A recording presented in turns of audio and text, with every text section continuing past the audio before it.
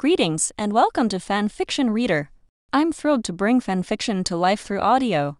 I put a lot of effort into these readings, so if you're enjoying the journey, please consider giving the video a thumbs up and subscribing to the channel. Your support means a lot. Now, let's dive into the story. Chapter 101: The opportunity to lead the army alone. At night, while walking outside his tent, Clay saw Robb and Theon Greyjoy, who was following him with a look of reluctance on his face. Very good, at least this time, the plundering front of the Iron Islands will not be directed at the west coast of the north for the time being. Although Clay's White Harbor has nothing to worry about, other northern nobles do not have to worry about themselves and Lanni's.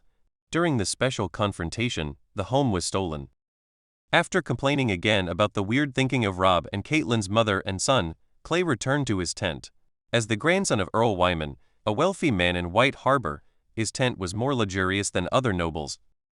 Except for him in the tent, Sir Malone, who smelled of alcohol, but still had clear eyes, was leaning on a wooden box, his eyes scanning back and forth on the map that Clay had nailed to the wooden board. Seeing Clay coming back, Sir Malone asked, "Boy, are you relieved now?" Clay also pulled a wooden box and placed it next to Sir Malone. He leaned on it and nodded slightly. "Yes, as long as we hold the only son of Balon Greyjoy, the pirates of the Iron Islands will not point their knives at us." The old knight nodded. Although he didn't say anything, it was obvious that he agreed with Clay's words. His eyes swept over Clay. He didn't expect that Clay could actually interfere with the decision-making of the Stark family in the north. This was good news. Robb faced a situation similar to that of a middle-aged and elderly noble, and Sir Malone was also worried that it would happen to Clay. But now, it seems that his heir is tied to the young master in the north, so that won't be a big problem. "What did you talk about this afternoon?" As Clay's staff officer, Sir Malone wanted to know what happened in the afternoon's combat meeting, but he had no source of information. "The situation is not good. I have been arguing all afternoon and I actually don't have a clue." Clay shook his head and told Sir Malone all about the situation. He was not worried about leaks. Soon these things would become known to everyone and there would be no need for them to spread them. After listening quietly, Sir Malone also frowned, his face not losing the relaxed look just now. Indeed, this is a very difficult situation, and it is not easy to come up with a suitable solution. But in fact, Clay, who has a global perspective, has his own plan. Do you want to save Eddard Stark? Of course he must be saved, because he is still alive now. If he returns to the embrace of the old gods, it will be easier. On the battlefield in the Riverlands, do the Northern Army want to come to the rescue? Of course we have to go, because without the Riverlands, the North would not even have a single place to stand in the South. Moreover, the north is sparsely populated, so others don't know, but Clay knows very well that winter is coming. Without food transportation from the south, it would be impossible for the north to save enough food for the winter. Moreover, many families now send troops south to fight the war instead of harvesting summer food. Therefore, from this point of view, it is necessary to divide the troops. Clay originally wanted to divide the troops into 3 groups, and the other 2 groups were the same as before. He himself took the Demon Hunter Guards and a small group of elite cavalry to quickly move south.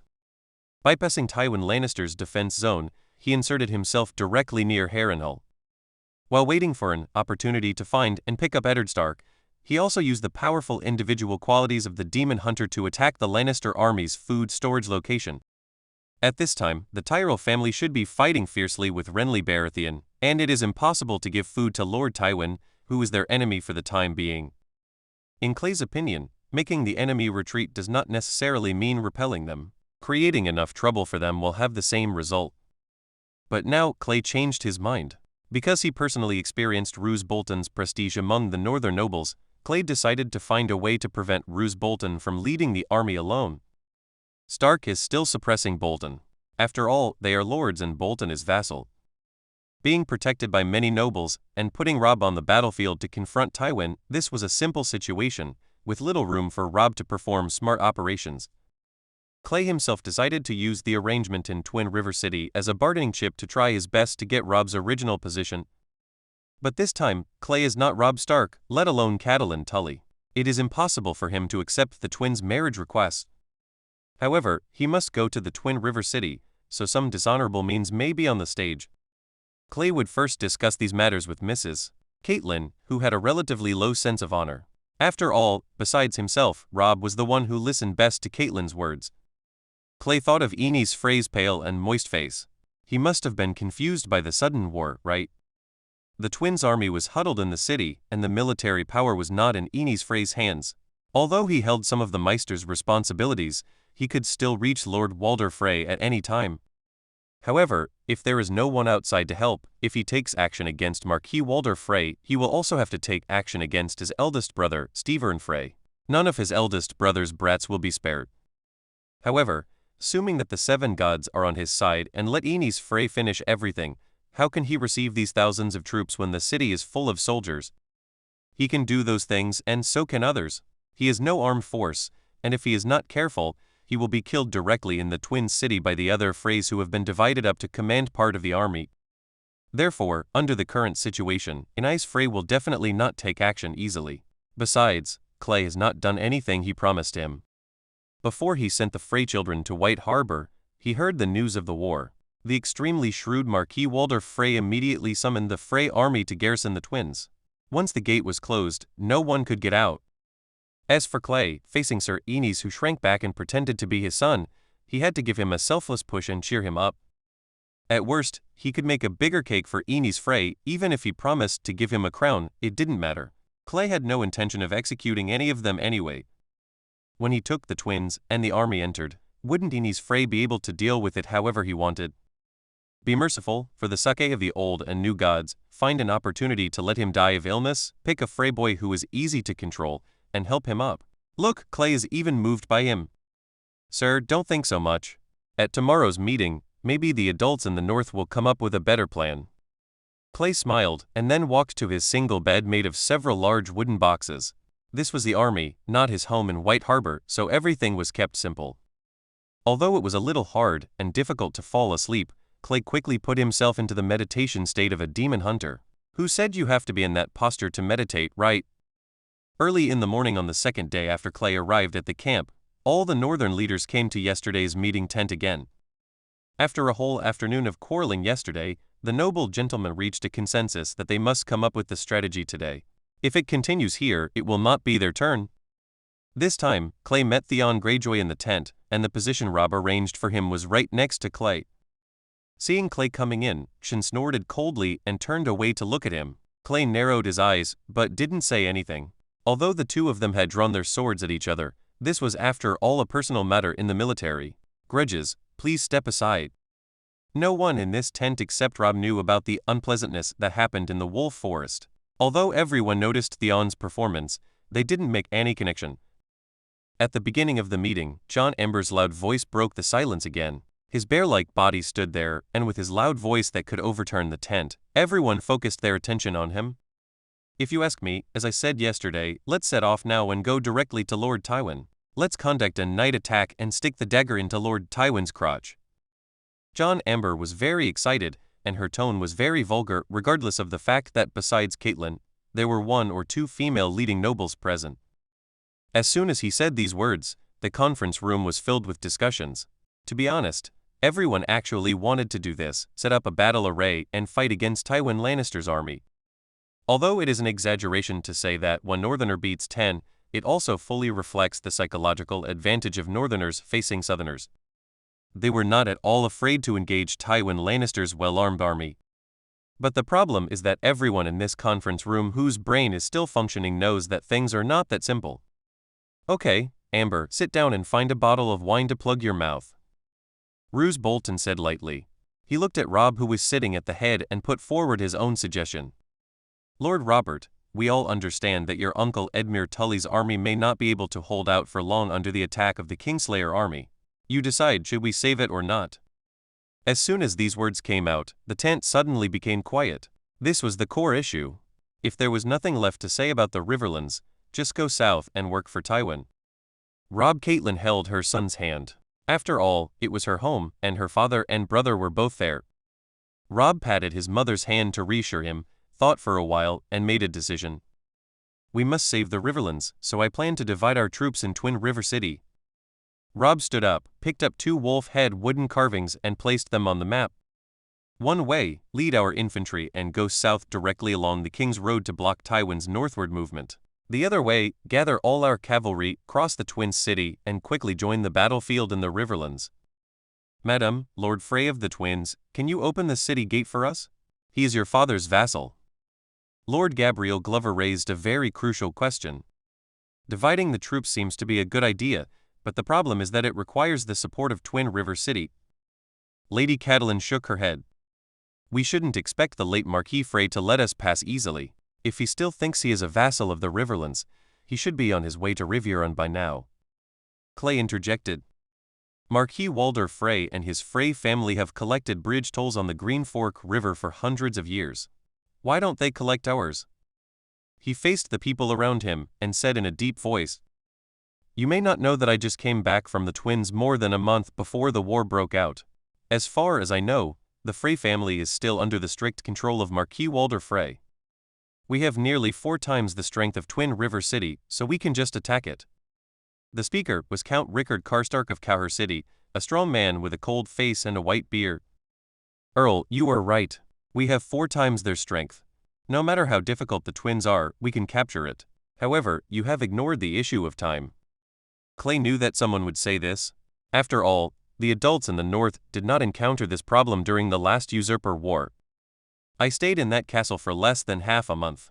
I can tell you responsibly that although I have never been on the battlefield, Marquis Frey left 4,000 people in the city. We rushed over, but with force, it's simply impossible to capture it in a short time. Clay's fingers pinched the lion's head in Earl Haraway's town, and placed it next to the Twins. Unless Lord Tywin is a fool, he will definitely seize this opportunity, and cooperate with Lord Walder Frey to kill more than 10,000 of us under the Twins. So everyone, if we want to fight Twin River City, we must find other ways to win it quickly. Moreover, taking human lives is not an option for us. You said so confidently. Do you still want to say that after taking the Twin River City, the army along the way will be under your command? John Amber stabbed Clay, but unexpectedly, this sentence played into Clay's hands. Maybe? Let's make a bet. If I take it down, Master Amber, will you just listen to me? Clay smiled. This is really like sleeping on a pillow. He is really a good teammate. To put it lightly, boy of the Manderly family, I agree with your assessment of the Twins. I have been there too. If you can take that castle, why not give you all the cavalry in my hand? Count Rickard Karstark didn't believe that Clay could capture the fortress that the Frey family had run for hundreds of years in a short time. Since the bet was on, he used his 300 cavalry as a bargaining chip. Lord Robb, do you agree with what we said? Clay did not forget to ask Robb Stark, the head of the Northern Army, for instructions. Although Robb wanted to lead the army himself, thinking about his father's life and death near Harrenhal in the south, he decided to stay with the main infantry. Okay, then we have made a deal. I will personally lead the infantry army south to fight against Duke Tywin's army. Clay, and all your lords, whoever of you can quickly capture the Twins will be the one to command the cavalry army. We Northerners don't look at those flashy titles. We see the real results on the battlefield. Sirs, am I right? The young man's voice was sonorous and powerful, winning the response of everyone present. Most people in the north are like this, very pure. In another timeline, the young wolf lord led them to victory on the battlefield, so except for some people, all the nobles were devoted to him. Now, as long as Clay takes the Twin River City, he will be the commander-in-chief of the cavalry regiment. Thinking of Aenys Frey again, Clay's face was filled with a smile. Chapter 102. Clay's soldiers finally arrived at Twin River City. Lord Walder Frey and the Twins has a problem. This made him restless, and he had been unable to enjoy his 8th wife for several days. Sitting on the tallest tower of the castle on the east bank of the Twin City, he liked rain the most. Looking at the continuous rainstorm in front of him, he couldn't stop cursing in his heart. The situation in front of him reminded Marquis Walder Frey of the war more than 10 years ago. At that time, he was too hesitant to stand in line and only raised troops to respond to his lord in the end. He ended up with the infamous name of Lord Walder. This is a thorn in my heart that I can't pull out. The Frey family is so big and has so many children. Now, many young men and women are having sex with each other because they can't get married. As someone who could hear every sound in the entire Twin City, how could he not know these things? But what could he do? If he encounters a pair and kills a pair, it won't take long for him to be killed by one of his descendants. Lord Walder Frey still wants to live as long as the dragon, so he doesn't want to meet the 7 gods so early. Originally, he liked the young man from Manderly and White Harbor, and decided to choose the best girl to send there to be his wife. However, when the boy came over and took a look around, he was suddenly exposed to the terrible incident of the family caravan being attacked, called away. What a pity. The 90-year-old man has recently felt that his energy is getting worse and worse. His old and thin body is huddled under his gorgeous clothes, like a ridiculous weasel. He knew very well that the weaker he became, the happier the boss Steve Lunn would be. After being the heir for decades, he finally saw the opportunity to become a full-time official. How could he not be excited? Marquis Walder Frey didn't believe that there was any bullshit father-son relationship between him and his eldest son, Stevron, and he could insist on not showing his sword to him until now. It was just that Stevron didn't want to bear the reputation of being a parasite. Look at the third child, Inez, who has always been very respectful to him. Sometimes Walder Frey wants to kill the boss and make the third child the heir. As for the second son, who was being ridden by a Lannister woman, Walder Frey didn't consider it at all. If he inherited the twins, the Frey family would all have to change their surname to Lannister. Now, near Riverrun City in the southwest, Ednor, the good son of Lord Tully, was defeated by the Kingslayer in a battle. He was leading his troops to pursue him in Riverrun City. He didn't know if he could escape the pursuit. To the southeast, Tywin Lannister's elite army of more than 20,000 people was stuck at the choke point of Lord Harroway's town. He received news that Lord Tywin was hunting down Alvin in his control area. To start, to the north of him, the little brat Robb Stark, with his army of nearly 20,000 men, was heading south along the Damn King's Road. Yesterday, the first scouts had arrived. In the name of that girl Catelyn, Robb Stark asked himself to open the city gate, and took all his troops with him to go south to save the old trout who was dying of illness. Thinking of that letter, Marquis Walder Frey sneered. This little wolf in the north is as ignorant as his father. The Frey family has collected bridge tolls here for more than 100 years. Do you think you are, King? No matter who wants to cross this bridge, he must pay a toll that satisfies him. In his bald head, Marquis Walder Frey has already begun to calculate his asking price. It seems that the young master of the north does not have any engagement yet, right? Neither do his two younger sisters, right? That's easy to deal with. Let's give these brats some air to go out and let them fight with each other. After living in this tomb-like castle for 90 years, Marquis Walder Frey's biggest hobby now is to see so many of his children fighting over big or small things, red-faced and even broken-headed. This is what excites him more than a woman's private parts. An ugly smile appeared involuntarily at the corner of his mouth, and Marquis Walder Frey suddenly felt that the heavy rain in front of him was no longer so annoying. Finally, through a large area of waving flags, Clay once again saw the blue-black city wall of Twin River City that made people feel wet at first sight. The 17,000-strong Northern Army was stationed on the plain east of Twin River City and set up camp. Flags embroidered with various family patterns were flying inside the camp. Unlike Clay's memory, this time, the adults in the north focused on fighting first and negotiating second. Clay fulfilled his promise to himself and marched to the city with a large army in hand. A war meeting was held again before House Frey sent knights to negotiate. It was still the same big tent, but the difference was that the place had been changed, and the atmosphere was much more tense than last time. On the way here, Clay found an opportunity to selectively tell Catelyn Tully about his false marriage contract with Inez Frey and the possible chaos in the Frey family. Clay can't forget the complicated expression on Catelyn Tully's face now. In Clay's plan, he would take several of his personal guards and sneak into the twins' city, waiting for an opportunity to threaten Inez Frey to act as soon as possible. Kill all the people who are ranked next to Inez Frey in terms of succession. As for the means, if Inez Frey is short of manpower, Clay and his personal guards can do it for him, of course, as Inez soldiers. Clay didn't want to admit that he had infiltrated the twin city. He didn't want to admit anything. He spread his hands. What does this have to do with him? If Inez is afraid, or doesn't agree, Clay will let him taste the wonderful experience of Yakshifa's face. As for why he didn't just sneak into Marquis Walder Frey's room and cut off the old guy's head and play it as a ball, Clay had his own considerations.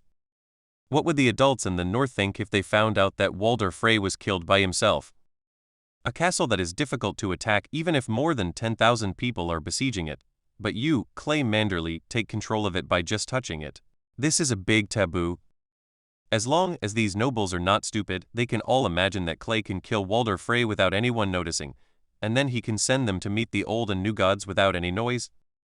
Clay would not do this kind of thing that would make himself uncomfortable. Walder Frey's death at the hands of his own son is completely different from his death at the hands of Clay Manderly. As the rear area for future wars, Twin River City must be under absolute control and no trouble can occur. Caitlin did not tell Robb Clay's plan, but half-jokingly tested Robb, but as Clay expected, Robb did not agree with this approach. Like his father, Robb held the honor in his heart. The feeling made him feel that this was very inappropriate. He was ready to scorn the person who gave his mother this advice. But his mother, Caitlin, blocked all Robb's words with one sentence. If you want to win this war, save your father, and help your uncle defend Riverrun, you can't just rely on battlefield methods. Robb knew that what his mother said was right, but the long-term education given to him by his father, Ed Stark, made him still dislike similar codes of conduct. What he likes is nothing more than speaking with the sword on the battlefield, and the winner is king. It can't be said wrong, but in the real world, would it be so simple? We have arrived at the Twins' city now. Walder Frey, the old dog, has indeed sealed his damn city gate tightly.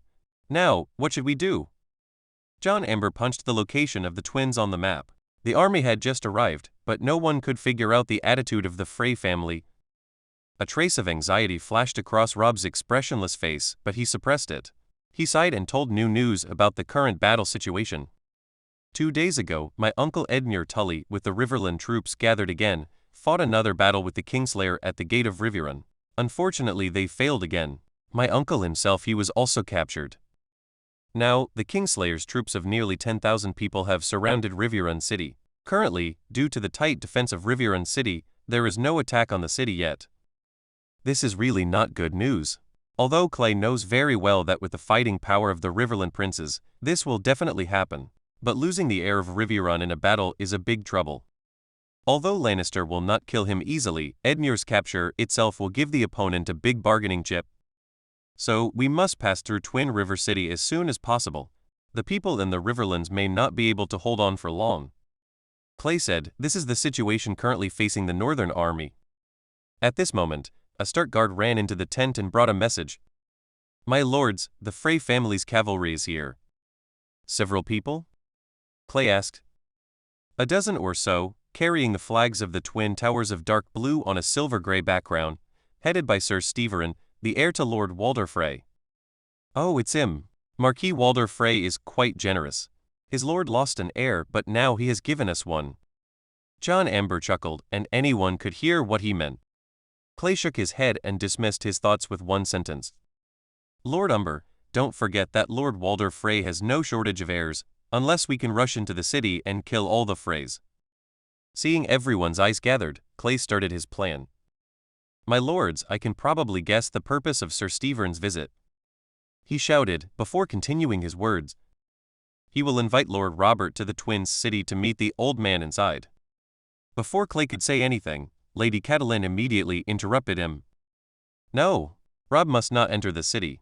Now that he is locked out of the city gate, we can no longer treat Walder Frey as my father's vassal. Perhaps, in his heart, he has never considered himself a subject of Duke Tully? Clay shrugged and signaled to Lady Catelyn to take it easy. He continued, we will definitely not let Mr. Robert pass. If he is detained, everything will be over, and none of us know what old Frey means. You have to send someone, but I'm making a bet here with you adults. Lord Frey will definitely ask him to marry a Frey woman who he doesn't know what the relationship is to Robb as his wife, and then he will marry Lord Robb between them. Choose one of the sisters to marry to Twin River City. Clay's words were categorical. He had no choice but to remember what happened here very clearly. Moreover, his trip to the Twins made him deeply understand that the Frey family's desire for marriage was almost as strong as reproduction. The nobles in the north looked at Clay with strange eyes. They didn't understand why Clay was so confident in what he said and the conditions were stated so clearly. I'll go, except for Robb. This place belongs to me. Lady Catelyn sighed. Madam, are you going? John Amber's thick brows knitted together. Mother, you know, Lord Wardrob was worried about his mother's safety. Although Lord Walder did not respond to my father's call, she will not do anything to me. If he dares to hurt me, wouldn't it just give you an excuse to attack the city? Caitlin smiled and patted her son's hand. In fact, she was lying. She didn't know what Marquis Frey would do to her. But now, except for her, no one can represent the North. She thought of what Clay had said to her. "Madam, I can't guarantee anything else, but I can at least guarantee that the Twin City will be in chaos." "I hope you are right." Caitlin glanced at Clay, opened the door curtain and went out. In the evening, while Rob and everyone in the north were waiting anxiously, Lady Catelyn finally rode out from the Iron Gate on the east bank of the Twins. Seeing her figure, 20 northern cavalrymen immediately ran over, protecting Caitlin in the middle, and escorted her all the way back to the main camp of the army. After catching his breath, Catelyn Tully's first words made Clay feel more relieved. The northern matron looked at Clay like she was looking at a monster, and she said, "Lord Clay, you guessed it all right. These are the conditions you mentioned in exchange for the Frey family joining us and letting you cross the bridge." For a moment, everyone's eyes were fixed on Clay. They never expected that what seemed to them to be the gibberish of a young man who didn't know the bounds of the world was actually accurate. Although Clay didn't mention the bet, everyone knows that worthless things are the most expensive. "Madam, have you promised him?" Roose Bolton asked. "If he agrees, what will the future pattern of the North look like? But he will have to look at it again." Caitlin shook her head. "Originally, if there was no Master Clay, I would agree.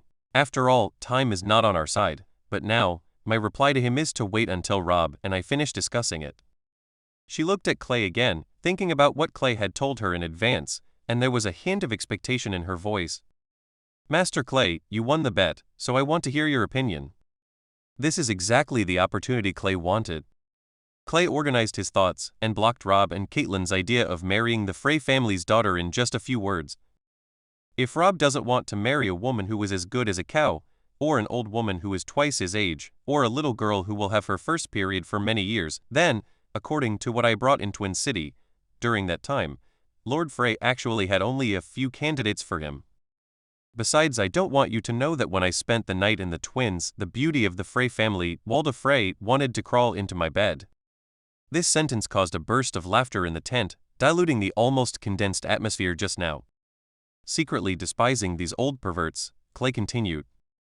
Later, I learned that this Walda Frey had a long-term affair with the Frey family's Black Walder and was well known. From this, it can be deduced that the Frey family's girls' skirts are probably very easy to lift. Clay cast his sights on Rob and showed his final trump card. If Robert marries such a person and becomes his future mistress, the iron honor built by the Stark family's hard work will probably be shattered to pieces. Visible to the naked eye, Rob's face turned red. Clay knew he had won again. Chapter 103: Sneaking into Twin River City. Clay doesn't like to guide children's emotions, but he has no choice. In this era where superiority and inferiority are too strict, Clay wants to make Robb Stark a little more obedient. Such methods are necessary. "I won't want such a wife, and even if my father is here, he won't agree," Robb Stark said angrily. Thinking about such a woman, he felt a little disgusted. "Lord Clay, please tell me, can you guarantee the truth of this information?" Roose Bolton could see Clay's words at a glance, but he had too little information at this time, and could not find the right words to take back the initiative in the meeting.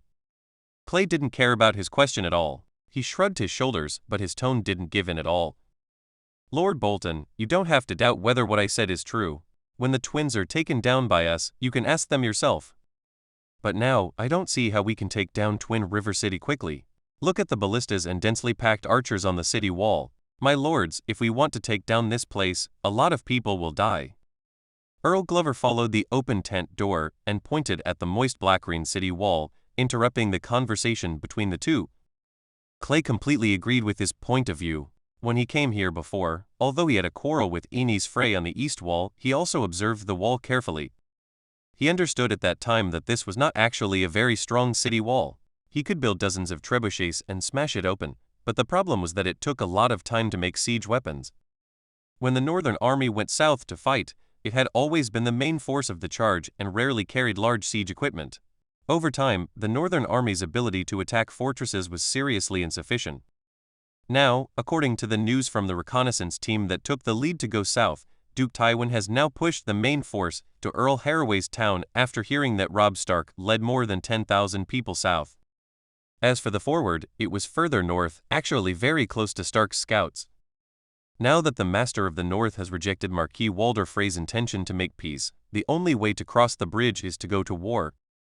The adults in the north began to quarrel again about how to attack the city, But this time, Clay had no intention of participating. He left the Chinese army's tent just as the sun was setting.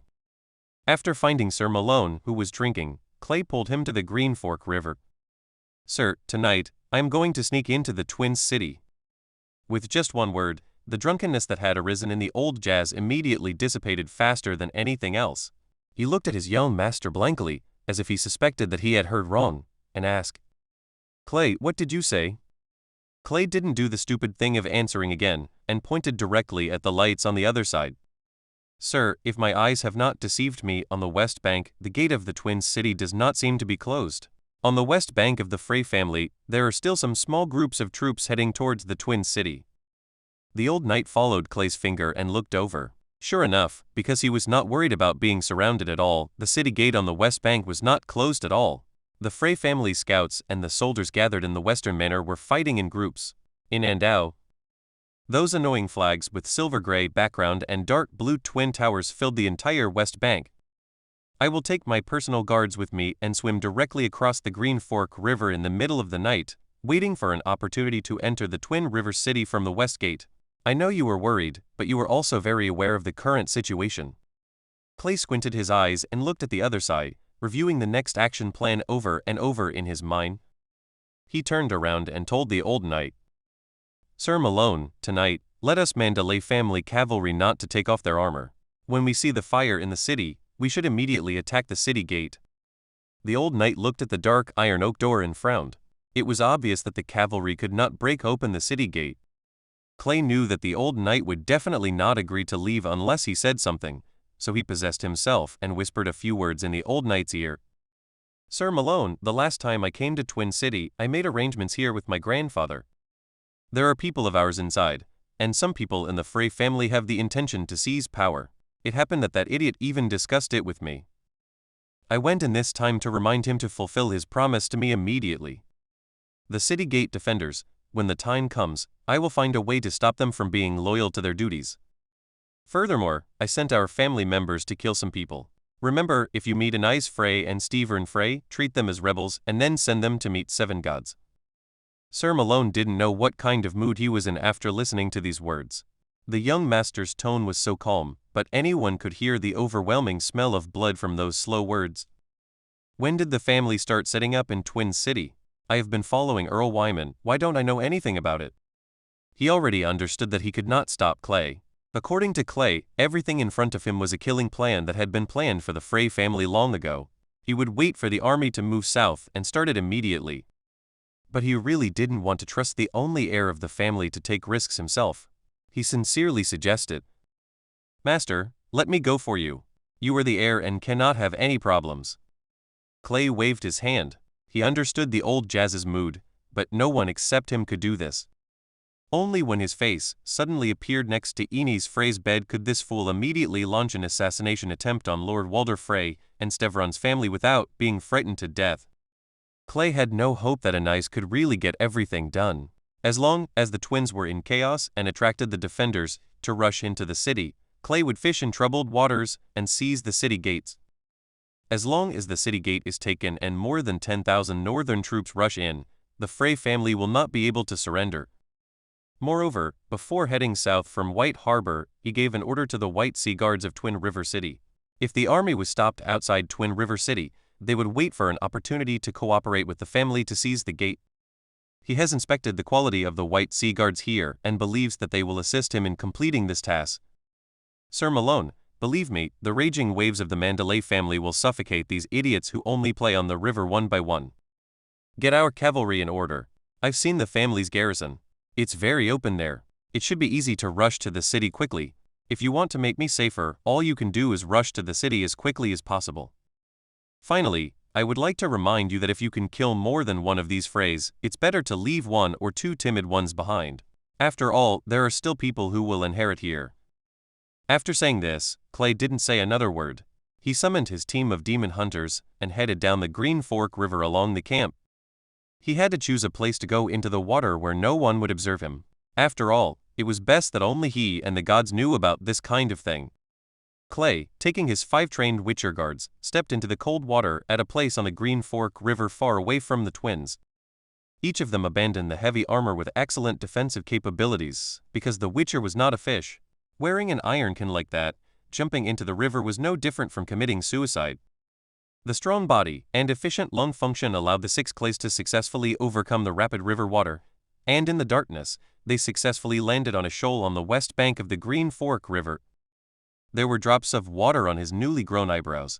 Clay's eyes were shining in the darkness. He looked at the team of demon hunters he had built with his own hands and gave the first order. "From now on, never call me sir again. Leave compliments to me later. Boys, it's time to see the blood." Clay led them to hide in the woods and gradually found the path along the river on the west bank. "Our goal is to attack a Frey family team of less than 10 people. I have equipped each of you with a crossbow. Aim it and shoot in the face and neck. Don't kill anyone. It makes the armor look too ugly." With a wave of Clay's hand, the 5-man team that had been trained for a long time immediately dispersed from his side and lurked into the nearby woods to find the best shooting position. Although this road was at night, with the Frey family raising a large number of troops, the soldiers from various groups coming from the manor still made this road very lively. Therefore, it is impossible for Clay and the others to wield their long swords and fight. Although equipped with the seal, they can kill 10 people without any pressure, but the problem is that the sound of fighting will expose them, which will affect Clay's next plan. In Clay's plan, after the ambush is completed, Clay will try to capture 1 or 2 prisoners while killing most of the people. They didn't have to wait too long. Before the bugs could crawl on them, a team of 8 Frey soldiers, holding torches and humming vulgar tunes, appeared in the 6 people's field of vision. "Wait for my attack, then launch it immediately. Leave 2 people behind. Alder will be knocked down. Yaxi will call me up and get ready." Clay gave the final order before attacking and then waited with bated breath for the prey to take the bait. With 2 people, Clay can ensure that he can control them immediately. After all, he has 6 people, but no matter how many people there are, if there are Frey soldiers who survive and have all the talent points for escape, shouting will cause bad things. The sharp crossbow in Clay's hand was already aimed at the leader's face. After holding back until the Frey soldier was 10 steps away, Clay pulled the trigger of the crossbow. There was the sound of a bowstring, followed by 5 similar sounds, and after that, there were only 3 muffled sounds and 6 sounds of bodies falling to the ground. The reason there were only 3 muffled sounds was because there were 3 unlucky guys who couldn't even make a sound. The power of the crossbow arrows was enough to penetrate the skull at such a close distance. The crossbow arrow penetrated the brain, directly causing fatal nerve damage. Pink liquid splashed out. By the time he lay down on the ground, he had already gone to see the 7 gods. The remaining 3 had their throats pierced directly by crossbow arrows. The powerful kinetic energy completely dried up their vocal cords. Black-red blood gushes freely from the breach, leaving behind only the last gasps of the unlucky ones. Clay led 5 demon hunters and rushed out of the woods as fast as possible towards the remaining 2 Frey soldiers who were frightened. 2 strange sounds sounded in no particular order, which were the impact sounds caused by Alder's seal. The 2 bodies flew out and fell to the ground, almost unconscious. Clay and Karrison were the first to arrive, and 2 Yakshi seals were directly pressed into the face of the Frey soldier. Seeing that the control was completed, Clay immediately turned around and ordered the remaining 4 people. "Drag the body into the woods and bury all the blood on the ground with soil immediately." The highly qualified team of demon hunters, of course, understood what kind of place this place was, and immediately took action without Clay saying anything else, giving full play to their subjective initiative. Just 2 minutes after Clay led the 2 prisoners into the woods, no trace was left at the scene of the killing. After dragging 6 corpses and 2 prisoners to the dense forest, Clay stopped. "Take off their clothes and put them on, looking for ones without blood." Everyone already knew what the commander wanted to do, which was to impersonate them as Frey soldiers. Clay did not appreciate the habit of 5 men changing clothes. One man walked aside with 2 prisoners and began to extract information. Name? Iren Dahl, Morgus Waterwaiter. The 2 prisoners answered at the same time with empty eyes. Clay kicked one of them away. He had just forgotten to tell one of them to shut up.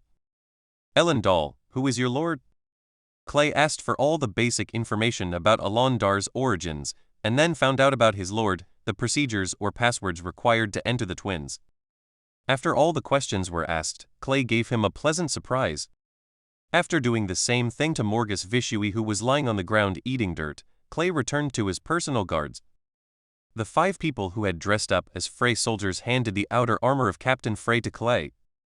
After dressing up, a very realistic Frey team is now ready. Clay shared the information about Arondal and Morgus Veshui with 5 people. Clay and Karrison became these 2 people respectively, and the remaining 4 people made up false identities based on the situation. Come on, I'm going to give him a sneak peek into Eni's Frey's bedroom. Clay said something in his mind, and then shook off all those complicated thoughts. A group of 6 people, imitating Frey soldiers, walked towards the west gate of Twin City. Walking to the door, Clay noticed that a small team had just been let into the city. His excellent hearing told him that the city gate official asked them to go to the East Castle, find a place to spend the night, and report to the city wall early tomorrow morning. The obvious sound of conversation echoed in the ears of the 6 Clays, and they also slowed down and listened quietly, collecting useful information. The Frey soldiers who entered the city obviously had the evil idea of attacking good families at night, but they were threatened by the city gate officials with hanging. In the end, they could only lead their men into the city while cursing. At this juncture, the stability of the city is more important than anything else. It was Clay's turn. After verifying his identity, the city gate official, who had been busy for half the night, showed obvious impatience. After warning the 6 soldiers, who he considered to be country bumpkins, he let them into the city.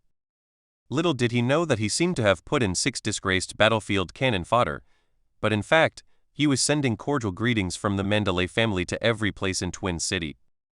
The night has begun. Chapter 104 Clay Mandler sends greetings. The 6 of Clay were walking in the shadows of the buildings in Twin River City, and no one recognized them. The plaster on Clay's face covered most of his face, covering up his usually white skin. Of course there are people in the Twins who remember his face, but who would associate the noble Master Clay Manderly with the muddy Frey soldier in front of him? Iran, what do we do next?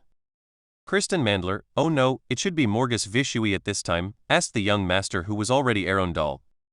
Very satisfied with his performance, Clay pretended to be vulgar, hooked Kristen's shoulders, and whispered, "Let's quickly pass through the White Tower in the middle of the river. There are no people on the west side of the river, so we don't need to control it here."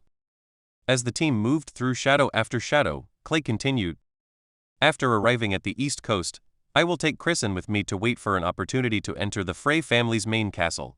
The 4 of you go to the east wall and observe the situation of the gate defenders. Sneak in, use the Axis seal flexibly, and use the chaos in the Frey family's main castle as a signal. I will find a way to distract some of the city gate defenders, and you will handle the rest. If there are too many people, don't force yourself. Use Quench Shield to protect yourself until reinforcements arrive. This is all the order, it doesn't need to be too complicated. For the rest, Clay believes that the team of Witchers he has led by himself will achieve a beautiful result in the first battle in Westeros." In the corners of the building, there were Frey soldiers lying down and resting everywhere. 4,000 people hurriedly gathered into the small city of Twins. It was not surprising at all that such a situation occurred. Almost everyone knows the methods of Marquis Walder Frey, so the night here is unexpectedly quiet, and not many women's screams or gasps are heard. Of course, except for several women's branches in Twin River City, this period may be the best time for their business. Pushing aside a drunk Frey soldier, Clay and his party finally passed the long bridge across the Green Fork River and arrived at the eastern castle that Clay was familiar with. Looking up, the main castle of the Frey family located in the center of the eastern castle is very calm and does not have too many lights on. Marquis Walder Frey is very confident in his city wall. He is sure that more than 10,000 people in the north will be unable to do anything with this wall. "You are so confident, my lord Marquis?"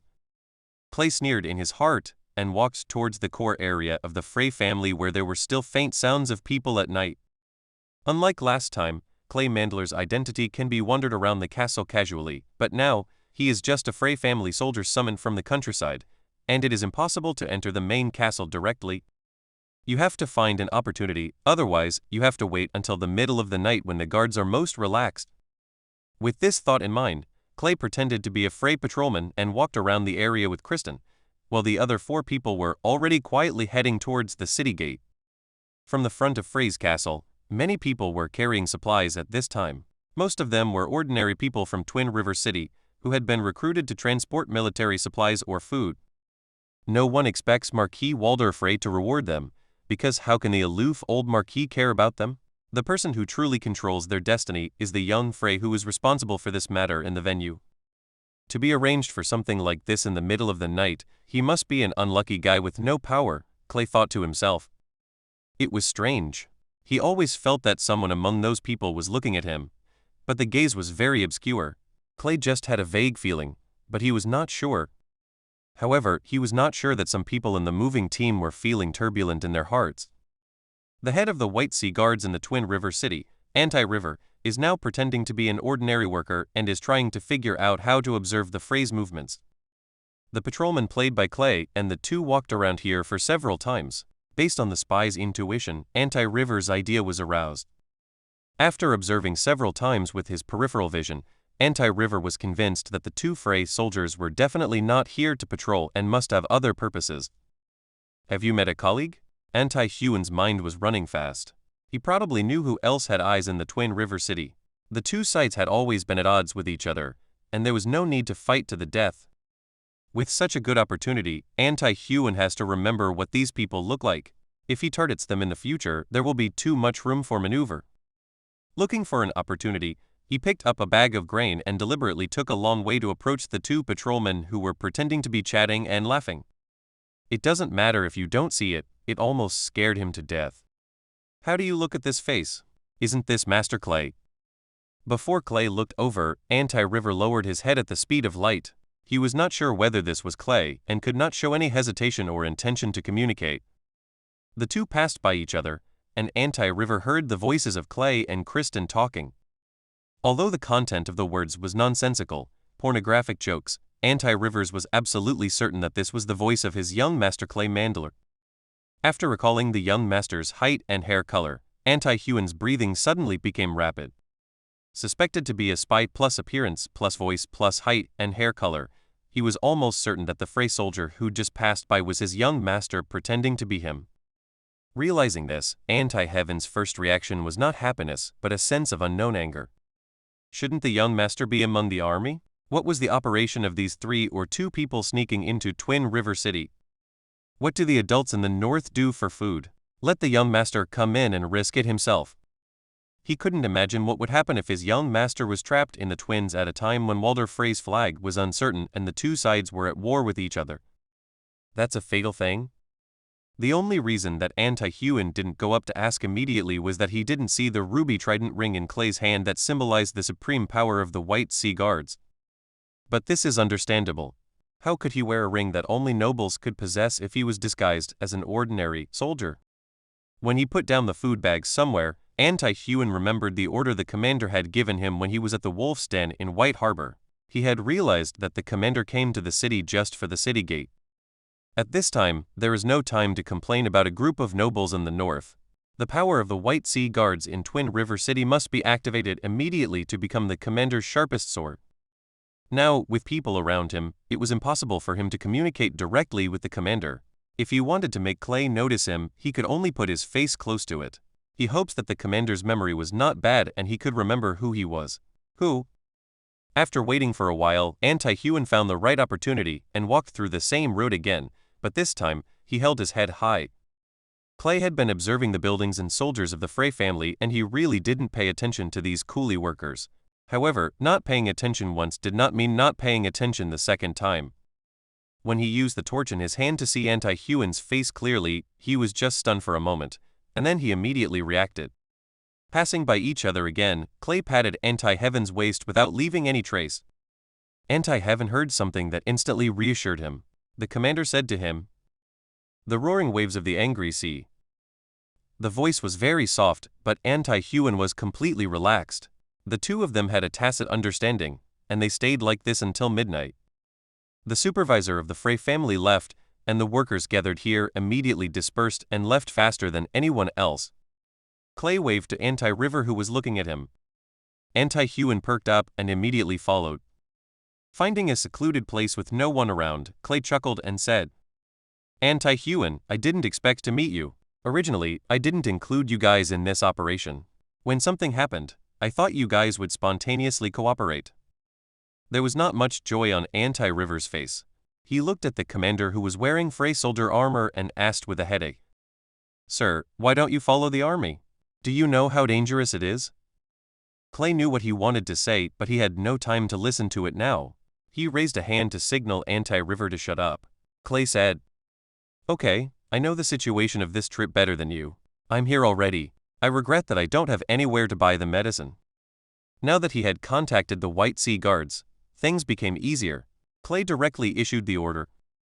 Anti-Huan, concentrate all your strength, hide your weapons near the east gate, wait for the defenders to move into the city, and launch an attack immediately.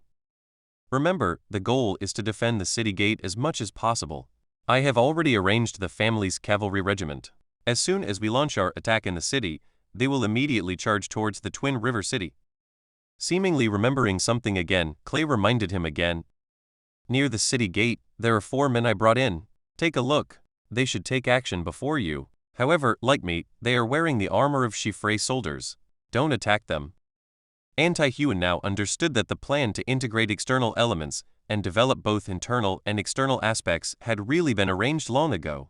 He nodded immediately. I understand, sir. I will definitely restrain my people and not hurt them. However, as soon as these words came out, Clay and Kristen, who stood beside him and had always been silent, had strange expressions on their faces that could not be explained. Clay sighed, patted the courageous White Sea Guard Twin River City leader, and said sincerely, I'm not afraid that they will get hurt. I'm worried that if your people dare to point their swords at them, they will die ugly. Anti-Huan was confused. What do you mean, Commander? Does he mean that he can't deal with 4 people if he has dozens of people? He was unconvinced, very unconvinced. He felt that he and the White Sea Guards were looked down upon by the commander.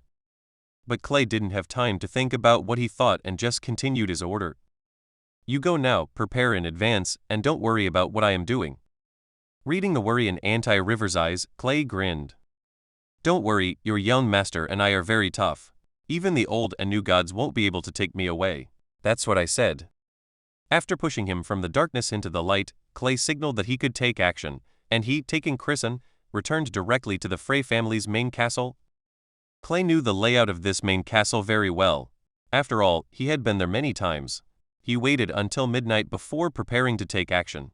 It was because there were too many people and the risk of being discovered was too high. But now, the Northern Army is stationed outside the city and there has been no movement for a day.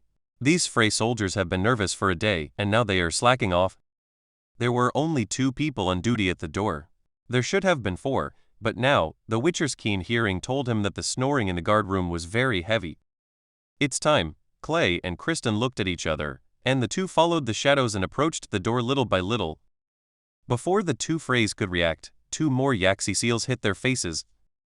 You haven't seen me go upstairs. You've been on guard here, Clay said to the guarding soldier. He didn't intend to kill, not because the Holy Mother's heart was overflowing, but because the smell of blood and corpses were 2 obvious signals in this place. Clay asked, Are Lord Walder Frey and Sir Aenys Frey in the main building? The soldier may not know where the 2 people are, but as the gatekeeper, he still knows who is coming in and who is going out. Soldier Frey nodded stiffly, indicating that neither of them went out. This will be easier to handle. Clay doesn't have to search for people all over the twins. He touched all the way in, including the dozing maid. As long as there was a threat to 2 people, he would always use the Yaxi seal to greet him. In this case, it could only be used at night because there were not many people. During the day, Clay had just confused a person and was even if people see it, it's still in vain. Through separate inquiries, Clay and Carrison finally locked the location of Aenys Frey, an old man in his 50s staying in his bedroom. Kristen, guard at the door. Someone is coming. If you can't control it, remind me immediately. Clay ordered that the more times like this, the more he must ensure safety. Many things often collapse suddenly at the last moment. Kristen nodded and followed Master Clay all the way. It was a completely new and exciting experience for him. Looking at the young master's back, the young guard was filled with reverence. Clay walked to the door. The door was locked, but it was not a problem at all for Clay. With a very small sound, Clay quickly locked the door. Gently opening the door, the house is not completely dark. The most obvious light is the flickering candlelight on the windowsill sheltered from the wind. Clay opened the gauze curtain on the bed. A knife in one hand knocked out a young woman whom Clay didn't know. If Clay guessed correctly, this woman could be Aenys Frey's granddaughter. Clay stood in front of the window and struck the sleeping Aenys Frey on the forehead with the hilt of his sword. Aenys Frey woke up when he was suddenly knocked. He looked blankly at Clay standing by his window. He was stunned for 5 seconds before he reacted. Just when he was about to scream, a dagger was already pressed against his throat. Time, completely blocking all his sounds. The candlelight flickered, and Aenys Frey, who had spent some time with Clay, finally recognized Clay. His eyes suddenly widened, and his face was full of disbelief. Why is Clay Manderly here? Did the Northern Army suddenly attack at night? Aenys Frey was confused. At this time, he heard the first words spoken by Clay. Lord Aenys Frey, farewell. Clay Manderly is very pleased to see you again. Aenys Frey felt a chill run down his back as he listened to the young man's tone. He swore that this was the most frightening opening he had ever heard in his life. Mouth dry, Aenys Frey wanted to say something, but nothing came out. Clay had no interest in listening to his nonsense. Lord Aenys Frey, greetings from House Manderly. Green runes flashed. Aenys Frey's self-awareness was fixed at this point. Chapter 105 The First Drop of Blood. It's not that Aenys Frey's consciousness and the seal of Axii will be directly destroyed. Aenys Frey's consciousness was only temporarily controlled, but Clay had no intention of letting him wake up again. Not wanting Aenys Frey's plum blossom needle to contaminate his eyes, Clay ordered him to put on his clothes and walks to the window. The smell in this room was really disgusting. After Aenys Frey barely looked human, Clay began to ask. Aenys Frey, if I ask you to kill Lord Walder Frey now and blame Stevron Frey, how would you do it? Clay didn't ask stupid questions like whether it could be done. He did everything possible to sneak in here, not to hear about the possibilities. Just like when a long sword is unsheathed, it will inevitably see blood. Otherwise, it is better not to draw the sword. This question seemed to be a bit difficult to answer for Aenys, who was controlled by the Yaxi seal. Clay waited for about a minute, just when he thought that the Yaxi seal had made the empty-hearted Aenys stupid. At that time, Aenys replied. After Clay Manderly left the twins, I started to get some herbs into my father's food. Steward Lowe helped me, which would make my father weaker and weaker. Good guy, I'm really impatient. Is this about to start? Clay has not met Marquis Walder Frey since he left the twins, and at this time there is no way to judge whether Aenys Frey's words are true or false. Aenys Frey went on to describe his parricide plan. If I kill my father now and put the blame on my brother Steve Lunn, then I need to contact Butler Lowe immediately. Only he has the key to my father's room. I will enter the room and kill him. And here I have a dagger that my brother often uses. I stole it half a month ago. Everyone in Twin River City knows that the dagger belongs to him. As soon as my father dies and is discovered, I will lead people to capture him and send him to see the seven gods as a parricide. Clay reminded. You didn't consider the army in your plan. There are 4,000 troops in Twin River City. If they are loyal to Steve Lunn, can you kill him? These 4,000 troops only take orders from my father. When he dies and I claim that Steve Lunn killed my father, they will not fight for him for a short time. There was no expression on Aenys' stiff face. As for Frey, who is leading the army, among the 8 people, I can guarantee that at least 3 will not be my enemies. As long as I move fast enough, Steve Lunn will not have time to contact them for the remaining 5. Clay finally understood. This bastard, Aenys Frey, had secretly corrupted some of the army generals. No wonder he dared to openly propose to him the plan to change ownership of Twin City. Aenys Frey himself was sitting in the main castle, and the troops outside were dispatched again. If the war hadn't come suddenly, and when Clay fulfilled his engagement and external support arrived, it is estimated that Aenys Frey would have taken action directly. Tisk, this old guy also hid a lot of things from me back then. I didn't have the chance to use Yaxi for him at the beginning. Now that I think about it, it was indeed a bit hasty. Now that Aenys Frey is in such a confused state, it may not be a problem for him to kill Marquis Walder Frey with a dagger, but it may not be feasible for him to contact Butler Lowe like a normal person. However, this is not a problem at all for Clay. Isn't there a Kristen outside the door? Just go to the door, kill someone and get the key. Oh, you ask Clay who killed Butler Lowe. Why bother asking? Stephen Frey, he's the worst in this castle. Now that it was at this point, Clay did not hesitate. He found Kristen, who was working as a guard outside the door, and then asked Aenys Frey about the location of Butler Lowe's room. Kristen, after entering, control Butler Lowe. Don't kill him yet, lest you can't find the key. After you get it, remember, don't hesitate, and send him to see the 7 gods. Kristen, who had already seen the blood, nodded without any hindrance and walked out with his longsword.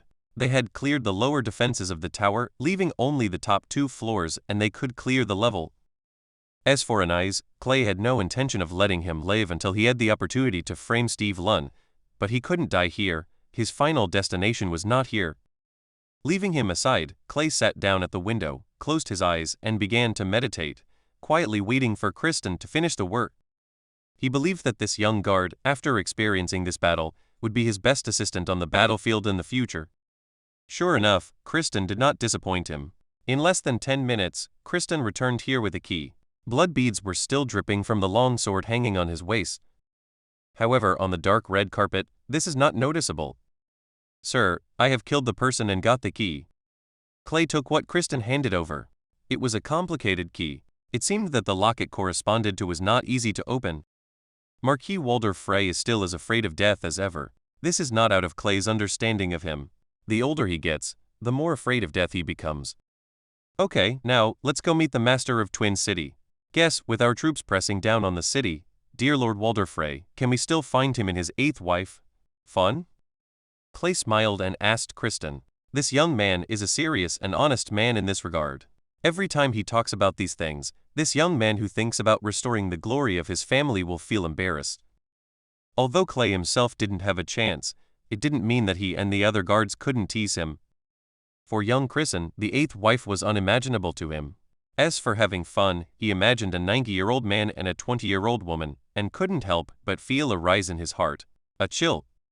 He now somewhat understood why his young master came to kill the Marquis Walder Frey without any psychological burden from the beginning. Such a person should indeed go to the 7 hells long ago to avoid causing harm here. People. No longer teasing him, Clay calmed down the joking expression on his face, and the atmosphere gradually became serious. He ordered Inez Frey to pick up the dagger used to frame Steverin. This dagger will see blood tonight, but it was used to frame Steverin. Outside the city, the Northern Legion camp.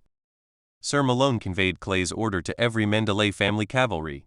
They did not know that the young master of the family was already surrounded by enemies.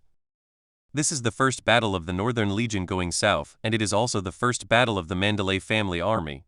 The soldiers who have received the order have high morale. Being able to become cavalry at least means that they have good nutrition, and will not suffer from the diseases that ordinary infantry may suffer. Night blindness problem. But this kind of excitement cannot be hidden after all. There are always nobles who can't sleep and go out for a walk at night. So, following the neighing of the horses, they noticed the 500 heavy cavalry who were ready to go. Robb Stark, who was dreaming about facing Jaime Lannister, was woken up from his couch by his guards, and then he learned that the Manderly family's cavalry had been assembled. This kind of news spread quickly. When Clay just entered Inez Frey's room, all the northern nobles got the news and were quickly heading towards the central army camp where Robb Stark was. Go. At first, they were frightened by the breaking news and broke out in a cold sweat, thinking that Clay was going to rebel and attack them secretly, but soon they realized that this was impossible. Therefore, someone with the courage immediately sent someone to inquire about the situation at the Manderly family barracks, and happened to bump into Sir Malone, who was rushing to the Chinese army camp. The old knight thought about it again and decided to tell the noble lords in the north about this matter. If it was really to attack the city, if the young master did not go well in the city, if more than 10,000 people were dispatched, there would always be a better chance of winning. However, he has remembered what the young master told him, and he will be at the front when charging. When the disarmed old knight told the suddenly awakened northern princes about Clay's plan in the Chinese army's tent with reservations, everyone's expressions were dull. What's the meaning? We couldn't get a clue here, so you led someone into Twin River City by yourself. Putting aside how you did it, why are you so grumpy? You didn't even say hello? Mrs. Caitlin had heard part of Clay's confession, so she had a stronger psychological tolerance for this matter than others, but she was still shocked by Clay's strength. Nonsense. Who does he think he is?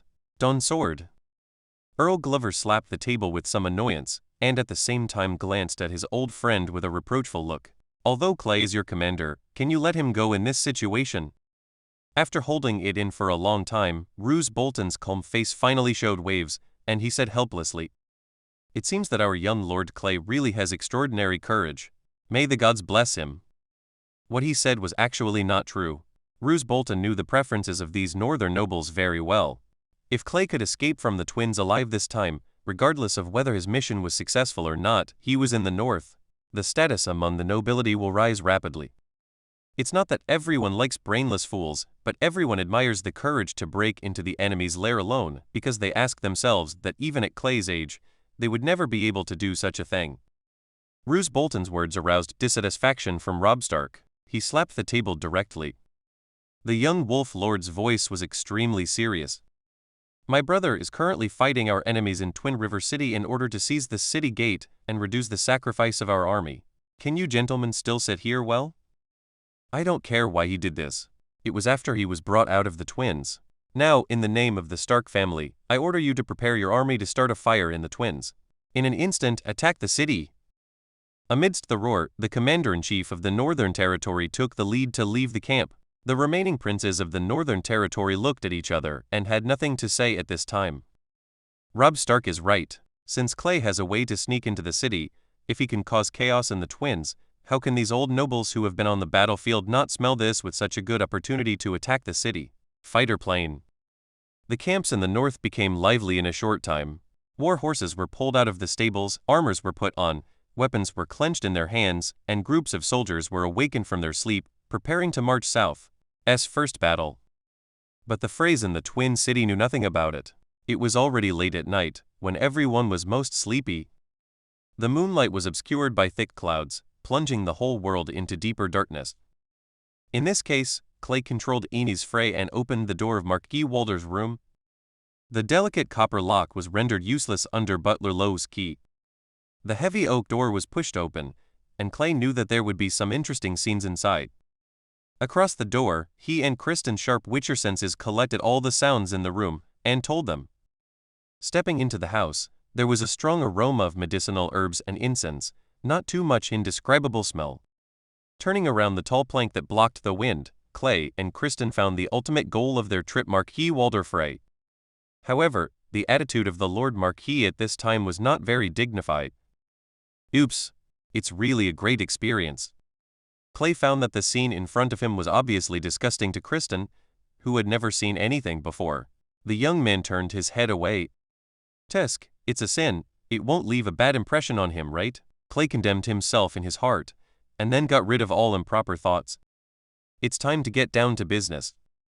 Marquis Walder Frey was too focused, and Clay and Kristen's cat-like footsteps made almost no sound. Except for Aenys Frey's slightly heavy footsteps, everything was so perfect. Clay was also disgusted and decided not to give Lord Frey any more time, and directly controlled Aenys Frey to get closer to his father. When he got closer, Walder Frey noticed that there were other people in the room. He turned his head suddenly, only to find the cold and damp face of his third son. As expected, the old man was confused in every sense of the word. Immediately afterwards, he saw the dagger in his son's hand. The shock and confusion in his heart made him slow down in his response to the crisis of death. With a pop, Stevron Frey's dagger, carried by his brother Aenys Frey, accurately penetrated the heart of their common father, Lord Walder Frey. Thick blood spattered on the sheets and on the woman's back. She had just realized that something was wrong, and before she could turn around, Aenys Frey's dagger found her. Death was finally not late for Marquis Walder Frey.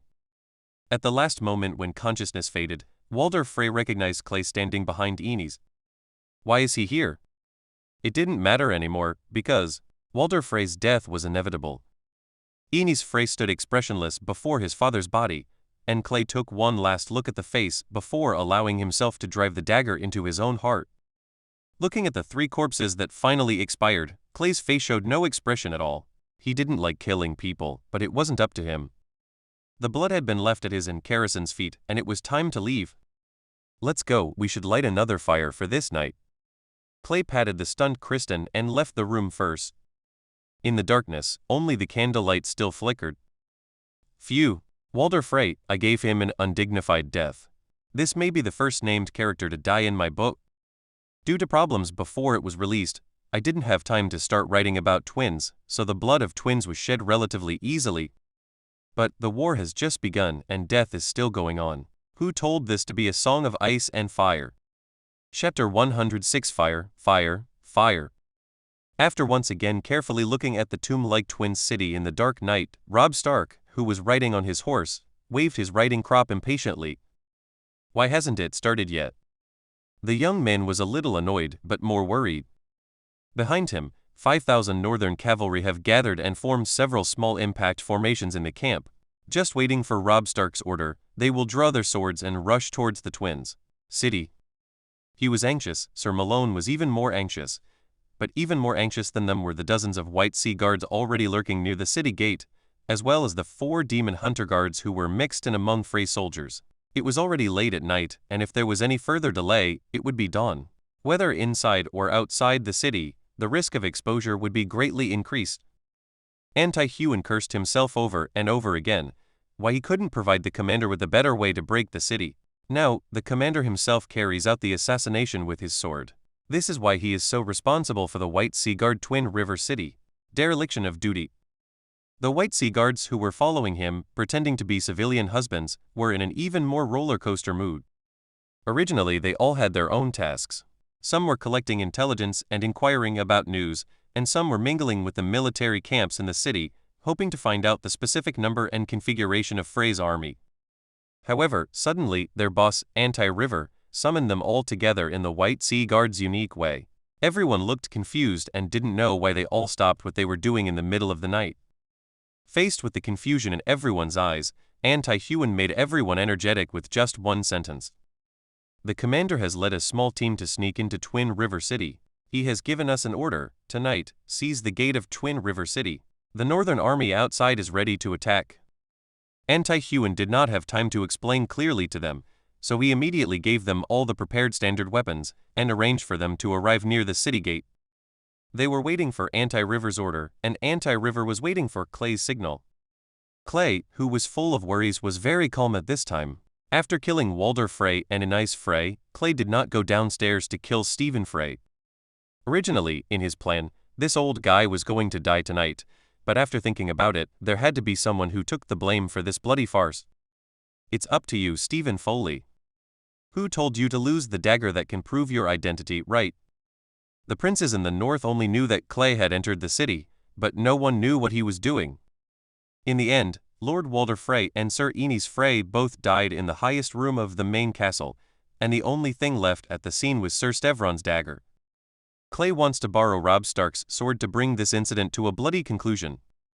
Regardless of whether the logic can be really smoothed out, the princes in the north also need a justifiable reason. Kill the parricide, the will of the gods. Clay waited until Carrison also left the room. The moment he closed the door, he knocked over a burning candle with the hilt of his sword. The candle rolled with flame onto the gorgeously woven carpet, and then the first fire was lit. Come on, let's light the second fire. Clay took the silent Chrisen to the warehouse next to the main castle. There was a large amount of fine firewood piled up there, including Lord Walder Frey's favorite precious woods and various incense. In addition to being of great value, it is also the best fuel. After overthrowing the guards, Clay used the Igniseal to set fire to the huge warehouse. The wood burned slowly at first. Clay still had time, but he had to hurry up. Because once the fire breaks out, the cavalry regiment outside the city may be launched. If some of the city gate defenders cannot be mobilized in time, there will be trouble. The second fire burned quietly in the warehouse. Master, what should we do now? Kristen, who had recovered, calmly asked his young master. In the dark night where he could barely see people clearly, Clay patted the Frey armor on his body, and showed his white teeth. Now, someone is setting a fire. We two alone can't save it. Wait a moment and wait for the fire to burn for a while. Then you can run to the city gate and call for help. Clay took out a small gold tower from his pocket and threw it to Kristen. This thing is Walder Frey's token. Anise Frey mentioned it to me when I was chatting with him before. I found this thing on Walder Frey's desk. Later, you will take it with you and ask people to put out the fire. You can take away as many soldiers from the city gate as possible. But be smart, take them away, forget about putting out the fire, find a chance to leave, find a place to hide, take off this armor, and wait until the city is broken. Carrison understood that the young master was going to be separated from him, and he would finally have to carry out the mission alone. This was what the young master had always emphasized when training them. You know your strength very well, so in the future, your battlefield will be behind the enemy's rear. It is their granary, their water source, and their arsenal. Honor may not be able to find you right away, but your presence will greatly reduce the enemy's combat capability. Garrison always remembered what Clay said to them. Success does not have to be mine, success must be mine. Although the sentence structure of this sentence does not conform to the traditional common language of Westeros, it does not prevent Kristen from understanding its meaning. This is the oath of their personal guard, which possesses special power. For a pure Northerner, it is not easy to give up honor and do such a thing. However, they all came here for Master Clay, who gave them power. The fire started burning, starting from the highest point of the main castle of Twin River City.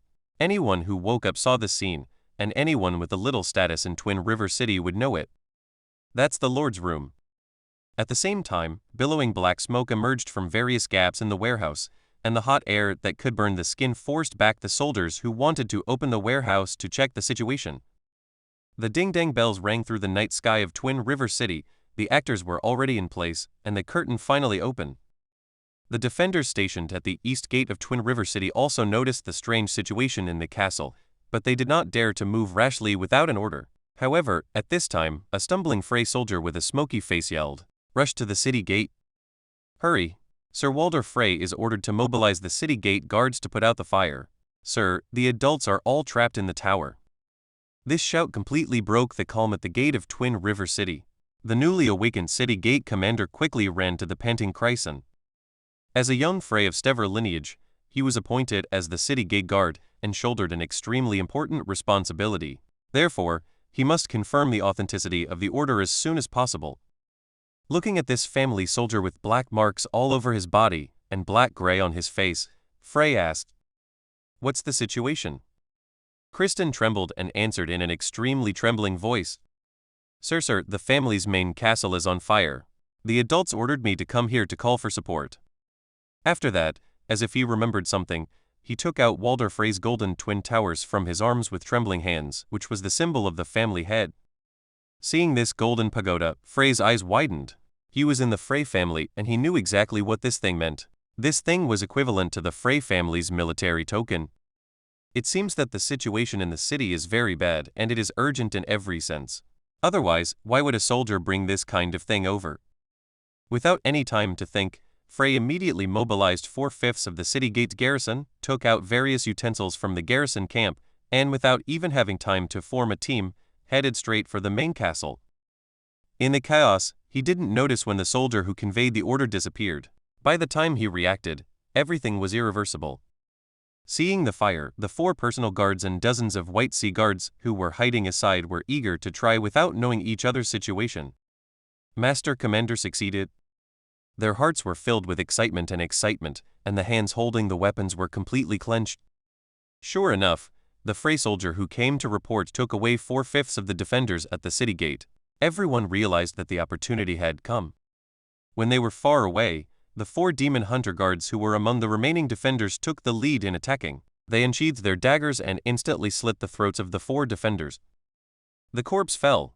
Without hesitation, they drew out their long swords and killed the defenders on the city gate. Their target was clear, the handle that raised the gate. 4 people worked in pairs, killing enemies very efficiently. Under the sudden attack, the Frey soldiers who were all focused on the city did not react at all. Seeing this scene, Anti-Huan knew that this was the young master's person. In an instant, the blood in his body rushed to the top of his head. He jumped out from the shadows and pointed his sword. Behind him, dozens of well-trained members of the White Sea Guards rushed out of the shadows and pounced on the confused Frey defenders. The sword blades intersected, and blood burst out from time to time. The 2 sides were already fighting together. At this moment, Clay, who had changed his armor, rushed to the battlefield. At this time, there was no need for him to hide himself anymore.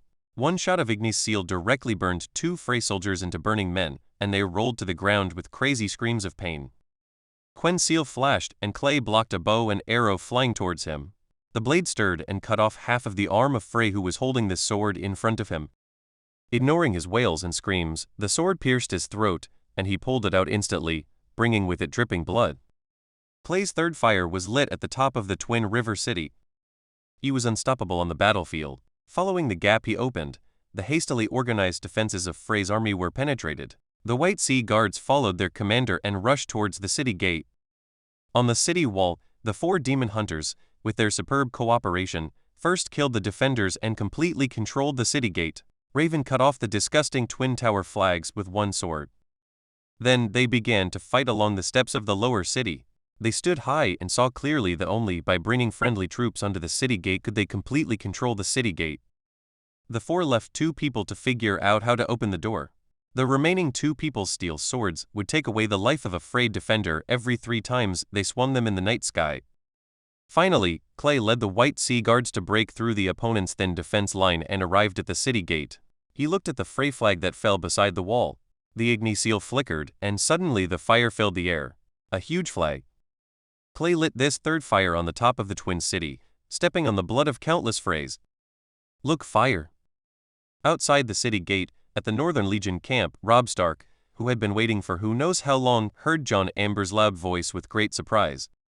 He suddenly raised his head, and sure enough, at some point, thick smoke was already billowing from the Twin River City, and the Frey banner on top of the city that seemed to have been mocking them had turned into blazing flames.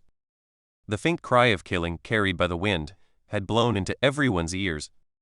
All the nobles looked at each other. It's time. Under everyone's gaze, Robb Stark drew his sword, urged his horse, and charged towards the twins. Behind him, the direwolf flag fluttered in the night. At the same time, the Manderly family's cavalry on the right immediately activated. Their family heir was inside. If something went wrong, it would be a serious matter. Just as they rushed forward, the 2 guards responsible for opening the door finally figured out how to open the door, and used the greatest strength in their lives to twist the handle. There was a creaking sound, and the steel gate that blocked the northern army from advancing rumbled up. Twin River City has been breached. This is what everyone understood when the first Manderly family cavalry rushed into the city gate brandishing a long sword and shouting a war cry. 5,000 cavalry quickly rushed into the city in batches. Their goal was clear: to control the Frey family legion as soon as possible before they could react. If they resist, the adults in the north will not hesitate to let these southerners know what winter is coming. When Catelyn Tully entered the city under the escort of a group of bodyguards, the battle at the city gate was nearing its end. The resistance of the Frey gate defenders seemed so ridiculous under the impact of the northern cavalry. The powerful kinetic energy of the charged cavalry broke the bones and tendons of all the Frey infantry who dared to block them. Their broken bodies were knocked away and fell heavily to the ground. With the medical level of this era, there was no need for rescue at all. The Stark family's direwolf flag had already been raised on the east gate of the Twin City. At this time, the city gate defenders who went to put out the fire realized the problem. After returning in a hurry, holding fire extinguishers, they faced the rushing northern cavalry. If they did not kneel down and surrender, death would be their only fate. This is a disaster for the Frey family, but not for the twins, because from this moment on, this city has changed its owner. Even if a surviving Frey can be found to inherit this place, it is nothing more than a creeping north. Just a dog at your feet. The Frey family's resistance continued intermittently, but no matter how they struggled, when the sun shined on the city again. Here, there will be only one voice, and all those who resist will have only one fate: death. No sympathy, no pity, because this is war. This chapter has been coded in one breath, and Twin River City has finally fallen. From now on, this place will become the solid rear area of the northern border. We can predict what will happen next, and wait until the little white whale comes to you all in detail tomorrow. Regarding the update issue, the work that my unit has been delaying for several months has finally been completed. I also have time to write more. It wasn't that I didn't update before, but I just couldn't take care of it. Now it's better. When I save the manuscript to a safe limit, it will be updated twice, or even 10,000 times a day. Masters, please give me some time. Chapter 107. In my name, you are sentenced to death. The sun finally shines on the eastern castle of Twin River City. No matter what, the sun is never late. The resistance of the Frey family has ended. In the melee last night, 3,000 Frey regiments who were resting in the army camp were suddenly attacked without armor or horses. Therefore, after paying the lives of more than 100 people, the northern cavalry had conquered them. 3,000 people were completely disarmed and were still arranged in the camp in Twin River City. The remaining 1,000 defenders scattered in all directions were not so lucky. Almost all of the more than 300 soldiers guarding the east gate last night fell under the sword of the north. It's not about their strong will to fight, but it's not an easy thing to surrender in such a chaotic situation. Even Commander Frey of the Stevron line, who was guarding the city, was cut in half by Lord John Amber, who charged into the battle on horseback. On the battlefield, the sword has no eyes, no matter whether you are a noble or not. Here, there are only comrades or enemies. The cavalry team charged very quickly, and the Manderly family cavalry who led the charge rushed in before the river guard tower could react. After quickly resolving the battle, the remaining cavalrymen handed the sword of the north to their throats in the confusion of the western castle. Since the attack was too fast, these people were not injured at all, so they just knelt on the ground and surrendered. After all, the Frey flags in the twins were chopped to the ground and the flags of the northern nobles were flying everywhere above the twins formally surrendered. With his cowhide boots stepping on the scorched earth, Roose Bolton came to the main keep, which was once the core of power of the Frey family, and was now in ruins. The fire broke out in the warehouse next to the main castle and the room on the top. It is only now that the raging flames are about to be extinguished. For some reason, the charred ruins of the tower in front of him reminded him of Harrenhal, which was equally suffocating. The Frey soldiers who were driven to surrender went in to check, and corpses burned to char were carried out. These were the unlucky ones who had not escaped. The bodies of Lord Walder Frey and Sir Enes Frey were also found. The fire started from them, so they looked the most miserable. However, after the well-informed northern dukes inspected the two corpses, they discovered that they were not burned to death, but died of sharp injuries before the fire broke out. At the scene, the dagger that was pressed under Enes Frey was well preserved. The only murder weapon at the crime scene was quickly recognized by the surrendered Freys. This is Steverin Frey's dagger, his beloved one. This also means that Steverin has committed a crime of parricide that is not tolerated by the gods. As the current owner of Twin City, Robb Stark must make a judgment on this. As for who set the fire, all the princes in the north had some guesses, but at this juncture they all remained silent and blamed all the evil deeds of killing relatives and setting fires to cover up the evidence on Steve Lunn, Frey's head. As for Steverin Frey himself, because he was busy with a woman when the fire broke out last night, he was so frightened that when he ran down from the tower of the main castle, he might have inhaled a little too much smoke. I knelt on the ground for a while, unable to say anything. No one from Robb Stark or the Lords of the North is looking for Clay Manderly openly. Although every one of them knew that in this battle, without Clay Mandler venturing into the city to launch a surprise attack, the Twin River City would not have fallen so quickly. But to be honest, it is not convenient to talk about stealing a house in the middle of the night. Besides, doing so is also protecting the reputation of Clay Mandler and the Manderly family. Everyone has an idea as to who caused this melee, but the Freys don't know. A thick wooden stake was placed on the ground, which was a temporary execution platform. All the adults in the north have gathered here. The war has ended here, so now they have to watch Robb Stark make a judgment on behalf of the north.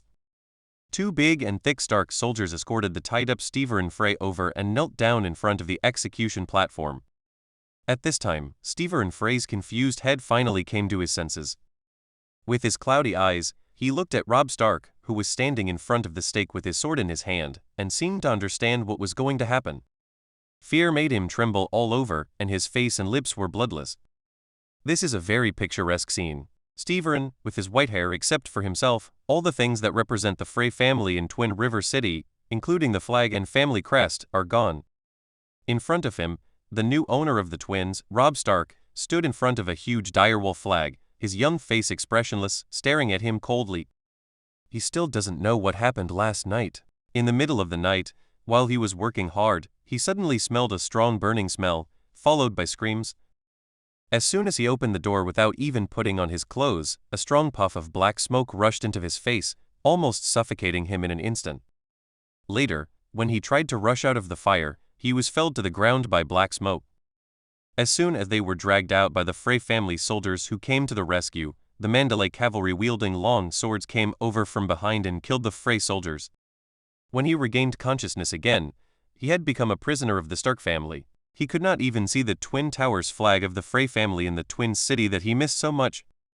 All the flags have been changed: the direwolf flag of the Stark family, the steel-framed Iron Fist flag of the Glover family, the battle axe flag of the Severn family, the Winter Sun flag of the Karstark family, and not long ago the mermaid flag of the Manderly family that only appeared in the Twin City. Steverin Frey was confused, his mind was in chaos, and he was already wondering how long he had been asleep. In the dreamlike memory, the woman's body, the bursting fire, the suffocating black smoke, and then the sharp sword placed on his neck in front of him. It seemed like he was dreaming. He closed his eyes and opened them again countless times. Stephen Frey wanted to escape from this terrible nightmare as soon as possible. However, everything is in vain. Because, after looking at him coldly for a long time, the current owner of the North finally asked a question. Sir Stephen Frey, do you admit your parricide? Although it was a question, Robb Stark's tone seemed to be stating a fact. Stephen Frey's mind became even more confused. Parricide? Who, me? Who did I kill? Several questions popped up in his mind one after another, completely turning his newly awake mind into a mess. Robb Stark waited for a long time, and Stephen Frey was kneeling on the ground unable to say a word. Sighing in his heart, he waved his hands to the two soldiers holding down Stephen Frey, indicating that he should be pushed down on the wooden stake. In the name of my father, the Lord of Winterfell and the Warden of the North, I, Robb of House Stark, sentence you and Stephen Frey to death for parricide. Robb Stark finished speaking this sentence loudly, unsheathed the long sword that was on the ground, and raised the sword high above his head. It wasn't until death was about to come knocking on his doorstep that Stephen Frey had just reacted and was about to open his mouth to defend himself. A ray of cold light fell, the sword fell to the ground, and half a second later, the head with gray hair also fell to the ground with vigorous blood. Even after his head fell to the ground, Stephen Frey's mouth still opened and closed a few times. He wanted to say something so much, but unfortunately, it was destined to be something no one could hear. Among the princes in the north, Clay watched all this silently, watching the execution with an expressionless face. The nobles who noticed him around him no longer had the contempt in their eyes. Each of them knew that the young man in front of them single-handedly directed the situation in front of them.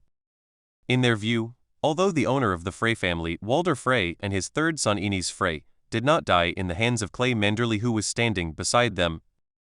But deep down, who can deny that the three fires that almost destroyed the Frey family had nothing to do with the young man who led the team into the twins? Moreover, when the city was broken, the Manderly family's cavalry also charged forward. Half of the casualties among the Frey soldiers in the city were related to this cavalry who rushed into the city first. After the execution, with the death of Stephen Frey, this blood-stained drama finally came to an end. Now, it was time to clean up the battlefield and sort out the losses. Master, we lost 11 of the 500 cavalry that entered the city, and the remaining 3 were seriously injured, which will affect our operations. Coming to Clay, who had changed out of his blood-stained armor, Sir Malone whispered. Although he already attached great importance to Clay in his heart, when Clay really led a few guards to open the city gate, and all his beards and tails were safe and sound, Sir Malone, who had experienced countless wars, had to sigh with emotion at the bravery of his heir. Well, they are all warriors. Let's bury them properly. Don't spread the news back yet. When the war is over, we can go home together. Clay nodded. This loss was within the range he could bear. In fact, if the White Harbor cavalry did not have the full armor that Count Wyman spent a lot of money to get, the loss this time might be triple. At this time, a Stark soldier wearing a direwolf-style robe quickly came to the two of them and whispered in a somewhat reserved voice. Sir, Lord Robert invites you to White Tower. What? Sir Malone asked. I don't know, sir. The soldier shook his head, and Clay waved his hand to indicate that he could leave. He smiled and said, It's okay. My Manderly family took the city. No matter how good Robb Stark is, he must seek my opinion on how to deal with this city, and the Frey family. Well then, have you thought about these things? Sir Malone admitted that Clay was right. This was a real battlefield achievement. Except for the Manderly family's cavalry, the remaining 17,000 people in the north actually fought in this war. Soy sauce. Clay suddenly smiled mysteriously at Sir Malone, and then said something in an extremely weird tone. Sir, what do you think of the Manderly family in Twin City? It seems like a good choice to bring the entire north shore of Bite Bay and most of the west shore under the same flag. Suddenly startled, Sir Malone stared at Clay. What is his young master going to do? Is he going to eat the entire Twin City? Clay left, leaving him alone. He didn't know why. Although he knew that the young master's words were mostly a joke, he always felt that he could inadvertently smell a smell called ambition in the young master. He had smelled this smell on a person on the battlefield of the usurper. That person's name was Robert Baratheon. Since the buildings on the east bank of Twin River City had been damaged to varying degrees, the northern nobles moved the place where they discuss matters to the White Tower in the center of Twin River City. This solitary tower is the best location to monitor the entire north-south flow of the Green Fork River. Nourished by enough water vapor, layers of moss covered every brick of the tower, and there were more or less dark green ferns in every stone gap. This white tower looks much older than the Twin River City itself. Clay came to the door, and a huge running wool flag was hung directly above the door, declaring the Stark family's authority here. The guards didn't check Clay, they all knew who Clay was. In the hall, many northern nobles were discussing in low voices. When they saw Clay arriving, Robb Stark, who was sitting at the end of the hall, pointed to the empty seat. "Sit down first and wait for Lord Karstark." Nodding, it seems that he is not the last one to arrive. I found my seat. Next to me was Harris Horwood, Earl of Horwood City. Their family's fiefdom was just north of White Harbor and they were considered neighbors. The Earl looked very happy. His leather-gloved fingers were tapping back and forth on the table. The beard at the corner of his mouth was curled up. He was obviously in a very good mood. "Master Clay, you did a great job." He started talking first and then continued. "After taking down Twin River City, once we accept these 3,000 more Frey troops, our total strength will reach 21,000. Now our chances of winning will be even greater." It can be seen that this Earl is a very optimistic person, especially about the war situation at hand. Clay didn't want to disturb his interest, so he didn't point out the objective fact that the Lannister army had at least 30,000 well-equipped troops waiting for them in the south. After a few words of agreement from the Earl of Horwood City, Clay changed the topic. "My lord, what did Lord Karstark do?" "He is going to lead some people to deal with some disobedient Frey soldiers. After all, these people were disarmed just after they woke up. There are always a few who are not clear-headed and want to cause trouble." Clay understood that Karstark had led his people to suppress the rebellion. Well, it was not quite accurate to say it was a rebellion. They were all disarmed and carrying 2 sticks. Calling them a rebellion was really a compliment to them. Not long after, Count Karstark appeared in front of everyone. Obviously, the disobedient ones have been punished. As for whether their heads are chopped off or hung on stakes to dry, that is beyond Clay's control.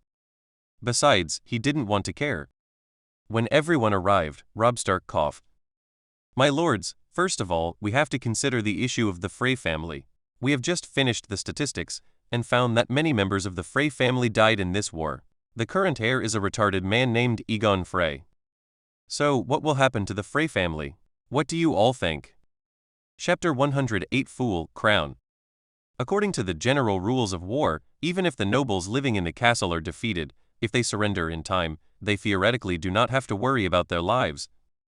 The price of a knight, the price of an earl, and the price of a duke all have a set of hidden rules that cannot be left on the table. Fighting, losing the sword, surrendering, waiting for enough ransom from home, then going back to gather a new group of soldiers to continue fighting, and the cycle goes back and forth. As for the life and death of the soldiers summoned, I'm sorry, the nobles don't care. But the capture of the twins this time has nothing to do with this set of rules. First of all, taking the twins is equivalent to taking over the Frey family's home base. You have lost your old home, who do you expect to pay your ransom? The army in the north has completely controlled Twin River City. Where is the Golden Dragon? Wouldn't they take it themselves? Will you let the living Freys be used as ransom? Go ahead and dream. Moreover, last night, due to a fire and a specially chopped sword, the Frey family lost more than a dozen direct members in the past few hours. When the large-scale killing stopped, the extremely lucky Frey people gathered together and discovered that the inheritance of the Frey family had actually fallen to a fool nicknamed Jinglebell. This guy was a member of Steve's lineage who had just been beheaded. The male Freys in front of him were all dead, so it was his turn to inherit. So the question now becomes, what should the Frey family do? There are actually 4 choices before the princes in the north. First, leave this mess to Riverrun. After all, the Frey family is still nominally the vassal of Riverrun. How to deal with them is theoretically the responsibility of the old Duke of Riverrun. But what is very embarrassing is that the current owner of Riverrun, Lord Hoster Tully, the guardian of the Riverlands, has actually been bedridden for a long time, and there is no telling when he will go to see the 7 gods. As for his heir, Mr. Edmure Tully, as expected at this time, he should be in prison in the camp of the Lannister army. Therefore, it is true that this problem belongs to Riverrun, but in fact, after going around in a big circle, I finally found that the North has to solve it on its own. The second option for the North is to pinch the nose and help Aegon Frey, whose actual status in the Frey family is equal to the Clown, to the position of Marquis Frey in accordance with the well-established inheritance laws of the Westeros continent. The advantage of this method is that if you help someone up, you are not helping them up. People with abnormal brains cannot control Twin River City. Therefore, the people who are really in charge are the people who stay here in the North. But there is a hidden danger in this method. Even a fool can understand that this Aegon Frey is an out-and-out puppet. No one among the huge low-level members of the Frey family will truly obey him. At the same time, a certain northern noble staying here will actually become the object of hatred of the lower-level members of the Frey family. Maintaining stability is another pressing issue. The third option in the North violates the sacred law of Westeros succession. It is to choose a capable Frey to be the Lord of the Twins. This can prevent the Frey family from being leaderless. Under the force of the Northern Blade, the Frey family can quickly become a group again. However, because there were problems with the inheritance from the beginning, there were also hidden dangers. Although it was guaranteed that the head of the Frey family would have to cling tightly to the thighs of the Northern Legion to secure his position as the head of the family. If the influence of the Northern Legion fades, a backlash from the Frey family is certain. It will still be a problem at that time, but that will happen later. The last plan is to banish the Frey family and let the North directly take over the Twins and a large area of territory nearby. This is okay, as long as the North kills the Twins and the Frey family stands on the opposite side of the Riverlands in the North and is on the same side as Lord Tywin, there will be no problem. If you really do this, a very simple question will be placed in front of everyone: who should eat such a large piece of fat? Although from the map, Twin River City and the large area of land surrounding it are bordering the northern border, it seems that it would be easy to annex them directly. But this thing is not just about drawing a line on the map. The actual geographical situation is not like that at all. Further north of Twin River City is the Neck, the traditional dividing line between the north and the south. Except for a small part near the eastern coast that is passable, most of this place is an impassable swamp. After the North captured this place, it actually took a long time to integrate this place. Before that, there was actually no difference between Twin River City and the Enclave. For example, this place was allocated to the Amber family in the last hearth. Here comes something interesting. Guess how far it is from the last hearth to the Twins. Even if the flag of the Amber family is currently planted on the walls of Twin City, it will have to be changed to something else in a few years. Quite simply, it cannot be defended at all. Not to mention a series of complex issues such as customs, beliefs, etc. The distance alone is destined to determine that the northern family that is granted the title here will only become a new southern noble in a few years. At most, it will be the same as the northern family. The relationship is just a little better. And here, Clay's Manderly family is the best choice. Geographically speaking, White Harbor, which controls Biting Bay and annexes the Three Sisters Islands, can directly cross the Neck, which has difficult traffic, and directly reach the territory of Twin River City by sea. In terms of belief culture, although they have been in the north for a long time, the Manderly family still believes in the seven gods of the south. Well, although Clay's generation is not religious at all. And the most important point is that the Twin River City was actually captured by the Clay planner and the troops led by the inside and outside. This is a military medal that no one can deny in full view of the public. If we really want to separate, Clay has a huge advantage if the adults in the north want to lose face. After seeing the unsightly bell ringing, all the northern princes present fell silent. Did you kill so many Freys last night?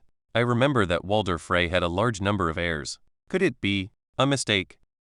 Roose Bolton's voice was very soft, and it was a little difficult to speak. As smart as he was, of course he was familiar with the aristocracy. As soon as this situation came out, he immediately realized the trouble in it. Robb Stark seemed a little slow to this question. He shrugged, seeming to be still immersed in the joy of capturing the twins. I'm sorry, Lord Bolton. We captured all the direct members of the Frey family in Twin City. Among those alive, the guy just now is the first heir. The most sacred inheritance law in Westeros is really dramatic. The young man added that in his final evaluation, he couldn't find a suitable word to describe the situation in front of him for a long time. The Frey family may have the most children in the Seven Kingdoms. Now, the inheritance rights have actually fallen to a fool. It is really a great irony. It is estimated that Marquis Walder Frey, who has attached great importance to his family throughout his life, would not have imagined that this situation would arise in his most absurd dreams, right? We can't hand over the twins to such people. Otherwise we have to leave 1 or 2 people here to be the mother of this fool Frey. Who among you is willing? Lord Rickard Karstark immediately objected. This is a typical warrior mentality. Everyone knows the principles of logistics in war. As an earl who leads troops in war, Rickard Karstark instinctively wants a rear area that can stably transport food and grass.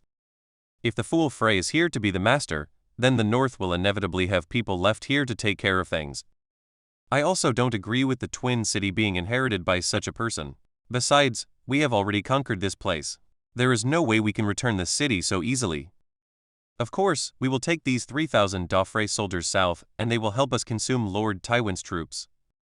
Clay folded his fingers and placed them in front of the lower handle and said calmly, I don't know how many more people the Frey family can produce, but I know that if these more than 3,000 people are captured and there is no chaos, the Frey family will not dare to do anything, even if the Frey family makes a pig the head of the family. This is a conspiracy. I know that your Frey family must be dissatisfied with the nobles of the North, but what can you do?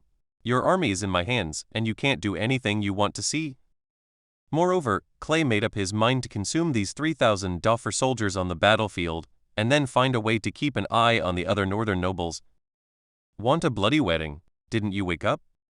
It's not that Clay is willing to be a good vassal to the Stark family for the rest of his life, but in this current situation, his wings are not full, and he must rely on the banner of Stark. There was no way the Starks were going to suffer heavy losses in the war, at least not yet. Master Clay, there is no one else here. We all know that the Twin River City can be defeated. Your contribution cannot be overstated. Now we want to hear your opinion on how to deal with this place. The speaker was Earl Glover. It seemed that because of his good relationship with Sir Malone, this Earl seemed to favor Clay intentionally or unintentionally when speaking at the meeting. No one objected to his words, and many people even nodded in approval, including Robb Stark, the young master of the North. This is what most people in the North think. In war, there are spoils. Whoever defeats them will get them, because this is a skill in itself. Clay frowned. In fact, for him, it was not a question of how to decide now. He had already decided. I would like to change the Twin River City flag. I have seen enough of the Twin Towers flag. After a long time, Clay said something in an extremely calm tone that shocked the entire northern nobles. This sentence contains too much information. It is a long-established noble family. How can all the adults not know what it means? The Manderly family has taken a liking to the twins. Will this young Manderly want to plant his flag all over the twins? Lord Roose Bolton, who was familiar with the geography of the North, immediately figured out the feasibility of this matter. In theory, if the North really wanted to seize the Frey family's inheritance, the Manderly family would encounter the least resistance. It's just that this matter really took shape. Robb Stark, who had a very good relationship with Clay Mandler and was like a brother, really nodded his head. Then the power of the Manderly family will expand rapidly in a short period of time. When the Manderly family took over the Three Sisters Islands and blocked the Biting Bay, everyone present nodded. With the Bite Bay blocked, the traffic from White Harbor to Twin River City is completely safe. As long as the Manderly family's fleet is there, communication between the two places will not be a problem. Even if King's Avenue were rotated 90 degrees clockwise, it would have no effect.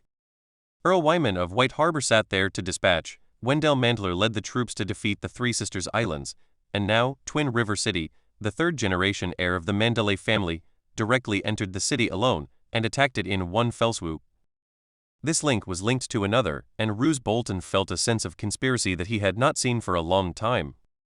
Maybe the Manderly family had targeted the entire land around Bite Bay from the beginning, from the Three Sisters Islands to the Twin City, and fell into the Manderly family's plan from the beginning. However, this matter does not seem to be done by Earl Wyman. Roose Bolton knows Earl Wyman very well. In his impression, the Earl is a somewhat conservative person who only places bets when he is sure. Such a radical thing has been developed until now. If it were the work of Earl Wyman alone, Roose Bolton would not believe it. His gray eyes flickered back and forth on Clay's face. Is it because of you? Roose Bolton asked in his mind, but no one could answer the question. Moreover, what is even more bizarre about this matter is how did Clay know that the war was coming? This kind of planning could never have been carried out only when the war started. How long has it been since Eddard Stark's accident in King's Landing? How could it be possible in such a short time? Roose Bolton found that he could not understand this young Manderly at all. What on earth was he thinking? How much power did he have yet to show? For some reason, the Lord Marquis of the Dreadfort felt his back. Some chills. In his heart, Robb Stark actually supported Clay's idea, although he knew it was too big a Kate. But his mother, Catelyn, held him back. Catelyn smiled and asked Clay, "Lord Clay, can I understand that the Manderly family is preparing to take over the Twin City and its surrounding areas?" Unlike her son, she knew very well that she could not nod lightly on this matter, not to mention whether her husband would admit it when he came back. After all, this place belonged to the Riverlands, and she had to say a few words no matter what. Oh. Clay knew that he could not eat the entire Marquis of Twin City in one sitting. Although the Manderly family liked to eat, they still had indigestion when faced with such a large piece. Therefore, Clay is going to take out some things to feed these noble men in the north to make himself look better. But just as he was about to speak, a Stark guard walked into the hall and handed a volume of Raven letters to Robb Stark. When Robb Stark opened the letter and read it, his expression suddenly changed. After reading it, he threw the letter on the table and slowly said, "My lords, I have just received the news that Stannis Baratheon, the two younger brothers of the late King Robert, declared himself the king of the Seven Kingdoms on Dragonstone, and asked us to immediately go south to help him overthrow the throne of the false king. Later, his brother Renly Baratheon also gained support from the Stormlands and the Reach in the south, and wore the crown surrounded by wine and flowers." This news caused all the northern nobles who were still thinking about the ownership of Twin River City to change their minds. Westeros suddenly has 3 kings, and everyone knows what this means. Originally, something happened to Eddard Stark in King's Landing, and Robb Stark summoned his vassals to march south. This was originally a war between the Stark family and the Lannister family. But now with these 2 crowns, the Tyrell and Baratheon families have also ended up. Even Stannis from Dragonstone has gathered thousands of people to join the fight for the throne. Only a month after Robert's death, Westeros was already torn apart. The most embarrassing question now is, now that everyone has a king, what should we do in the north? They are both Robert's brothers. How can one join forces to fight the other? Besides, Ed Stark's condition is unknown. In an instant, some people's eyes fell on Robb Stark, who was sitting there without saying a word. The position of Twin River City must be won. As for whether eating it directly violates the previous rules among nobles, let me explain in detail later. With the size of the Manderly family, they would certainly not be able to eat the entire Frey family fiefdom in one go. That would only cause indigestion and create a lot of enemies out of thin air. Chapter 109 Blackfish, Divide the Troops. Although Robb Stark did not receive enough battlefield honors at this point in time, his decisive decision before capturing the twins allowed him to gradually secure his position as the master of the Northern Army. Now, with the 3 kings of Westeros standing side by side, the question of whether Robb Stark can pick up the crown of King of the North, which has been dusty for hundreds of years, does not lie with him, but with his father, Eddard Stark. As the Duke of the North, who is convinced by everyone in the North, Ed Stark has unparalleled popularity. In another timeline, he was imprisoned in King's Landing and was finally beheaded by Emperor Joe. Although it doesn't sound good, it's the truth. After his father is gone, Robb Stark naturally calls himself the King of the North. But now, there is no news to explain the death of Ed Stark, so no matter what, Robb Stark cannot skip Ed Stark and become king himself. There is no such thing as the Overlord here, because the throne of King of the North inherited by Robb Stark is legally the ancestor of his Stark family, the surrendered King Torrhen, who knelt down to Aegon the Conqueror at the bent knee pillar. Stark. Therefore, if he inherits this crown, the crown will be worn on Eddard Stark's head. However, Eddard's current whereabouts are unknown. If Robb Stark becomes the king now, Eddard will be the king one day. When Stark comes back, how will they meet? But Clay, who knows the princes of the North well, knows that in fact, this land in the north has always been the largest gathering place of separatist forces in Westeros. With Dorne in the south and north relying on natural dangers, the people in the north are not interested in the troubles in the south at all. What they want is to close the door and live a life as king. The people of the north knelt before the dragon. This was true. They surrendered to the Targaryen family, which had dragons. However, when the dragons were extinct, and it was time to raise the flag of rebellion, they would not stand in the way. Now that both Stannis and Renly are kings, the battle is even more interesting. They are not good things. We don't recognize any of them. What a bullshit king. John Amber cursed, which caused everyone in the hall to laugh, which reflected their mentality. Yes, we don't recognize any kings in the south, unless they can help us beat the shit out of that brat and Lord Tywin in King's Landing. Some people shouted that the language was vulgar, but it worked very well for these northern gentlemen, and it was immediately echoed by a lot of people. Clay's eyes have been looking at these nobles. He is very clear that Roose Bolton is looking at him. In addition to him, there are Robb Stark and his son, as well as a man in a dress sitting next to Lady Catelyn, an old man in black fish-scale armor. One of the few people in the hall who wasn't smiling. Clay knew who this old man was. He was Hoster Tully's brother, Catelyn's uncle, Sir Brynden Tully, known as the Blackfish. This Bloodgate Knight of Arryn Valley, after learning that Robb Stark sent troops south, and the Eyrie City rejected Robb Stark's call, he immediately resigned from the position of Bloodgate Knight and went to the hospital a few days ago, joined the Northern Army with a small force. Clay knew the wisdom of this old man, but at that time he was busy conquering the Twin River City, so he had no chance to deal with this Blackfish. Now that he thinks about it, he actually captured the castle of his brother's vassal, Tisk, if the Frey family is still considered a vassal of the Tully family. However, judging from today, the old knight has no objections to his actions. He seems to be very dissatisfied with Walder Frey's refusal to lead troops to rescue Riverrun and block the Northern Army from outside the city. Everyone listen to me. The old knight with a weather-beaten face and gray-white hair knocked on the table, making a thumping sound that quickly silenced the entire hall. These older northern nobles all know this old man, and they are still willing to listen to his words. On the old knight's face, two thick eyebrows were tightly knitted together, and his blue pupils scanned the audience. He said in a deep voice, "Everyone, I know that my brother, Walder Frey, deserved the betrayal he did, and the Frey family ended up like this." He first characterized the Frey family's refusal to call and block the northern border as rebellion, which gave this siege a very reasonable step. As for Lord Clay Manderly, I agree that you have some power over the twins, but kid, I have to be honest, with your power in White Harbor, you cannot take over such a large territory of the twins. Instead of arguing here, I personally have a suggestion. The land near the twins and the east bank of the Green Fork River belongs to your Manderly family, but the Frey family land on the west bank and south can be used as a war weapon, a reward for meritorious soldiers. In fact, normally, if a noble wants to usurp another noble's land and title, it will usually be through marriage or talking about blood. In other words, the connection between aristocrats and land actually has nothing to do with the name of the aristocrat, but to do with his bloodline. But this situation does not apply to the Frey family this time, because first, the Frey family is now a grandma who does not love her uncle, and her own lord still occupies the castle. None of the two major families have fallen behind. Excuse me? Moreover, it is obvious that Frey's heir is a retard. Which northern noble would marry his daughter to him?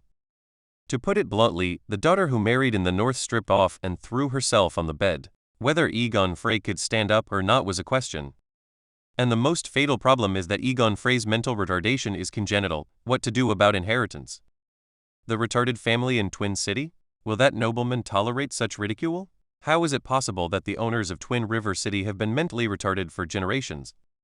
Therefore, under the premise of ruling out disturbing the sacred inheritance laws of Westeros, directly taking over the Twin City by a noble family is the only option. However, the fat meat in Twin River City is so delicious that if anyone eats it all in one bite, everyone else will get pink eye. Therefore, the aging Sir Blackfish proposed a compromise plan, dividing half of the Frey family's land, and taking half of it to the twins and giving it to Clay, who played the most important role in the battle to capture the castle, and his Manderly family. As for the other half, now that no one has made any merit, they first draw a big pie and put it there, making it clear that whoever has merit will be rewarded. What rewards are given to meritorious soldiers? There will only be generals, not soldiers. At the extreme end, if anyone can rescue Eddard Stark or directly kill Lord Tywin on the battlefield, as long as the merit is beyond doubt, then that large piece of land will be his. There is no problem in establishing a brand new earldom.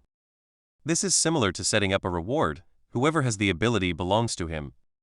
Don't think that these northern nobles only care about their 1/3 of an acre in the north.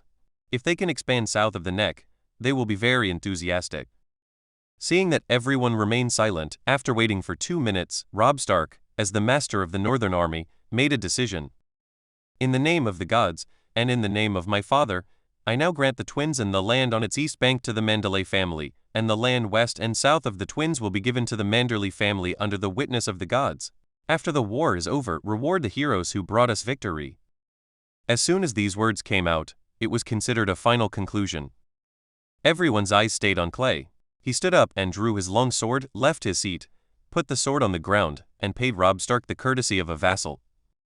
Looking at Clay's expressionless young face, some northern nobles thought that this boy was angry because half of their territory was cut off out of thin air. Little did they know that Clay was smiling in his heart. The only one who roughly understands Clay's intention is Roose Bolton. In his opinion, as long as Clay takes over the twins and the land on the east coast, then his Manderly family's control of the land along the Bight Bay will be lost. The land became one piece. It can be said that as long as it is managed well, White Harbor's rule over Biting Bay will be monolithic. To a certain extent, Roose Bolton's ideas have touched the tip of the iceberg of Clay's plan. However, Roose Bolton, who grew up deep in the land, will always be trapped in the land and cannot break through the final breakthrough. A part of. After dealing with the twins, as for the Frey family, the fate of the losers and the remaining 10 or so direct men were handed over to Sir Brynden for processing. The lords of the north do not want to have this blood on their hands and cleanse the riverlands of rebellion, but Sir Brynden has no worries. "Okay, gentlemen, we have reached a consensus on things here, but the war is still going on." Robb Stark's words brought the meeting back to the battlefield from the feast of carving up Frey's legacy. "Now that the twins are ours, we have to consider how to win the first battle with Lord Tywin."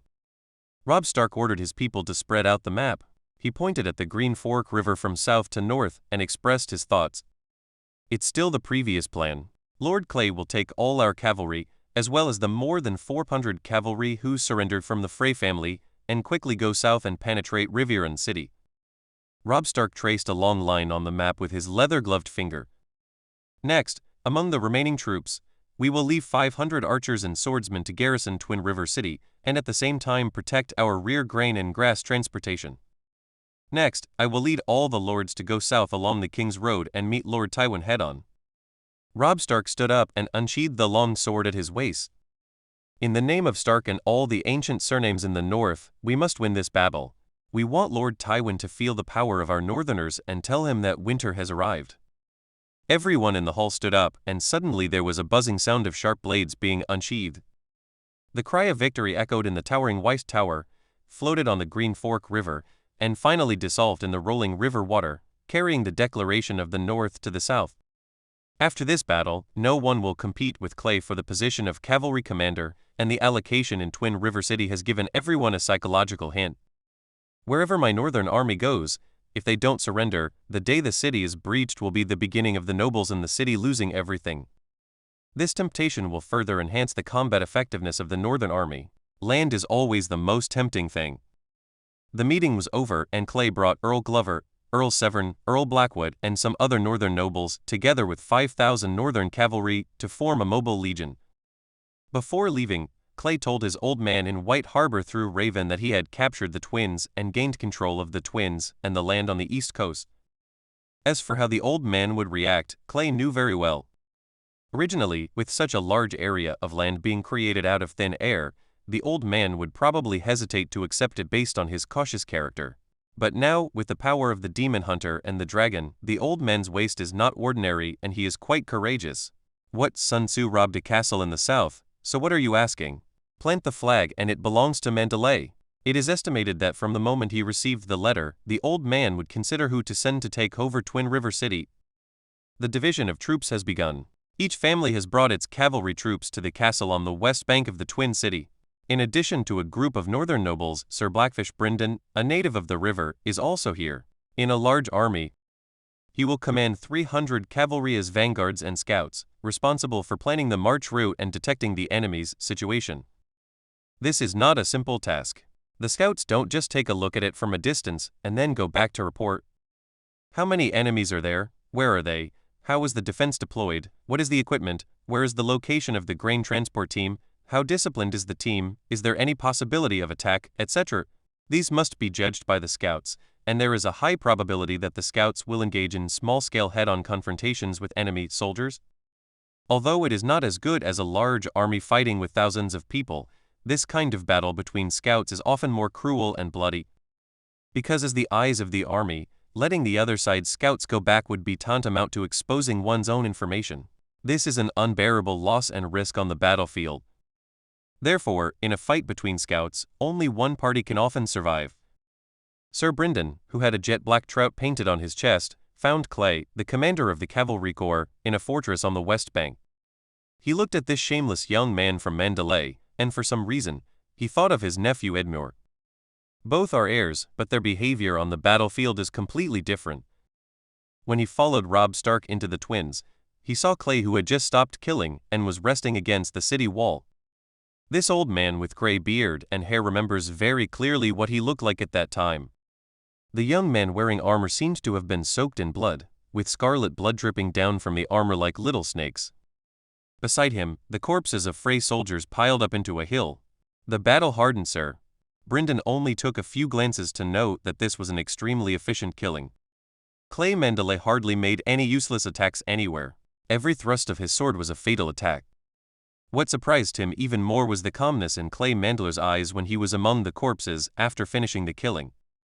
This person had really seen blood, and he knew very well that he would kill so many people, and he was not afraid at all. This is why Sir Brynden supported him at the meeting and followed him south to Riverrun. On the battlefield, the most feared thing is the commander's lack of calmness, but Sir Brynden believes that this young Manderly will definitely give him greater surprises in the next war. And wait and see. Typos will be posted first and corrected later. Please support me, readers. Although there are reasons for the protagonist to handle the Frey family in this way, more importantly, I personally understand the reason for the marriage. It is to suppress the backlash from this territory and the surrounding nobles. The Bolton swallowed up Winterfell, and if they didn't set up a fake wife and put it there, then all the heads in Winterfell and the entire north would not even have a step to bow to the Boltons. But the Frey family is different. They are extinct from the entire Riverlands and the north. In other words, if they are taken down, no one will sympathize or oppose them. How did Tywin handle the rainy season in Casmette? The methods are much more cruel than this. Although the vassal is dealt with by the lord, the principle is the same. How did the Manderly family escape from the Reach to the north? If you lose, the land and castle must be disposed of by the winner. I will marry you because you still have some value, but if I don't want to hear your name here again, in that case, expulsion is merciful, and extermination is the basic operation. Chapter 110, leading 5,000 riders, heading south to the Riverlands. After the final feast at the Wye River Tower, the northern army split into two. Under the two overly young commanders Clay Manderly and Robb Stark, the troops divided into two groups and went south to meet the attack. Their opponents. Clay controlled almost all the cavalry units of the northern army. Counting the equipment captured in Twin River City, there were more than 5,300 people following his banner. This can be regarded as an extremely powerful mobile corps, but how to use them and maximize their power depends on Clay's ability. The cavalry regiment took the lead to leave from the west bank of Twin River City. Their first stop south was Seaside City, located southwest of Twin River City, where the Mallister family ruled. According to the news previously received, Count Jason Mallister of Seaside City would send his army of nearly 1,000 men to join Robb's army, but after the troops were divided, the situation changed. There was no need for Clay to bring all these 1,000 men, because most of them were infantry, which would seriously weaken the mobility of his cavalry regiment. With so many horses, it was impossible to stay and wait for the slow infantry to arrive. The battlefield? Therefore, Clay only plans to accept as many of the cavalry as there are. As for the rest, he can go back and stay in Seaside City. He can slowly go south. After Clay finishes the battle, he can help defend Riverrun City. They all let them go, and Clay couldn't arrange the hundreds of Haejeong City's infantry now. It only took half a day to set off in the morning. Before sunset, Clay's vanguard troops had already rushed to the gates of Haejeong City.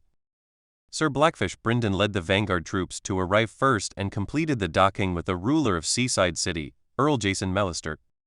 Sir Bryden's popularity in the Riverlands is quite useful. After Earl Mallister understood the nature of Clay's troops, he readily handed over all his cavalry and sent his successor Patrick C. Mallister joins Clay's army. Before dark, all of Clay's troops have arrived at Seaside City. They will camp here tonight and spend their first night away from Twin River City. As the commander-in-chief, Clay refused Lord Mallister's invitation to host a banquet in the castle to entertain him. He wanted to stay with his army at all times. Commanding such a large army, if he does not know what his own army looks like, he will not be able to win the battle at all. He is not Robb Stark. The Stark surname has a natural repressive power for other northern nobles, but Manderly does not. Although he won the bet with the northern nobles and obtained the command of the cavalry regiment with his own efforts during the Battle of Twin City, he knew it very well. These northern nobles who came with him were actually not convinced by him in their hearts, and the original sin was that he was too young no matter how you calculated it. But unfortunately, his contribution to the victory of the Twin Rivers City was real. Therefore, the northern nobles currently had no reason to refute his command authority. Clay sent several nobles under him to visit the master of Seaside City as his representatives, and he himself, accompanied by Sir Blackfish Brynden, was inspecting his military camp over and over again. The armor stays with him and the thick cloak is draped around him. After this period of training, Clay has become more and more like a real army commander. All the soldiers who came and went knew this young commander, and many of them had the courage to make appropriate or inappropriate jokes with Clay. However, no matter what, Clay did not put on any aristocratic airs. The general must know the soldiers, and the soldiers must know the general. This is what he requires of himself and his more than 5,000 cavalry. Although wars in this era are fundamentally about blowing the trumpet and having the commander lead his men in a random charge, it is undeniable that if there is an efficient command, it can definitely play a great role. After just finishing talking nonsense with a passionate northern leader, Clay walked onto a relatively high-raised hill. Under his feet, stretching military tents occupied the plain east of Haejeon City, and torches flickered from here to the distance.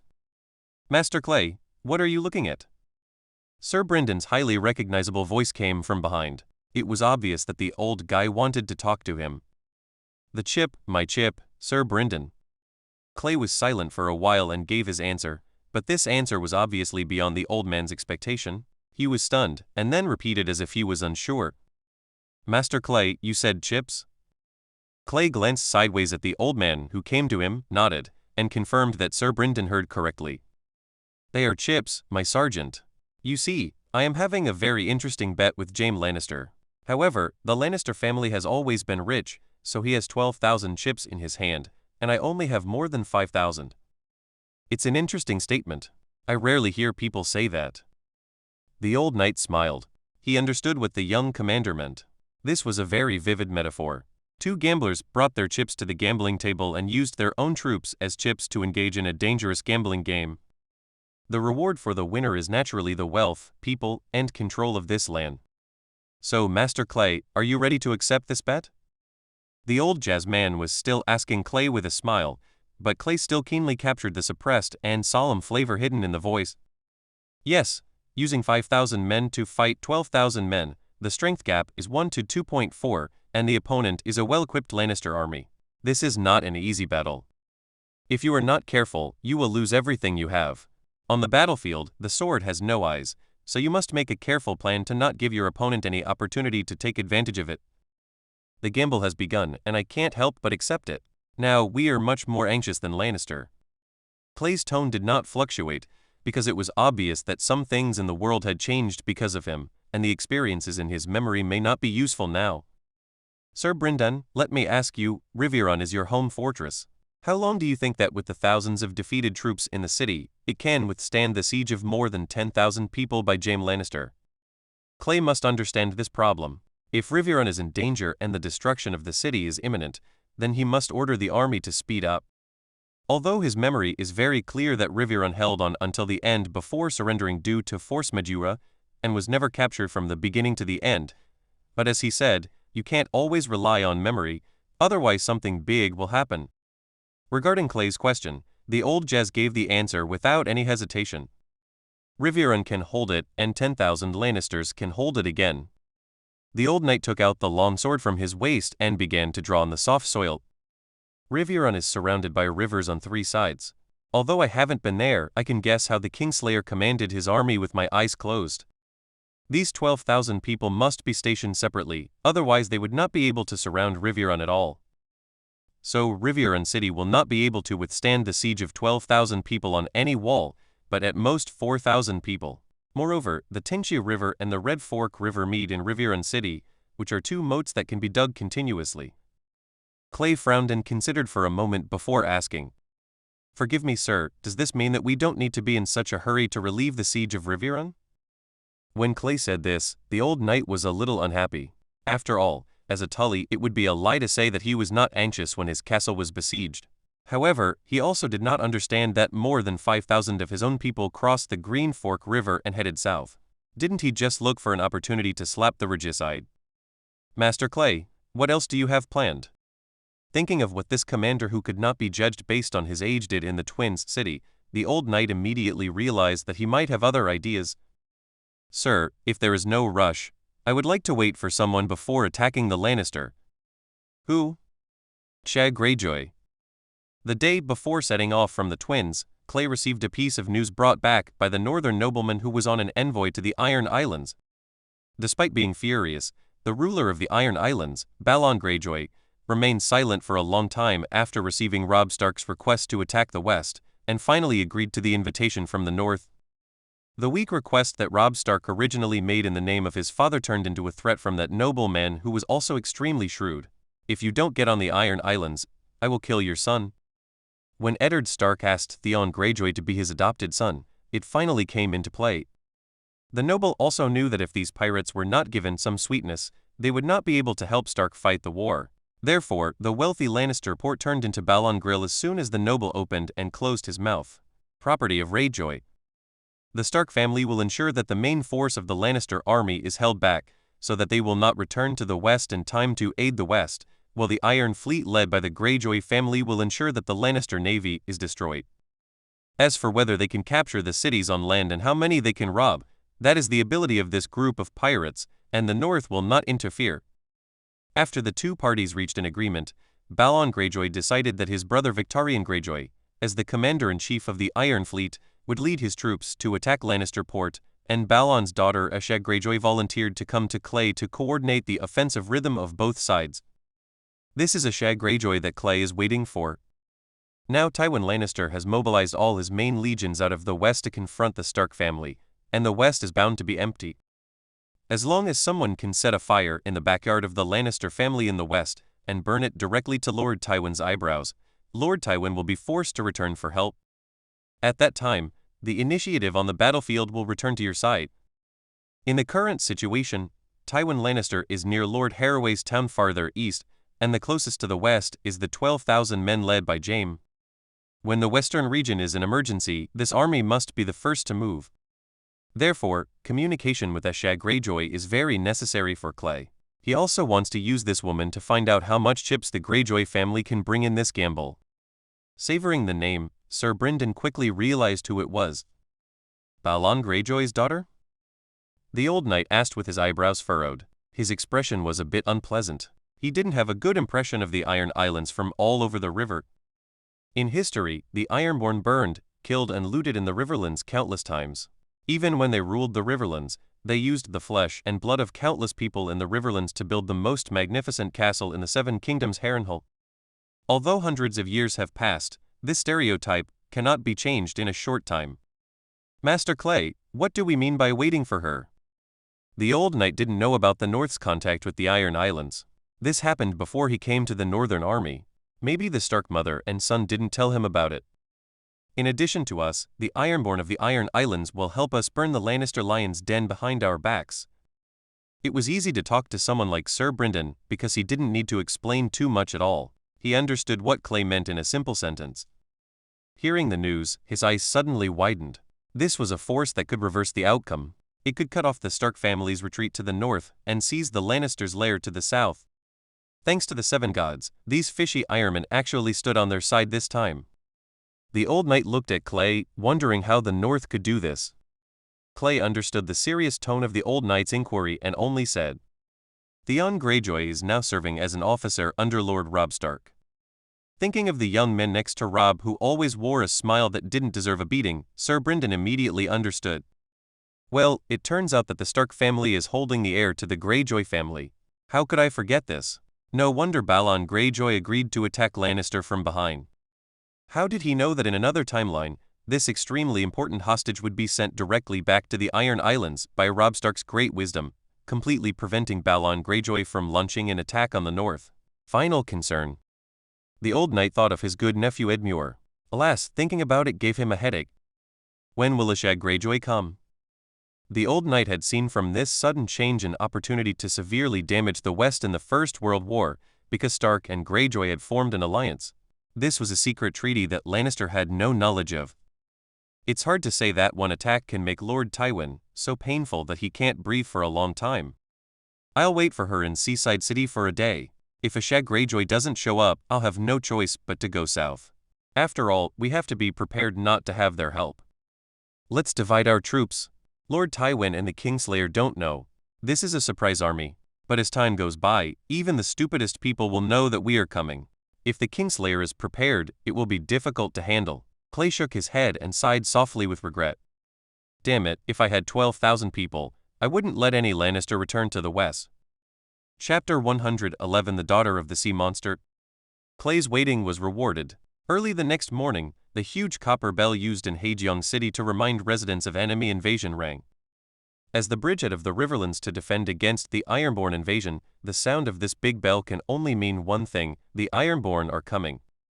Although faced with the Ironborn invasion, Earl Mallister did not panic at all. Just kidding, there are more than 5,000 powerful cavalry behind him. Even if the entire Iron Fleet comes, they will not be able to defeat these 5,000 charged cavalry on land. However, when he stood on the high platform of his castle and looked at the sea of Ironman Bay, he found that something seemed not quite right. The silhouette of an Ironborn sail did appear on the sea. It looked like a standard predatory longship. The Earl, who knew this well, believed in his eyes. But the problem was that after looking for a long time, there was only one ship. Is this the only ship? Earl Jason Mallister asked the soldiers on duty beside him. The northern nobles who stayed in the city also came after hearing the news, and they were all crowded on the high platform at this time. Being stared at by so many nobles, the soldier from Haejeong City felt a little frightened. His voice trembled and he answered his master's question in a low voice. Yes, my lord, it's just one ship. With a crisp sound, Count Mallister's big hand slapped the helmet of the soldier standing guard, but it was not heavy. The Earl cursed and said, "Why are you ringing a bell on a ship? Could it be attacking? Our own fleet in Haejeong City can destroy it." The soldier lowered his head and endured his master's anger, but everyone present still heard the soldier's whisper. "You're right, ringing the bell when an Ironborn appears in the bay. Get out." Count Mallister's face was a little uneasy. After scolding the unfortunate soldier, he smiled at the northern nobles present with an apologetic smile. "Everyone, I'm sorry to disturb you. It seems to be a false alarm, but I don't know what this ship is here for. Do you guys have any clues?" The princes of the Northern Territory looked at each other. As the leaders of the Northern Territory, they knew the news that the Iron People were preparing to join the war, but they did not know as much detail as Clay, the commander of the Western Route Army. "Lord Earl, let the long ship dock. There are so many of us here, and the army is just outside the city. A ship is not a threat at all. Besides, in my opinion, this is a ship that comes to deliver news. It is definitely not here to fight." Earl Glover touched his chin covered with gray beard and gave his own advice. Seeing that all the northern guests present had this intention, Earl Mallister did not insist and gave his soldiers a release, but alert order. At the same time, 2 Mallister family cavalrymen with golden eagles engraved on their armor immediately flew out of the city and informed the commander Clay Mandler, who was staying in the army, about the news. Regardless of whether he likes it or not, the one who has the final word here is Clay, and the 5,000-strong army is also in his hands. How to make the decision is actually his business. On the sea surface of Ironborn Bay, Ashag Greyjoy, the captain of the Black Wind, raised his eyebrows as he looked at the Mallister family fleet giving way to the port. It seemed that the nobleman of Haejeong City was not a fool, and did not command several broken ships in the port to unanchor and set sail to drive him away. This saves me a lot of effort, because now, theoretically, I am on the same side as these people, and they are all people who want to take out the Lannister. Thinking about the noble from Winterfell, Ashag Greyjoy was a little annoyed. One is because these northerners who flaunt their honor actually use their younger brother as a bargaining chip to blackmail the Greyjoy family openly. The other is because his father obviously still values his younger brother more. No matter how good he is, he can't be worth it. There is an extra piece of flesh on Shin's crotch. My father agreed to join this war and join the northern side, which meant that he still had the idea of taking back his younger brother as his heir. There was no way, because the male inheritance rights were before females, and Ashag was angry and helpless. Shag Greyjoy would not let herself give up easily, so she volunteered to come here, hoping to meet the commander of the Northern Army. Before she came, Victarion Greyjoy had stopped her, fearing that she would be captured by the Northern Army. Shag said this. My brother is in their hands, so we followed them to grab the Lannister gold. However, if they detain me, can my father and uncle let them go? Theon being a hostage is a legacy issue from history. Now that the two families have formed an alliance, the nobles in the north will only detain Shag Greyjoy if their brains are caught in the door. She is not the first heir. Detaining her will only cause a break between the north and the Iron Islands. Only crazy people would do this. Let's go ashore. Shag told her sailors and pulled down the sails. The Black Wind, which belonged to her, slowly approached the port under the surveillance of 4 or 5 Mallister family warships. Arriving on the dock, Shag Greyjoy was a little dazed because she saw a large group of richly dressed nobles looking at her not far away. After all, she was the daughter of a sea monster, and she recognized the heraldic family crests on several of them. These people are all great nobles in the north. Could it be that the Northern Army has already arrived here? She thought to herself that at this time, she saw a middle-aged noble wearing the same clothes as the flag on the tower walking forward and asked herself very stiffly, Taishon, tell me your identity and the purpose of your coming to our Heijian city. Although Shag Greyjoy was very proud at heart, she had no intention of quarreling with the nobles in front of her at this time. She said rather bachelorly, Shag Greyjoy, in the name of my father, Balon Greyjoy of Pike City, I want to meet with the commander of the Northern Army to discuss the issue of sending troops. Clay got the news but had no intention of going to the city. No matter who the Iron Islands sent, they had to come here to see him. After waiting for about half an hour, Clay saw his guest in his military tent. Seeing the tall figure walking in, Clay's eyes swept up from her hips and legs, feeling a little dazed. Is it a woman? Then he realized that Shag Greyjoy was originally a woman. During this period, his eyes were full of rough men and he didn't react when he suddenly saw a woman. He was sizing up Shag Greyjoy, who was also sizing him up. Shag didn't expect that the northern commander in front of her would be so young. He looks to be about 17 or 18 years old. Although he is tall enough, his youthfulness cannot be concealed. And she also discovered that in addition to the running wolf flag of the Stark family, the flags hanging in the commander's tent also had a mermaid flag that he was not very familiar with. This means that the young man in front of me is not a member of the Stark family.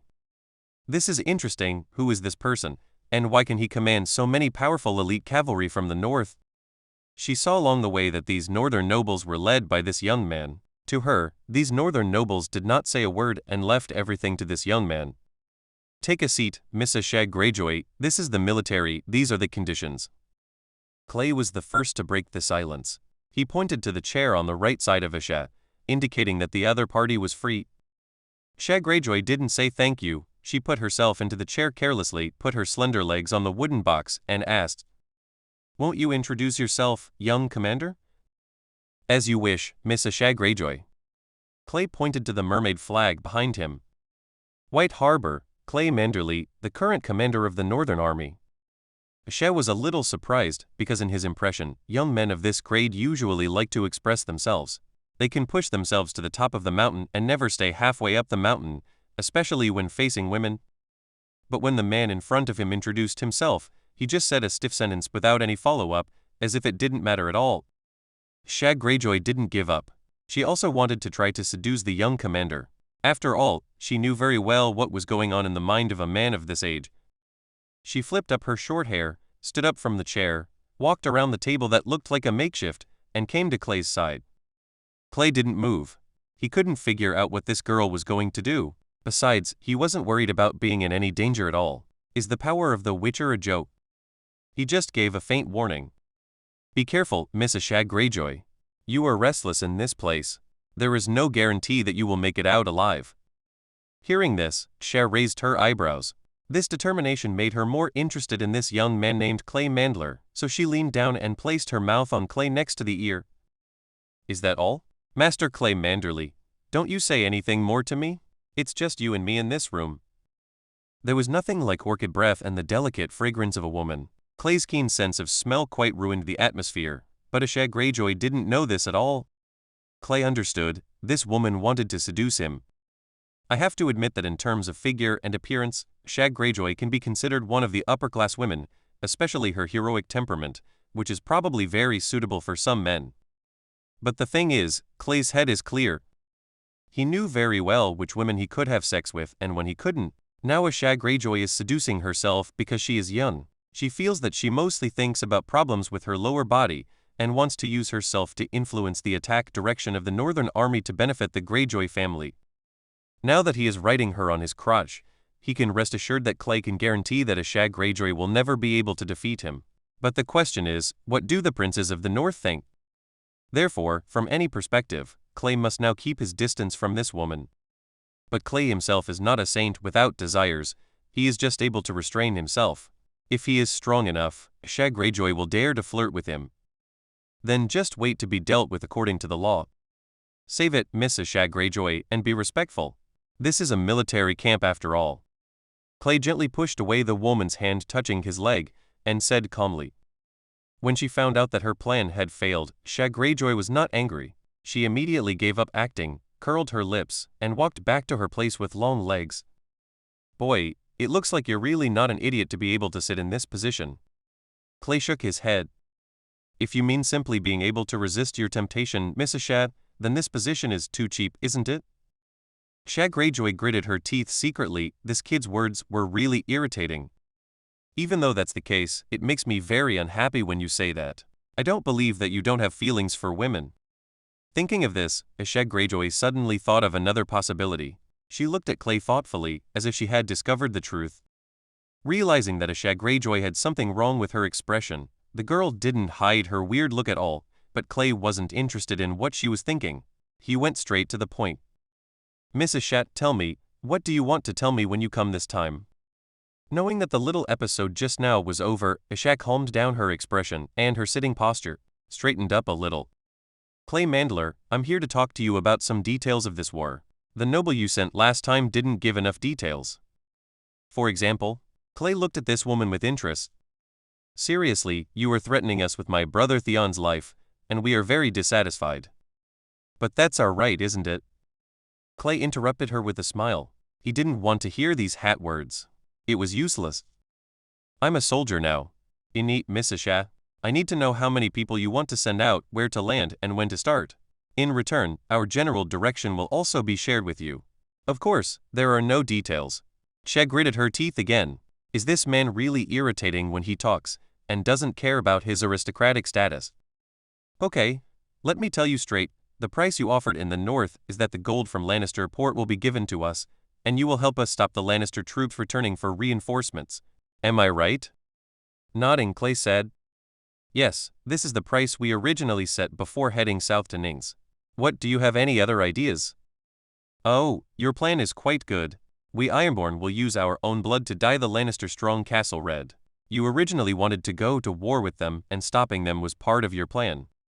Yes, isn't this normal? After all, Balon Greyjoy's son is in our hands. Why doesn't cooperation favor us? Clay said it was natural. It seemed like it was the way it should be. After saying this, the Witcher's keen hearing told him that someone in this room was grinding his teeth. He felt his mouth to make sure it was not him. Clay locked his gaze on Shag Greyjoy's cheek, his eyes a little playful.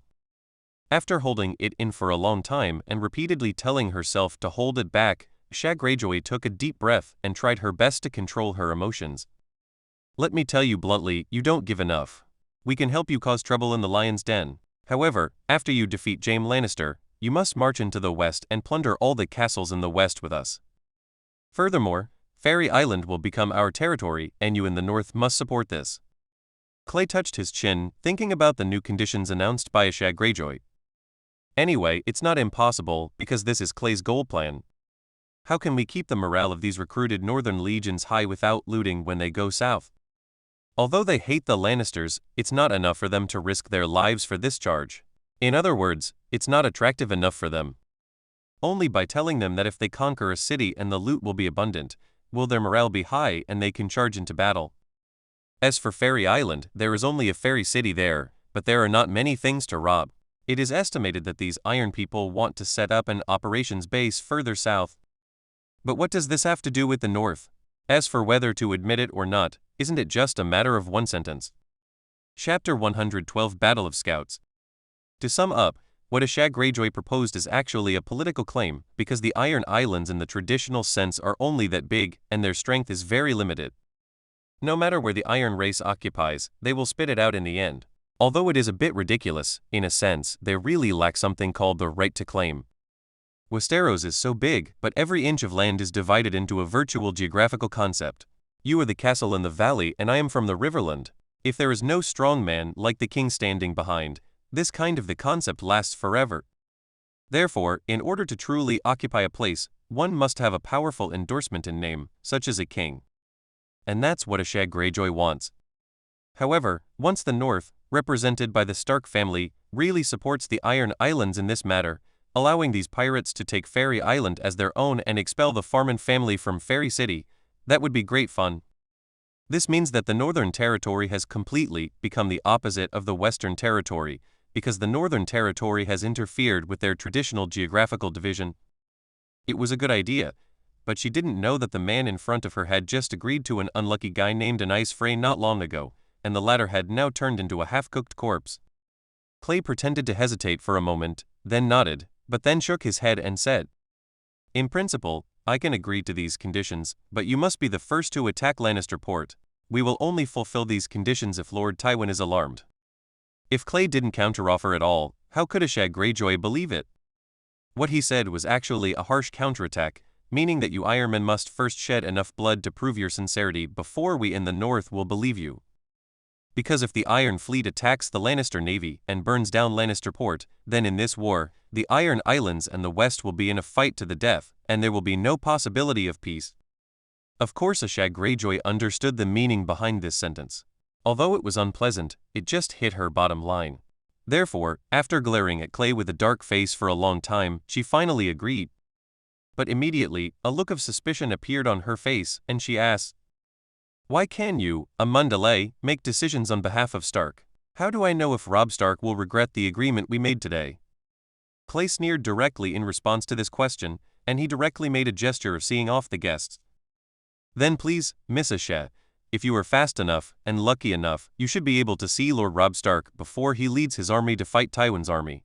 You can try. What price will the noble gentlemen around you give you? Furthermore, I tell you clearly that even if you reach an agreement with them, I will really help you attack the Western Territory. You know this better than anyone else. Miss Ashag, think carefully before speaking. Don't think that you have too many chests. I'll be more patient with you when you grow a little."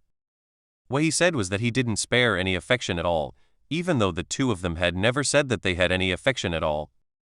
After holding it in for a long time, Ashag Greyjoy said something. "Don't underestimate women." Clay looked up and down Ashag Greyjoy's body with wanton eyes for a long time, deliberately staying on certain parts for a while, and before the other party exploded, he said the next sentence with disdain. "Stop it, Miss Ashag, you don't even dare to draw a knife on me." He opened the curtain of the tent and walked out. The erratic young voice reached the ears of the ugly-looking sea monster girl. "Leave and bring back the terms we negotiated. Remember, when I hear you planting the squid flag over Lannister Harbor, that's when our attack on the West will begin." There was only one woman left in the tent and women's thoughts were everywhere. "You bastard Clay Mandler, I'm going to cut you up sooner or later." Clay's cavalry army, after staying in Seaside City for a day, immediately entered the battlefield in the Riverlands. It took the army 4 days to arrive near Crowtree Hall, north of Riverrun. Along the way, they encountered more than one small group of troops who had fled from the battlefield of Riverrun. There were members from various families. Clay selected the cavalrymen who still had the will to fight to join his command.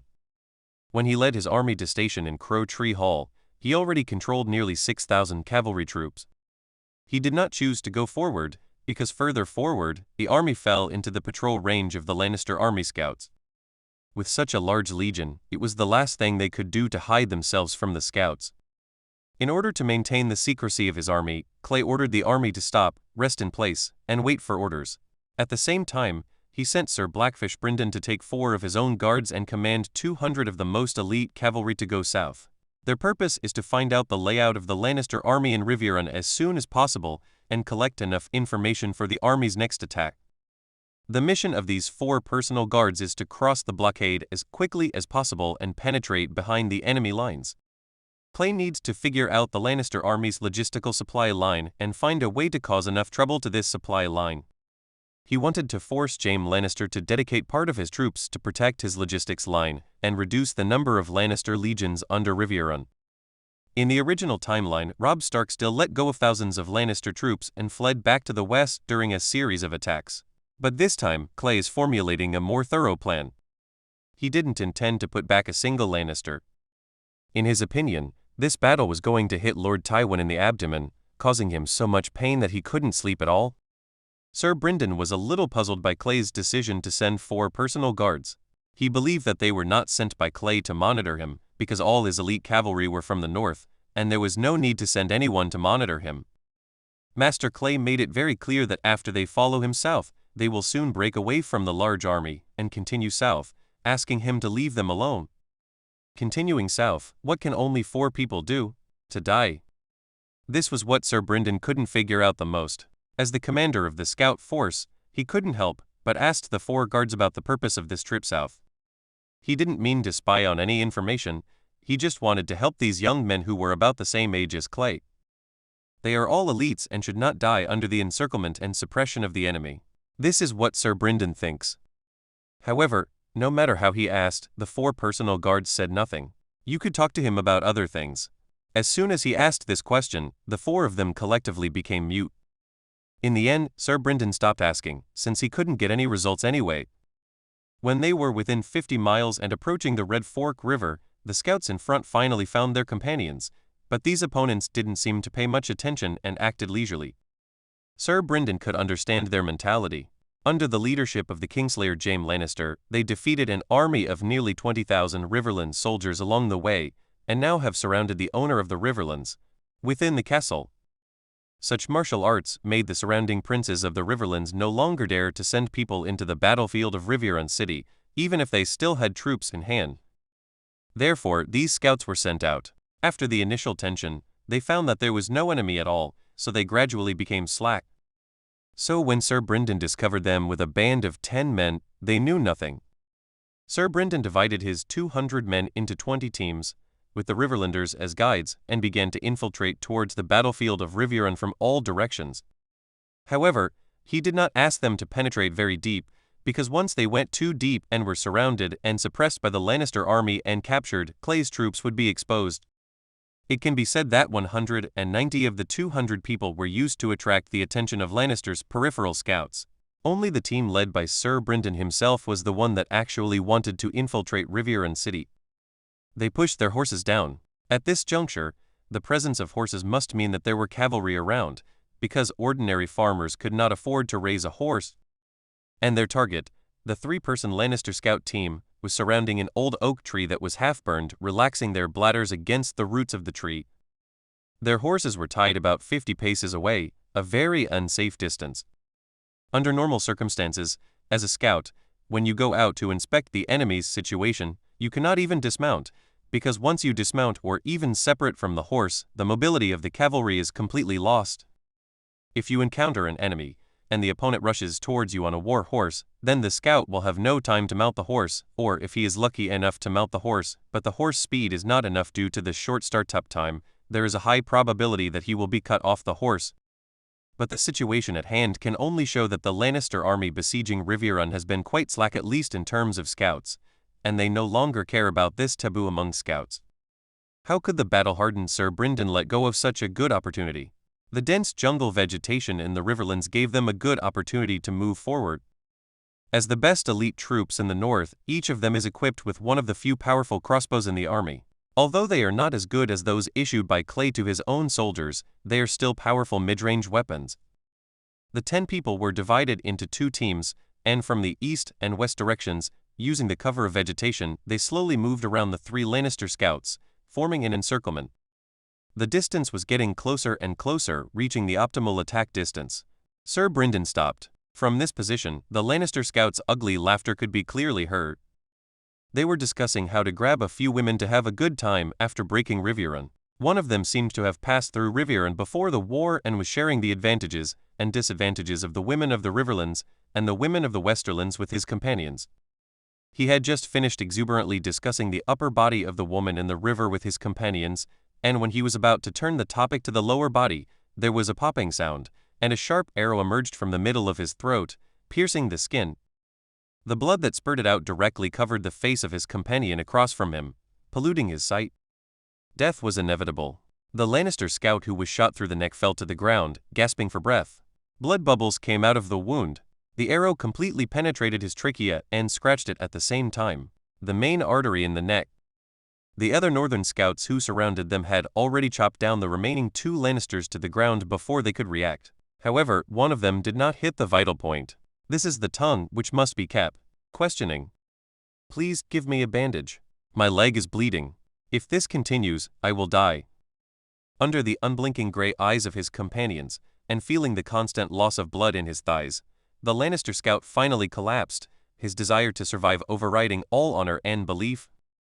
You bandage me first. Please tell me whatever you want to know. Seeing the effect, Sir Brynden winked at a scout, who tore off the sleeves of a corpse and pretended to work on the legs of the still-living Lannister scout. This was a consolation. These Northerners were very clever. In order to prevent this man from escaping, he stabbed his thigh with a sword, causing a huge wound that was impossible to heal under current technical conditions. If it were in peacetime, he would be lying in the Church of the Seven Gods right now, with fat-minded priests reciting the Seven Gods text that they were not very familiar with, allowing him to spend the last period of his life. When the person dies, ask the family to charge enough money. If the Golden Dragon gives enough, they will be buried in the cemetery behind the church. If they can't pay even the Bronze Star, the family will go back and forth by themselves. Is it better to bury them in the wilderness? You can do it in your own home. How could the noble servants of the Seven Gods care about such a thing? But it's a pity that this is a battlefield. There are no priests, no scriptures, and no family members. There are only comrades or enemies. However, he will still lie down in the soil in the end, even though it is just a shallow pit, because the scouts in the north do not want their whereabouts to be discovered. If someone comes looking for them, they cannot let them discover the bodies of these Lannisters. As for whether he will be discovered later, it no longer matters. By then, the battle at Riverrun will definitely be over. He will win, and the army will be stationed in Riverrun, and he will be kissed by the woman from the river as a hero. If you lose, you will just be lying on the ground like these Lannisters. The heroic Northerners had long been mentally prepared for this. From the moment they left the Neck, they were ready to sacrifice their lives. On the battlefield, you kill me and I kill you. Who can guarantee that he will survive every time? Chapter 113 Siege of Riverrun. Standing on the towering city wall of Riverrun, Lord Tytos Blackwood looked at the arrogant Lannister army outside the city, his frown showing no sign of relaxing. As the intersection of the Red Fork River and the Tumblestone River, Riverrun is a triangular castle in the standard sense. A trench in the southwest was filled with water before the Lannister siege. Jaime Lannister led 12,000 men to surround Riverrun's remnant army in Riverrun, but he was helpless against the city wall. The Lannister army organized 5 attacks, but faced with the rapid moat under the city wall of Riverrun, the Lannister army had to row across the river first. Before the boat reached the city, it was used as a target by the bows and arrows or rocks on the city. The speed in the river was definitely not as fast as that of people on land, and the river was fast, so if the attack was blocked, it would be impossible to advance or retreat. After 5 sieges, Lannister suffered nearly 1,000 casualties. In Riverrun, the number was estimated to be just over 100, and the exchange ratio reached 9-1. Jaime Lannister is not a fool. In view of this situation, he stopped this continuous behavior of giving away people, chose a long siege, and tried to order Ednor Tully to open the gate of Riverrun. But it is a pity that Lord Tytos Blackwood is very clear-headed.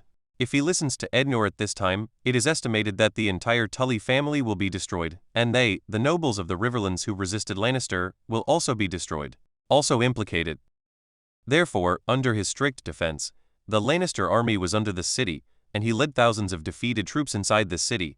The two sides had been facing off for more than half a month. As for food, Earl Tytos Blackwood is not too worried about it. Riverrun's food reserves are sufficient, and it will be no problem to delay for more than half a year. After more than half a year, who will lose and win in this war will definitely be known. He now places all his hopes on the Northern Army heading south. He is very aware of the combat effectiveness of the Northern Army, but sitting in Nanshu City, he does not know when the Northern Army will arrive. Jaime Lannister sent archers to block the raven messages from Riverrun. After losing a dozen ravens, Lord Tytos Blackwood gave up on spreading his message. Now, he could only wait for the Northern Legion's divine soldiers to descend from heaven. After all, they had lost 2 games in a row, and had lost the initiative on the battlefield. After interrogating the pleading hapless man, Sir Brynden wiped his neck cleanly until he was dead, and the wound on his leg was still bleeding. "Bury it and take care of it," he gave the order dully. Sir Brynden leaned against the tree trunk with a sullen expression on his face, looking towards the direction of Riverrun, thinking quietly. The situation reported by the Lannister prisoner was a bit ominous. He knew that his family's army had failed twice in succession. He also knew that Edmure had been captured and the family castle was besieged. In his opinion, there was nothing the Kingslayer could do against the city wall. Having grown up in Riverrun, he knew very well what kind of castle Riverrun was. But now it seems that the Kingslayer has never given up on capturing it, and even tied up Edmure to assist in the siege, which made the morale of the Tully family defenders on the city even lower. According to the prisoners, they privately believed that Riverrun would not be able to hold on for long. Although he still had enough confidence in the defense capabilities of his castle, Sir Brynden could not help but become more worried. No one knows how long his brother, Lord Hoster Tully, can hold out. If he goes to see the 7 gods during the Lannister siege, Riverrun might really be lost. He didn't know who was in charge in the city, but no matter who it was, they didn't have the prestige of Lord Hoster Tully to command the heroes. It would be really unacceptable if Riverrun fell due to civil strife. No, we must find out the situation of the Lannister army camp in Riverrun as soon as possible, and then return to Clay Manderly immediately. There is not much time left for us. Thinking of this, Sir Blackfish stood up and joined the procession of burying the bodies and dealing with traces. A group of 10 people quickly restored the scene to its original state. No one could tell that 3 unlucky guys had died here. Let's continue south and see how these Lannisters are causing trouble in Riverrun. Sir Brynden gave an order and mounted the war horse brought out of the forest. He clamped the horse's belly and the horse neighed and led him quickly southward. Behind him, the other scouts followed quickly. Farther north, Clay's more than 5,000 cavalry were still stationed near Raventree City. The owner of this moss-covered ancient castle was Lord Tytos Blackwood, who guarded Riverrun. What is very interesting is that this castle in the south is still under the belief of the old gods. Most of the people in the city, including the owners of the castle, the Blackwood family, are devout believers in the old gods. Although Clay himself has a flexible choice of beliefs, he can clearly feel that everyone in Crowtree City has a good impression of the Northern Army. When he saw the Northern flag appearing, he automatically opened the gate. Even though most of the army in the city was taken to Riverrun by the family owner, Lord Tytos Blackwood, the acting city lord of the Blackwood family, still gathered an army of 200 people to join Clay's army. Clay understood their feelings. After all, the family leader was being besieged by the Lannister in Riverrun. It was impossible for them not to be anxious. But as the commander of the cavalry regiment, he could only refuse their joining and ask them to strictly guard Crowtree City. This place was on Clay's only way back to the north. Once the war didn't go well, whether he was returning north to replenish troops and supplies, or anything else, Crowtree City is very important. Clay has 2 plans for how to lift the siege of Riverrun. First, if Riverrun can resist, Clay is inclined to drag it until the Ironborn land at Lannisterport, forcing Tywin Lannister to order his good son to lead an army to return for reinforcements. From Riverrun to the west, the fastest way is to follow the river road, pass through the Golden Teeth City, and return to the west of the West Mountains, which is the essence of the entire West. Once this plan is determined, Clay will send people to continue to harass the Lannister supply lines, try to cut off their supply of materials, and then ambush them in advance on their only way back to the west to overwhelm them in one fell swoop. This plan is a relatively safe one. Clay has 5,000 cavalry in his hands, which is much more mobile than Jaime Lannister's mixed army. If he spreads all these people out, he will cut off Jaime Lannister's supply line. Even if the Kingslayer has 12,000 men, he will not be able to protect such a long logistics line. After all, he still has a Riverrun to be besieged. The wolves want to capture their prey, and they will not pounce on it and bite off the prey's neck. Clay wants to give enough blood to Lannister, the golden-haired lion, before launching a general attack. This is the safest method, because with this method, Jaime Lannister can only be on the defensive. Again, he has a pure cavalry line up here, and the Riverlands is still half of his home field. The Kingslayer not only has to take care of himself, but also has to be on guard against the thousands of mourning soldiers in Riverrun City at all times. He has 12,000 men scattered in 3 directions. If he withdraws a few people, Riverrun will concentrate all its forces in one direction to fight against the larger number. As long as they are defeated all the way, the Battle of the Regicide will be unwinnable. The second method is that if Riverrun cannot withstand the news of the Ironborn invasion, Clay will use Robb Stark's response plan. In summary, a small force deceives all the enemy's cavalry, and then in one fell swoop annihilate it. In the first stage of the war, all the enemy's mobile power must be destroyed first, and the remaining infantry will be the meat on the chopping board. In the second stage, before the enemy could make any reaction, the cavalry regiment quickly attacked the 3 Lannister camps under Riverrun City at top speed. These military camps were all infantry and could not withstand the frontal charge of the cavalry. Originally, Robb Stark's offensive ended at this stage. Because he did not have enough troops, he let thousands of people in a large camp escape and fled back to the west. Later, with these people as the core, the Lannister army was formed again. After all, these people were veterans who had been on the battlefield. But Clay has his own third phase. He told himself that he must beat Lord Tywin until it hurts so much that all the 7 kingdoms would remember the name Clay Manderly through this battle. Therefore, he did not intend to let any of the 12,000 Lannister soldiers escape. This third stage is to chase them north and keep them all in the Riverlands before they flee to Golden Teeth City. Carefully along the way, the team led by Sir Brynden finally reached a location within 5 miles of the north bank of the Tengshi River. From this distance, standing at a slightly higher place, one could already see the lights of Riverrun. It was already quite dangerous here. The north camp of the Lannister siege army was very close to them, and the shouts of soldiers coming and going could be faintly heard. This is the widest place near Riverrun, so the largest number of Lannister troops are stationed here. Sir Brynden, who often mixes with the army, judged the approximate number after scanning the huge Lannister army camp several times. There are at least 5,000 people here. The scouts next to Sir Brynden nodded, obviously agreeing with the old sergeant's judgment. Although they knew that the Lannisters were outnumbered, seeing them actually put a lot of psychological pressure on them. We are all wearing Lannister armor now. We are trying to find a way to cross the river and have a look. This camp is on the plains and is not dangerous to defend. The same cannot be said for other places. Yes, their team dared to go so deep into the Lannister army because of their Leyan skin. Along the way, at least 20 unlucky people met them.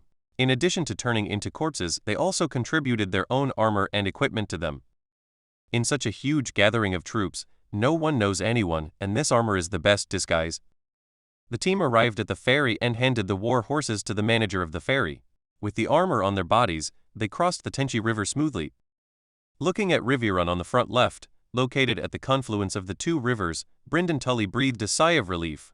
Fortunately, the city wall was complete and the flags were not messed up at all. It seemed that the defensive strength was still sufficient. I don't know what the situation is like inside. I haven't seen my brother for so many years. I don't know if I can hold on until I can see him. Perhaps due to the blessing of the 7 gods, Sir Brynden went around the 3 camps and was only questioned twice, both of which were fooled by Sir Brynden's superb deception experience. By the time they returned to the north bank of the Tengshi River, the sun was setting and dusk was approaching. 10 people gathered together to share what they had seen and heard in the Lannister camp. The Lannister army should have plenty of food and grass, and their logistics line should not be under any threat. Someone spoke first. This person's focus was on food. Obviously, after the complete defeat of the Riverlands army, there was no longer any military force other than Lannister in the distance from the Golden Teeth to the front line of Riverrun. Exists. No, I have to say that there are still some. Sir Brynden thought of the 4 personal guards who had just left his team not long ago. If he was not mistaken, these 4 people were probably heading for the Lannister logistics line. They are all very relaxed. I heard a lot of people saying that the Tullys are hiding in their turtle shells and don't dare to come out at all. Well, I heard that too. This shows that they are not prepared to be attacked at any time. A scout added and others nodded. Obviously, this kind of statement is quite popular in the Lannister military camp. I made a rough estimate. Among the 3 camps, the one on the north bank is the largest with more than 5,000 people. The one in the southwest is the least with about 3,000 people. The remaining 4,000 people are in the large camp in the southeast. Sir Brynden spoke at this time.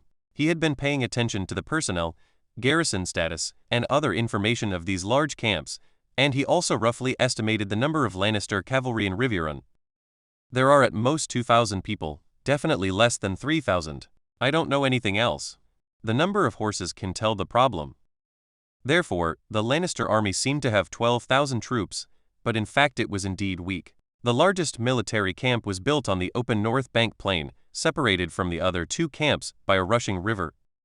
This means that once the North Bank camp is attacked, relying on the transportation capacity of the dozens of broken boats at the ferry, as long as their cavalry moves more quickly on the North Bank, their North Bank camp will be disrupted before the Lannister reinforcements arrive.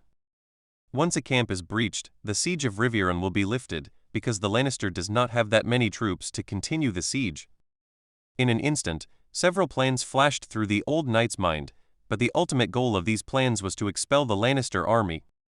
Little did he know that his commander Clay Mandler had been rushing to annihilate these 12,000 people from the beginning.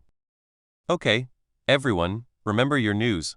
Now, let's go north and tell our commanders these important news. Boys, let's go! Horse hooves were flying, and the scout team, armed with first-hand information on the battlefield, quickly headed north in the direction of the camp. Chapter 114 The Lion Cub Trapping Plan is launched. So your suggestion is that we immediately rush south to Riverrun City and directly eat the 5,000 people on the north bank of the Tenchi River. Am I understanding it correctly, my sir? This is the Northern Legion camp near Crowtree City, where Clay waited for the scout team he sent to the south for reconnaissance. According to Sir Brynden, Riverrun can survive for a while, but not for long. Moreover, Edmure Tully's capture was always a big trouble. He was always being dragged to the city gates and asked to open the door. It could not be said that the old Lord Hoster Tully suddenly woke up one day and opened the door because of his love for his son. Then I was stunned. If Riverrun was really lost, the Riverlands would not even have a leader. Wouldn't the Tully family's surrender be embarrassing to the Northern Legion fighting in the Riverlands? According to the basic situation of Riverrun described by Sir Brynden, sure enough, due to irresistible terrain reasons, the Lannister army was forced to be divided into three, and they were blocked outside the three walls of Riverrun. Because of two large rivers and a trench filled with water, from any point of view, the Lions in these three camps were unable to support each other in time. Therefore, Sir Brynden, who aimed to relieve the siege, suggested taking advantage of the cavalry to surprise them and launch a sudden attack at night to directly annihilate or disrupt the more than 5,000 people on the north bank. After eating the biggest lump, the remaining two small lumps were no longer a problem. In the military tent, all the nobles who followed the Clay Cavalry Corps southward were present. After listening to Sir Brynden's suggestion, they all showed expressions of approval. Yes, Sir's method is very good. We Northerners are 1 to 10, and we have more than 5,000 cavalry. Isn't it easy to deal with these miscellaneous lions? The speaker was Earl Glover. He was a little excited. He poked the north bank of Riverrun with a stick and continued to express his views. This group of Lannister must have set up an offensive formation in order to besiege the city. All the food, grass and baggage, including horses, must be placed relatively far away from the battlefield, that is, further north. In other words, these weakest but most important things are actually placed under our noses. Once our soldiers come out, is there any reason not to win? His words won the support of many northern nobles. Many people tapped the table lightly to express their agreement. Everyone looked at Clay, their commander. As long as he nodded, everyone would immediately respond. Battalion prepares the army. Clay knew that from the perspective of winning this battle and relieving the siege of Riverrun, Earl Glover and Sir Brynden, this method was absolutely reasonable. 12,000 people is a bit difficult to chew. My 5,000 cavalry attacking your 5,000 infantry is not a guaranteed win situation, but the problem is that this is war, and war is a continuation of politics. If only everything in the world were that simple. He organized his thoughts, raised his head, looked at the people whose faces were full of hope, shook his head, and expressed his opinion. Everyone, I agree with you, but I have a question. Where is Sir Edmure Tully? All the nobles look at me and I look at you. I don't know what Clay wants to say.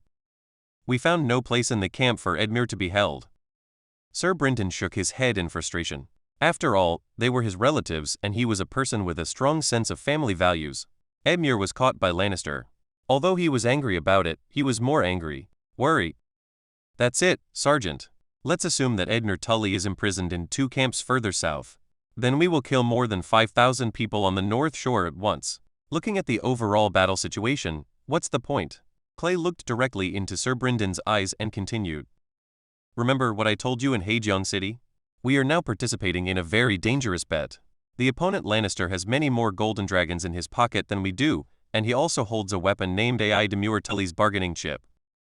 Jazz, if we want to win this bet, in addition to pulling out the last golden dragon from their pockets, do we also need to win this important bargaining chip?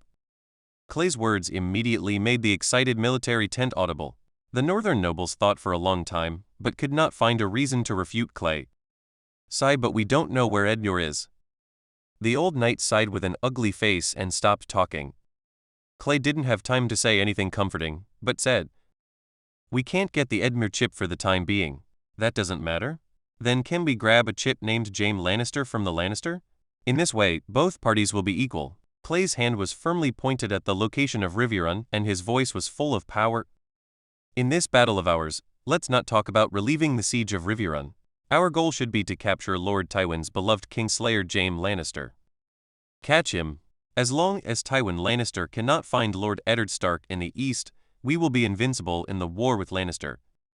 To put it bluntly, Sergeant, the value of a regicide is probably much higher than that of your nephew Edmure. I think you understand what I mean."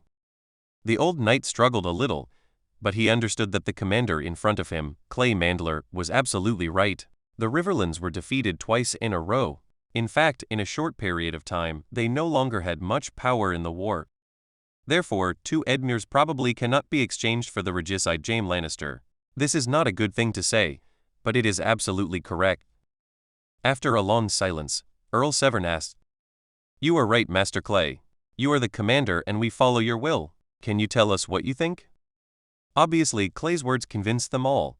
If they couldn't catch Jaime Lannister in the battle at Riverrun, it would be equivalent to defeat, even if they wiped out more than 5,000 people on the North Shore.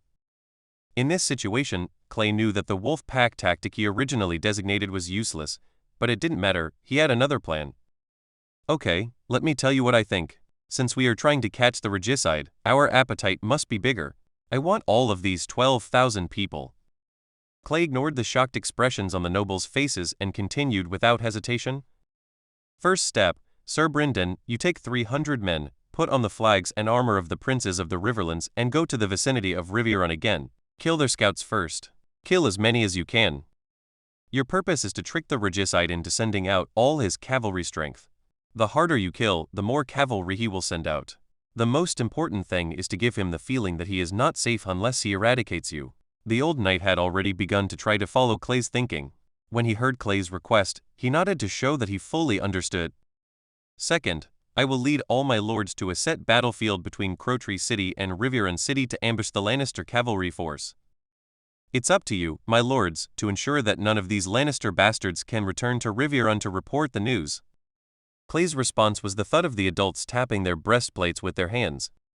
Clay took a deep breath and revealed his third-step plan. The third step is to annihilate the Lannister cavalry, and the Lannister will lose almost all mobility. At this time, Lord Glover, I want you to take 1,000 cavalry and head southwest. Rapidly advance into the Golden Teeth City. This order made everyone a little confused. Someone asked, "Lord Clay, why are you going to Golden Tooth City? Lord Glover can't take down Golden Tooth City with 1,000 men." Clay waved his hand, signaling the other party to calm down. "The remaining 4,000 of us will attack the Lannister North Camp and the Southwestern Camp after wiping out all the Lannister cavalry and completely tear them apart before they can react." "Well, what about the 4,000 people in the southeast?" Sir Brynden already roughly understood what Clay was going to do, but in order to verify his guess, he still asked, "Sir, we have killed 2 of their camps. What do you think the remaining 4,000 people will do?" "Retreat." "Where to retreat?" Sure enough, I was right. The commander in front of me really had no intention of letting a Lannister return to the west. At this time, Earl Glover, who was sent out, also reacted and blurted out, "Golden Tooth City in the southwest." "Yes." Clay knocked on the table. "These 4,000 defeated frightened birds will only have the idea of escaping back to the Golden Teeth City as soon as possible at this time. And you, Lord Earl, must use your lance and sword to send these Lannisters away and let them escape. Let's express our thoughts in front of the gods." At this point, Clay's plan has been fully revealed. It is a web of death weaved for the 12,000 Lannister army, and now Clay has planned to tie it to them. This plan, from the very beginning, was based on the more than 5,000 highly mobile cavalry in Clay's hands. In fact, the core was a time difference. In addition to the first step of luring the enemy, the other two steps, in the final analysis, rely on cavalry to run faster than infantry. After Clay eliminates all the Lannisters' mobile power, the remaining infantry can only flee. They were eliminated one by the cavalry. After Clay finished speaking, the tent was quiet for a while, and then a huge cheer erupted. The sitting noblemen slapped the table to express their inner approval. No matter how stupid you are, you all know that this too young commander has already planned it in his heart. Then they only need to follow the commander and implement his will. Lord Clay, I'm going to prepare now. Please tell me where you plan to ambush. Sir Brynden stood up suddenly, with some excitement on his face. In this legion, he was actually the most anxious. After all, the Master of Riverrun was his brother. For this location, Clay had a different choice than Robb Stark. The Whispering Forest is located in the west of Beauty Collection, on the south bank of the Blue Fork River, a tributary of the Trident River, and to the north of Crowtree City where they are located. On the way here, they passed by the Whispering Forest. Indeed, it was a good place to lay an ambush. There was a river valley near the Whispering Forest. Since the north exit was narrow, it was a semi-encircled structure. But there was a problem. This place was too far away from the battlefield of Riverrun, more than 100 miles away. What kind of concept is this? It requires the cavalry to march at full speed day and night for 2 days to get there, and it is in the environment of the Great Plains. In the Riverlands, a place with dense rivers, woods, swamps, and rivers will slow down the cavalry's march. In other words, it would take at least 3 or 4 days for Jaime Lannister to chase him from Riverrun to the Whispering Forest Valley. No matter what grudges there are, even with such a long distance, they can reach Twin River City. What if Clay is still waiting for Jaime Lannister in the Whispering Forest, and suddenly the Kingslayer feels that he has been driven away, and turns around and goes back? You can't use your own cavalry as bait to go back and seduce the regicide, right? I'm Clay Manderly, not Cersei Lannister, not that attractive to the Kingslayer. Therefore, to be on the safe side, Clay chose to station himself at Crowtree City and set the battlefield 10 miles south of Crowtree City, in a small valley named after a certain part of a woman by the locals in the Riverlands. Clay changed its name to Virgin Valley, otherwise people who knew it would understand that they were discussing an ambush plan, and they would think that these unscrupulous nobles were talking about something colorful. Clay personally led people to scout there. How should I put it? As soon as he entered that place, Clay reminded him of the location north of Twin City where his caravan was attacked, but the terrain was much enlarged. Right here, Sir Brynden. After you lead the Lannister cavalry, keep your horse speed and try to pass here in the evening or at night. Clay pointed to the location on the map and said very seriously. Sir Brynden glanced at the position, thought for a moment, and his eyes lit up. He already understood what Clay meant. These days, there are no such things as flares, so they led the Lannister cavalry to run for a whole day, allowing them to pass here when they were tired and exhausted, and then make a sudden attack on their own. Being in the dark will undoubtedly aggravate the fear of these Lannisters. In Clay's opinion, there are only 5,000 people on his side, and one less one will die. As for the Lannister army, it will only be clean if all the Lannister troops are dead. Everyone, this is our first real battle against the Kingslayer. We have to let these people know how powerful our Northerners are. Clay assigned his deployment to the heads of every nobleman present. He stood high, waiting for work, and suddenly attacked in the darkness. 1,000 of the 5,000 cavalrymen will block the entrance and exit, and the remaining 4,000 will carry out a perfect killing in the dark. Let the Lannister understand that their cold winter has arrived. Chapter 115 The essence of foreplay is to resist and welcome. Jaime Lannister has never hated water so much, really. There is a besieged city in front of us. People outside the city want to get in, and people in the city want to get out. However, no one can get what they want. What stood in front of him was nothing but water. The Tenchi River and the Red Fork River flow endlessly, flowing under the city walls of Riverrun, forming 2 moats that can never be filled. As the 2 top 5 rivers in the 3 Rivers Basin, Jaime Lannister has nothing to do with these 2 rivers. The only possible breakthrough is the short trench dug by the turtle in Riverrun City to the southwest of the city wall. However, it is now filled with water from the 2 rivers. After more than half a month of continuous siege and attack, Jaime Lannister realized that it was really not easy to imagine that this castle of the Tully family could stand on the Great Plains of the Riverlands for thousands of years. Fortunately, he has Lord Hoster Tully's precious son in his hands. Even if he cannot defeat Riverrun, there is nothing the princes of the Riverlands can do against him. Everyone knows that the old Duke Hoster is not very good anymore. He went to see the 7 gods that day. After that, the master of the Riverlands will be Edmure Tully. Who dares to attack Edmure Tully, who actually controls Edmure Tully? The Lannister family of life and death. All he had to do was keep an eye on the Tully family and some idiots from the Riverlands who were still unwilling to give up, until his father defeated that little Stark boy. By then, Riverrun's foreign aid would be cut off, and their last hope would no longer exist, so they couldn't help but refuse to surrender. Well, the advantage is mine. That's what Jaime Lannister thinks, anyway. However, the days of siege were boring. After walking around twice with poor Edmure Tully under Riverrun, I found that Lord Tato's Blackwood on the city seemed not to have seen Edmure at all. When it was time to shoot arrows, and when it was time to throw stones, it seemed that Edmure Tully's life and death had nothing to do with him. By now, Jaime Lannister had no interest in messing with the unkempt heir to the Riverlands. Let him stay in his cage on the carriage and be an ornamental animal. As for myself, I now have new fun. News came from the North Bank that a cavalry group under the banner of the Northern Princes of the Riverlands was appearing further north of the camp on the North Bank, and seemed to be entangled with the soldiers there. Quentin Benford, Earl of Scourge, suggested, "Lord James, I request to lead 500 cavalry to drive away this annoying fly." Jaime Lannister's handsome face tilted slightly, his gold-like forehead fell to his ears, and an interested smile appeared at the corner of his mouth. "No, tell me to go down and dispatch all the cavalry regiments. I will personally lead the team. Let's chase this courageous Riverland cavalry.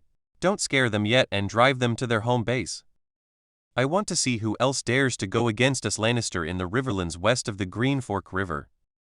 From Jaime Lannister's point of view, what he said was justified. The boy from the north led 20,000 people to the east of the Green Fork River, and was confronting his father's more than 20,000 people.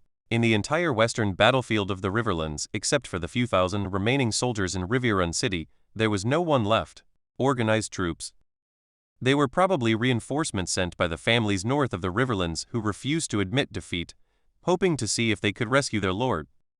This is fine. Follow these cavalry, chase them to their lair, capture their castle, and make them completely give up on this idea. James Lannister was in a happy mood. The 2 victories against the Riverland nobles had made him completely look down on the fighting ability of the Riverland nobles. However, this place is not King's Landing. There is no elder sister Cersei, and his hands are always itchy. As the eldest son of the Lannister family, he still looks down on the rural girls captured by his subordinates. Hurry up and finish this damn battle. Capture all the Tullys and Starks into the dungeons of King's Landing, not to mention, you have to go to Winterfell. Not to mention, Jaime Lannister kind of misses the ruined tower at Winterfell. Cersei's flavor there is really good, much better than the sameness in King's Landing. With the good memories of himself and his sister Cersei replaying in his mind, Jaime Lannister walked out of the camp. His loyal Lannister guards had already brought him his beloved white horse. Mounting his horse, Jaime Lannister walked towards the ferry. In the jungle further north of Tenchi Hebe camp, Sir Brynden pulled out the blood-stained sword from the chest of a Lannister soldier who had been wailing just now, and stared at the huge camp directly in front of him. He led 300 elite cavalry and attacked all the way from Crowtree City. More than 100 Lannister cavalry fell under their swords. Most of them were Lannister scouts that we observed when we went south last time. Relying on the huge numerical advantage and the suddenness of the attack, Sir Brynden pulled out the eyes placed on the periphery of the Lannister army one by one. After they were dealt with, they did not retreat, but continued to appear near the Tenchi River North camp. The Lannister army came out to expel them and then left. If they did not expel them, they would shoot a few sentries to cheer up the Lannister. In short, Sir Bryden's 300 people are professionals in the field of fire. Over the past 2 days, the Lannisters on the north bank of the Tenchi River have been so excited. If you chase them, they will run away. If you don't chase them, they will come.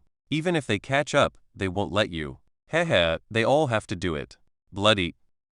Therefore, in the current Tenchi Hebe camp, everyone is grumpy. Commander Jaime Lannister's attack order has reached the Beta camp, making everyone shout that there is a chance to deal with these people.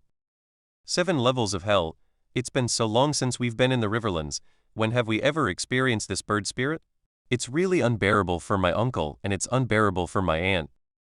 In half the time than usual, 2,000 Lannister cavalry had already assembled. They were all gearing up and waiting with red eyes for the arrival of Commander Jaime Lannister. James was a little slow because he came from the rear. He originally estimated that it would take a while before he could lead people out of the camp. He was still aware of the slack atmosphere in the army. However, when he rode his horse to the Tenchi Hebe camp, what was waiting for him was 2,000 neatly arranged red-armored cavalry, all of whom looked at him with extremely excited eyes. Jaime Lannister, who didn't know what was going on, was surprised that the soldiers of Tenchi Hebe camp still had such high morale after being besieged for so many days. Well, the commander here should reward them. Thinking in his mind, Jaime Lannister made a few simple pre-war mobilization words. Unexpectedly, what he thought had no effect at first got an enthusiastic response from these soldiers. How to describe it? Dry firewood explodes at a moment's notice. That's pretty much what it looks like. Looking at his subordinates who were waving their swords and howling, Jaime Lannister felt that he was safe in this battle. Set off. With a shout, Jaime Lannister rode towards the north on his beloved white horse. Behind him, the 2,000 cavalrymen also exerted their strength, preparing to take care of the 200 or 300 blind Riverland cavalry and find their lair by the way to see who sent such a disgusting army. This kind of person is simply a disgrace to the nobility and is no longer worthy of owning castles and land. Their castles, land, and women should all be rewarded, otherwise the anger of the Western soldiers will not be quelled. Looking at the Lannister army surrounding him, a cold smile appeared on Sir Bryndon's resolute face. Run to the Virgin Valley immediately and tell Mr. Clay that the lion has eaten the bait. The lion is expected to be brought to the cage within 2 days. Please prepare Mr. Clay. He gave instructions to the soldiers waiting next to him. The latter nodded vigorously. Seeing that Sir Bryndon had no instructions, he immediately rode his best endurance horse and rushed the news to the ambush location of the army. Seeing that the cavalry delivering the message had gone away, Sir Bryndon drew out the sword from his waist. At this moment, the old sir was filled with strength.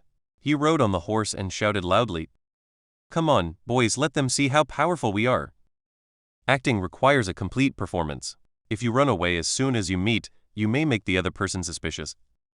Be smart about your opponents and don't treat everyone as a fool, because if you don't, you will find that the last fool must be yourself. Sir Bryndon understands this very well. Because they were not far apart, the cavalry confrontation between the two sides began quickly. Don't think that cavalry hedging is just two walls stupidly colliding together. In this era when cavalry are all precious little things, no commander would waste the cavalry so much. On the current battlefield, the cavalry from the north and the cavalry from the west, after approaching each other at high speed, slowed down appropriately and then they engaged in close hand-to-hand combat. The so-called charge into battle is used to harvest infantry. The duel between cavalry is not like this. The sound of weapons colliding immediately resounded throughout the battlefield, and along with splashes of blood and heart-rending screams, the cavalry from both sides fought in a melee. The Lannister army, which had been holding back their anger, was about to take out their anger on these seemingly weak river cavalry, but unexpectedly they met suddenly. As soon as the two sides fought, they realized something was wrong. Although the equipment of these people was mediocre, their swordsmanship was quite good. Originally, the Lannister army had a numerical advantage. The first wave of more than 600 people who rushed up was partially outnumbered. However, these extremely fierce Riverland cavalry relied on their superb horse fighting skills to compete with the 600 Lannister cavalry. The losses on both sides continued to rise, and the heart-wrenching sound of swords piercing flesh echoed in the ears of every soldier. The charge was over, and Sir Bryndon, covered in blood, regrouped his team on the west side of the battlefield. He took a quick glance and realized that he had lost about 30 people in this charge. That's about it. Tell everyone charge again, run north after the charge, and follow my flag. We are all good actors, but it is not good to get too involved in the drama. There is no point in playing all the roles here. The real protagonist is waiting to appear in the back. As a small supporting role, you just have to play your own role, and don't add more drama to yourself without authorization. The charge began again, and the fearless northern cavalry kicked the horse's belly again. This was their last charge before retreating.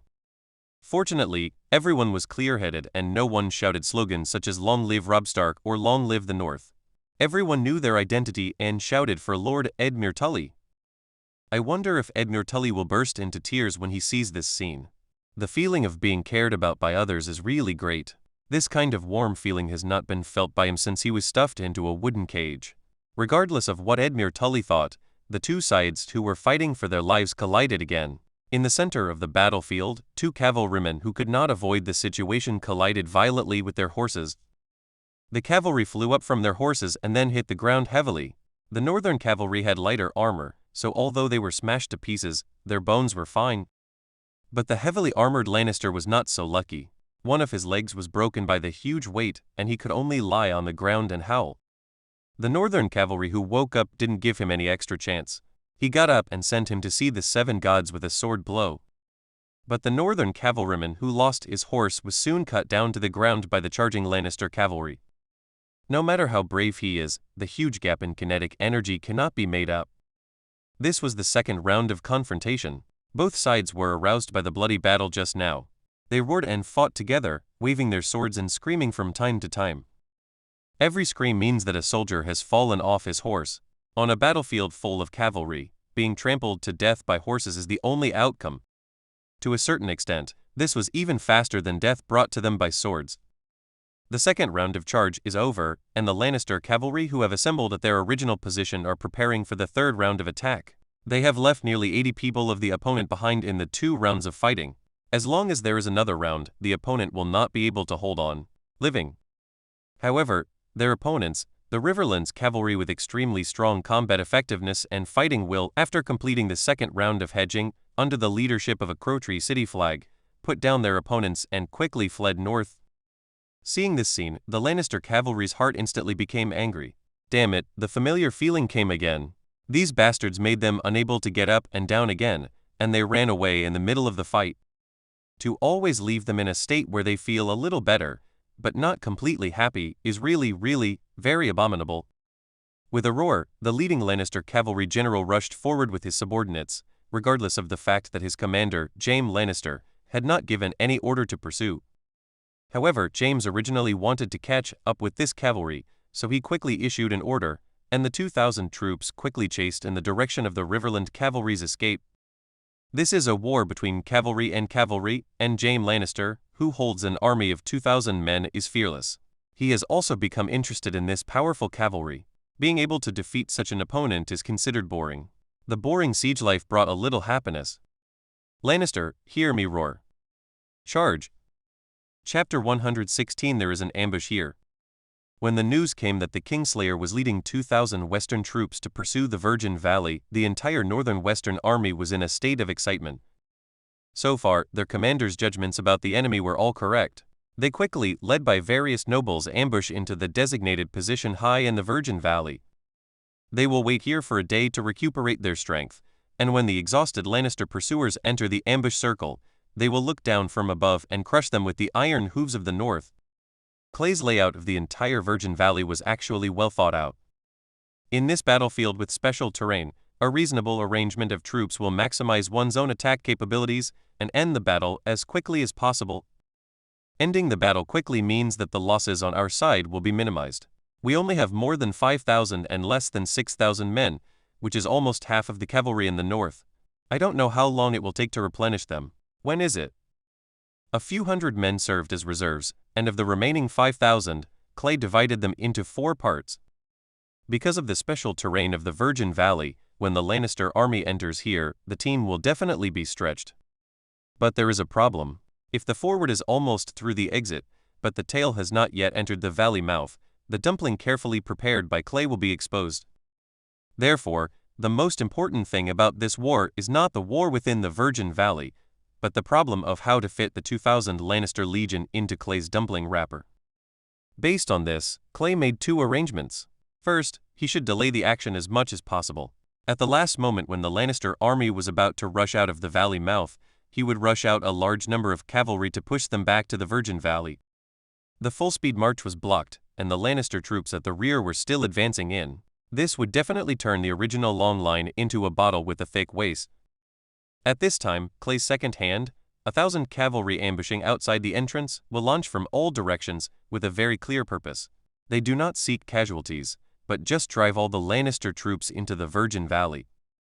The front and rear doors were closed, and the 2,000 Lannister troops huddled together at the lowest point of the Virgin Valley. At that time, it was time to close the door to fight the dogs. Oh no, close the door to fight the lions. A total of 1,500 people were used for the front and rear portals, and the remaining 3,500 people were divided into two halves and arranged at high places on the east and west sides of the Virgin Valley. After the Northern Army responsible for closing the gates completed their mission, they would complete the rest of the Lannister slaughter. What Clay wants to create is a state of encirclement. This is not a defeat. He cannot surround 3 without 1, although in that case, his losses may be smaller. In this battle, no matter what, Clay will annihilate all the Lannister cavalry, because as long as 1 Lannister cavalry escapes back to Riverrun, it will be a serious problem. Jaime Lannister brought 2,000 men to pursue him, and those who stayed under the city walls of Riverrun would be 10,000. Once the news of Clay's attack spread back to the Lannister camp in Riverrun. As long as the nobles in the camp have a clear mind, they will know that on the Great Plains of the Riverlands, the infantry will definitely not be able to outrun the cavalry, so these 10,000 people will choose to form a formation where they are. Once the infantry formed a formation, with the superior equipment of the Lannister elite, Clay's losses would quickly soar. He could not guarantee that the defeated Riverland troops in the city would still have the courage to leave the city to counterattack at this time, so he prepared for the worst. While they stayed on the city wall to watch the show, Clay's army had no choice but to come on their own. Using 5,000 people to attack the prepared 10,000 people, Clay's IQ did not allow him to do such a thing. Lord Clay, everyone is already in place, waiting for Sir Brynden to bring the Lannister cavalry over. With a long sword hanging on his waist, Earl Glover climbed up the high slope where Clay was standing step by step. This is the highest position in the Virgin Valley and overlooks the entire battlefield. In fact, Clay's keen Witcher hearing had already told him that someone was coming, but he still waited until Lord Glover walked in before turning around to greet the general responsible for putting Lannister in a cage. Your Excellency, thank you for your hard work. You did a good job. Clay smiled and nodded to show that he already knew. He reviewed his plan over and over in his mind, thinking about possible omissions. Following Clay's gaze, Earl Glover knew that he was looking at his carefully designed battlefield. The Earl looked at Clay's back with a rather complicated look in his eyes. This is really an amazing young man. At the age of 16 or 17, he came to the battlefield for the first time. He actually got the command of an army of 5,000 people so quickly. Moreover, he made the old guys on the battlefield obey him. He was alone and did not rely on anyone's help. When others like him were helpless against the walls of Twin River City, he entered the city alone and used his own power to break through the city and kill people. Under his control, the Manderly family easily ate up a piece of fat meat as big as the twins, and the adults in the north were speechless. Now, facing the enemy's 12,000-strong army, he was completely at a disadvantage in terms of strength. He didn't have any of the impatience that a young man should have. He didn't huff and puff and led his men directly to rush to find Lannister to fight for his life. Under the gaze of his own people, the young man showed off his astonishing appetite. He wanted to use 5,000 people to swallow 12,000 Lannister people in one bite. At first, people like myself didn't believe it, but now, as the news about Sir Brynden came back, I couldn't help but not believe it anymore. Lord Clay, why are you so sure that the regicide will definitely come after you? Won't he return halfway? Clay did not turn around, his eye still fell on the Virgin Valley. He already had the answer to Earl Glover's question. Earl, I've actually been worried that the Lannister cavalry troops would huddle near Riverrun and not come out. In that case, all our plans would be in vain. You have to know that what we are facing is the proud Jaime Lannister. For a nobleman like him who is attracting so much attention, he will either treat us as if we don't exist at all, or send troops to chase us. He will not give up if his status matches his head. He is Jaime Lannister, and the hair on his head is as brilliant as gold. What do you think a man like this will do when faced with a provocation from defeated generals like us in the Riverlands? Earl Glover understood, and he continued what Clay said. For the honor of him and his family, he will not let Sir Brynden go. That's right. That's what I'm betting on. Even if I tell him my name, he will be more careful at most, but rushing over and knocking us all down is his choice. The proud lion will not allow us ants to destroy his majesty. Not wanting to talk nonsense anymore, Clay withdrew his gaze, turned to Earl Glover and smiled. Let's go down, Lord Earl, please return to your position, the most dangerous front. I will lead the charge to block the Lannisters' front. You must complete the task of closing the door and don't let anyone go. A Lannister. Don't worry, Master Clay. Jaime Lannister felt vaguely uneasy. They had been chasing for a day and a night, and this annoying cavalry was always in their sights. When the Lannister army stopped to rest, they also stopped. When the Lannister army was about to continue chasing, they immediately mounted their horses. In short, the two sides kept a distance of about 1 or 2 miles. Some of the seriously injured among them could not hold on and fell off their horses during this day and night of escape, but it is a pity that so far, they have not left even one prisoner who can speak. Perhaps because of the serious injuries and falling from the high-speed horse, by the time Jaime Lannister led his men to rush forward, the man was already dead. They kept chasing, and on the evening of the next day this mysterious Riverland cavalry led them into a narrow valley mouth. Moreover, Jaime Lannister has keenly discovered that this cavalry seems to have reached the end of its strength, because their horses have involuntarily slowed down. Although the horses' hooves were still galloping, it was obvious that their horses were already overwhelmed. Boys from the west, those Riverlanders who are going to the Seven Hells are in trouble. Chase them down and tear them apart. Thinking he had found a fighter plane, Jaime Lannister shouted and, protected by a group of Lannister guards wearing red cloaks and gold red armor, rushed into the valley mouth first. Behind him, 2,000 Lannister troops also burst into excited cheers. Damn it, I've been chasing them for 2 days and I'm finally going to catch these annoying idiots from the river. The soldiers finally saw the possibility of venting their anger. Some of them had already drawn the swords from their waists and rushed into the narrow valley mouth with their commanders. As soon as they entered the valley mouth, sure enough, the river cavalry seemed to be unable to run anymore. Realizing their fate, they stood not far in front and turned their horses' heads to face themselves, as if they wanted to make a last-ditch effort. The guards around Jaime Lannister all felt this way, but as the commander-in-chief, the Kingslayer had 2 skills. Although he was still running forward driven by the war horses, he had already noticed the same narrow exit behind these Riverland cavalry. Why do you want to fight to the death with yourself here? This kind of place and this kind of terrain are not conducive to their escape at all, unless they have no intention of running away at all. The thought suddenly came through in his mind, and he finally understood where he felt something was wrong. This place is basically a valley with narrow front and back. In other words, if there is an ambush on the mountain, these 2,000 people will die here. Realizing something was wrong, before Jaime Lannister could give the order to retreat, his forwards were strangled with the cavalry. Immediately afterwards, huge horns sounded from all directions, and Jaime Lannister watched helplessly as a cavalry force he had never seen before poured in from the exit of the valley. Although he didn't recognize the cavalry, he recognized the flag that waved first. It was a snarling gray direwolf.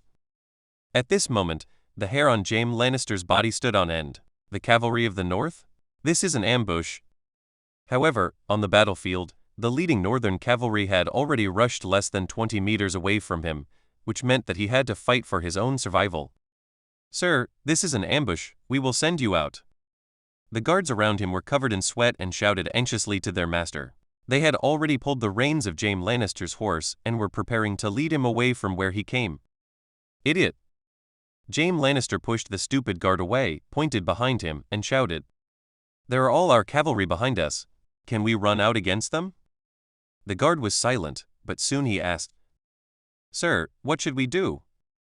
Jaime Lannister did not answer him, but rushed out the extremely exquisite sword from his waist with a lion's head inlaid on the hilt.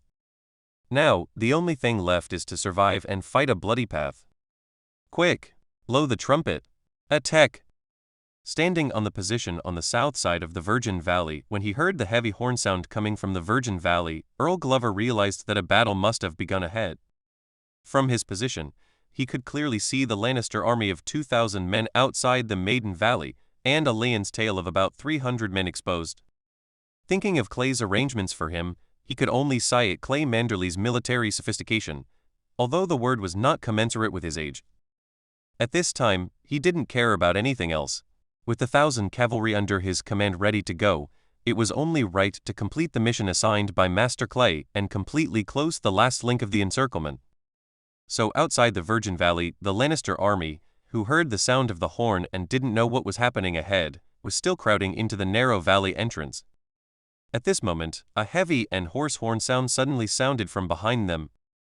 Immediately afterwards, in the dense forest on both sides, the sound of horse hoofs sounded like thunder, and a huge fan-shaped cavalry formation attacked them from behind. Cavalry!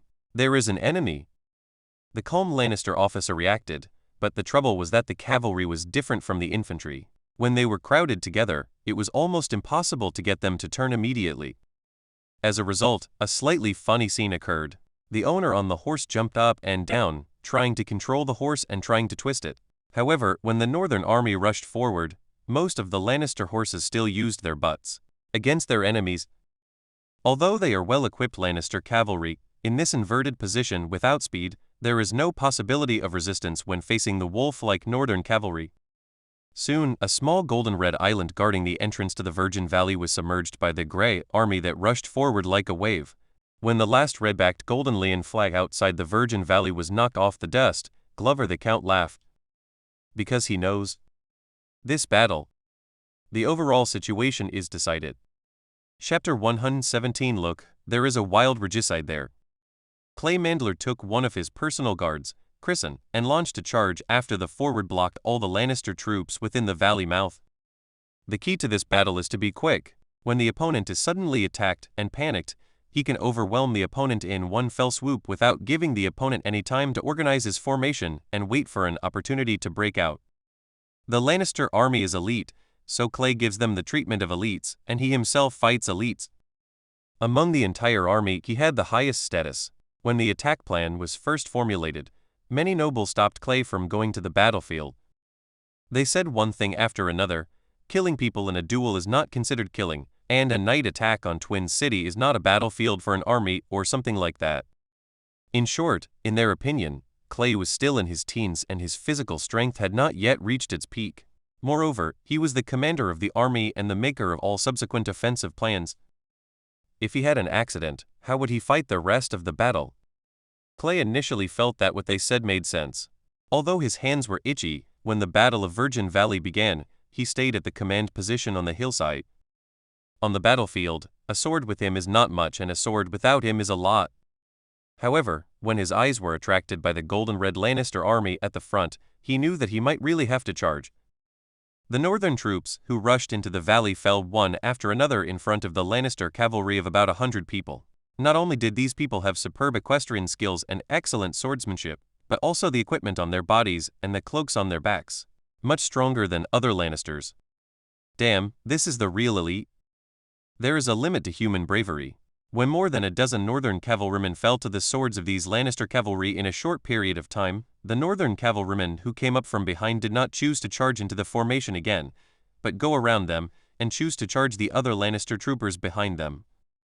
They want to separate this unpalatable mass of Lannister from the others. It doesn't matter if they can't chew it for the time being, they can surround it first. However, they underestimated the courage of this group of Lannister who were on the front line of the charge of the northern army. Seeing that no one was attacking them, they actually launched a charge towards the northern exit of Virgin Valley under the shout of one person. Because of the special terrain at the mouth of the valley, neither side could increase their horse speed. Therefore, these more than 100 Lannisters fought a fierce hand-to-hand battle with the northern army at the mouth of the valley. As for their blockade, no matter who wins or loses, within a short period of time, the hundreds of people outside the valley will be unable to rush in, which adds a little more variability to the war. Just like a lamb waiting to be slaughtered, it is still jumping around, trying to stay away from the butcher's knife raised high by people. This is not okay. Clay will never allow such variables to occur. After realizing the problem, he looked at the 300 elites behind him. This was a powerful assault force he selected from the northern army to attack the stubborn local fronts. Now, it's time for them to come into play. Soldiers in the north, have you seen the Lannister at the foot of the mountain? They still want to resist, thinking of using their swords like girls to block our attack. Can we agree? Riding on his horse, Clay shouted to his reserve team. His answer was a thunderous roar. Cannot. With a clang, Clay's long sword was unsheathed, and he issued an order. Then follow me and cut down all these Lannister bastards in the west. Northern Legion, charge! Clay kicked the horse in the belly, and the horse he dismounted neighed, raised its hooves, and accelerated down the mountain with his master. Quickly, follow your commander.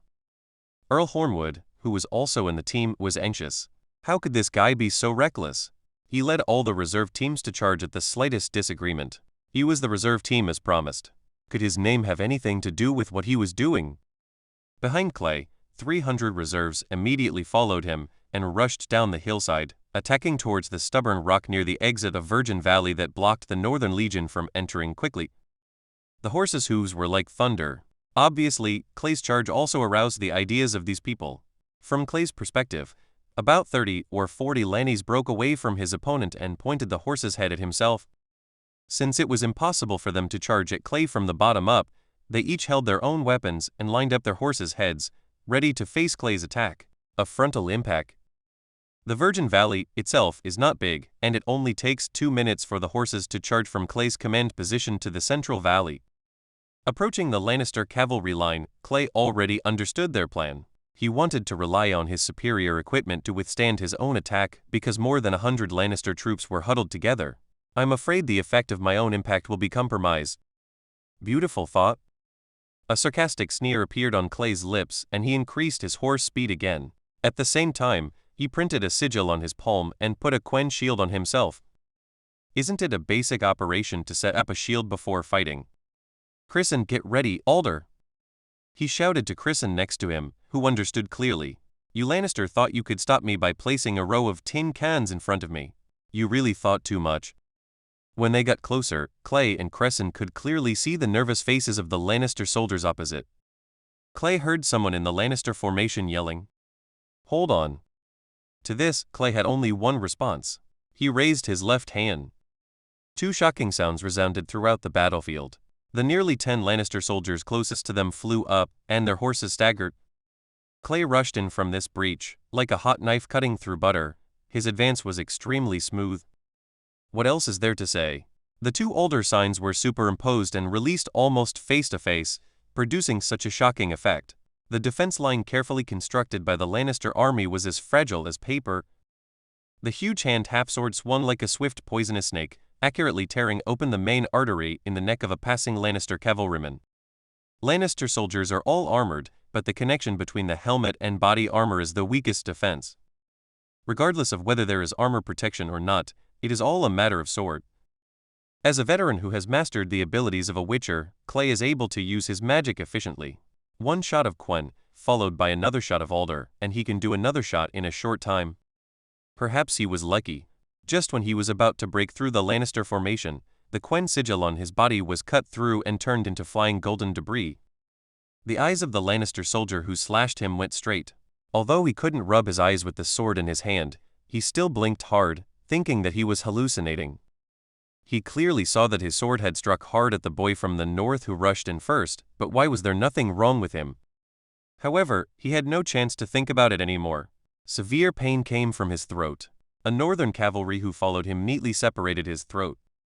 With a fierce collision, a Lannister cavalry was thrown off his horse. Clay's front was suddenly empty. The warhorse, carrying him, had completely passed through the Lannister flank defense.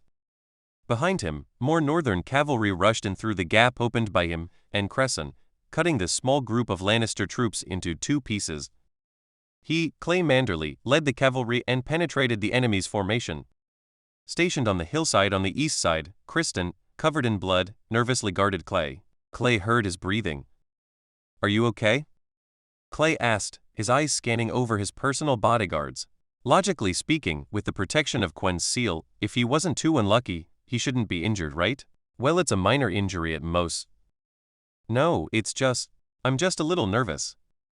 The young guard replied, looking at his master who looked like he was fished out of bloody water, and his heart was full of reverence. When he rushed to the front of the Lannister army, looking at the opponent's strict and orderly formation, Kristen couldn't help but think of retreating and going around from both sides. But his master did not hesitate to use the Alder seal to blast away the opponent's defense. To be fair, in that environment, Kristen himself would never have thought of it. Clay didn't know what his bodyguard was thinking, because his eyes were attracted by a man in the Lannister army who was protected by a small group of red cavalry. If I read it correctly, isn't that the Regicide? Clay had met Jaime Lannister when he was in Winterfell, but at that time, he was just a small heir to the northern nobles. How could he interact with the noble eldest son of Lord Tywin? In this Lannister cavalry entrapment plan, Clay could not guarantee that Jaime Lannister would come up with the cavalry stupidly like in the battle in the Whispering Forest. The main goal of this ambush was to completely wipe out the Lannister cavalry and make them lose their mobility. As for Jaime Lannister, How could he run back to the west if the cavalry was gone? But unexpectedly, in a different battlefield, in this little-known Virgin Valley, Clay actually included Jaime Lannister. After squinting for a while, Clay discovered that Jaime Lannister's combat prowess was quite strong. His swordsmanship was beyond words. A long sword was in his hand, and the northern cavalry who could fight with him, he soon discovered the flaw and stabbed him with his sword. Gee, it's still a tricky idea. Clay had the idea to give it a try because he no longer needed to command the battlefield. After he led his men to break through the Lannister army formation blocking the North Valley entrance, there were less than 100 left. The human Lannister army can no longer withstand the impact of the Northern army. They began to retreat continuously, but the 2,000 Lannister troops in the center had already squeezed into a big pile. The main force of more than 3,000 Northern army troops on both sides of the valley saw the right opportunity and rushed from the heights. Down? In Clay's eyes, the 2,000 Lannister troops now have no formation at all. They are completely fighting on their own. The consequence of this going on is that they will be harvested one by the Northern army. At the mouth of the valley on the south side, I can already see the flag of the Glover family, which means that the last link of the encirclement has been completed. It can be said that these 2,000 Lannister troops are now in a desperate situation with no way to survive. Therefore, Clay can now do whatever he wants and meet the famous Kingslayer Jaime Lannister in person. In the original battle in the Whispering Forest, this kid realized that there was nothing he could do and charged towards Robb Stark with all his strength. As a result, both Earl of Karstark's sons died to protect Robb, which also indirectly caused the departure of House Karstark. But now Robb is no longer on this battlefield at all, and there are no nobles around Clay to serve as his bodyguards. Now, he is very free. Kristen, do you see that guy with the golden lion helmet? The one in that gang of Lannister protectors? Clay pointed at the Kingslayer at the foot of the hillside and shared his location with Kristen. After searching for a long time, Kristen found the person pointed by the young master and nodded. I saw the young master. That's the Kingslayer, Lord Tywin's precious son. What do you think? Do you dare to challenge him with me and capture the Kingslayer from his horse? Doesn't it sound great? After hesitating for less than a second, Carrison nodded immediately. The blood in his body seemed to be ignited. It was exciting to think that an ordinary Manderly side branch had the opportunity to fight the Kingslayer head-on. Moreover, it doesn't matter if you can't beat him. Which one of Quinn, Alder and Igni can't turn the tide of the battle? However, if you can compete with swords, then compete with swords. If you cheat on this kind of thing, wouldn't it be boring? Just do what you said. At this time, many Northern cavalry who had just broken through the military formation had gathered around the two of them. Seeing their commander stationed here, they all followed. While restoring his power, Lord Hornwood looked at the two young men fished out of the blood in front of him, and couldn't help but sigh in his heart. Young people nowadays are really ruthless, and they dare to face the charge of a large army for the first time on the battlefield. They had just seen the scene where Clay and Kristen released the seal of Alder, but the action of releasing the seal was too inconspicuous on the battlefield, and magic did not exist among ordinary people at all, so none of them thought in this direction. Lord Clay, we are waiting for your orders. Earl Hornwood said something, and the cavalry who followed behind them had already formed a charging formation behind the commander. They are the sharpest knives on the battlefield. With just one charge, they can cut through the strongest defense line of the Lannister army. Now, they are all waiting for Lord Clay Mandler, who is leading their charge, to choose the next target of the attack.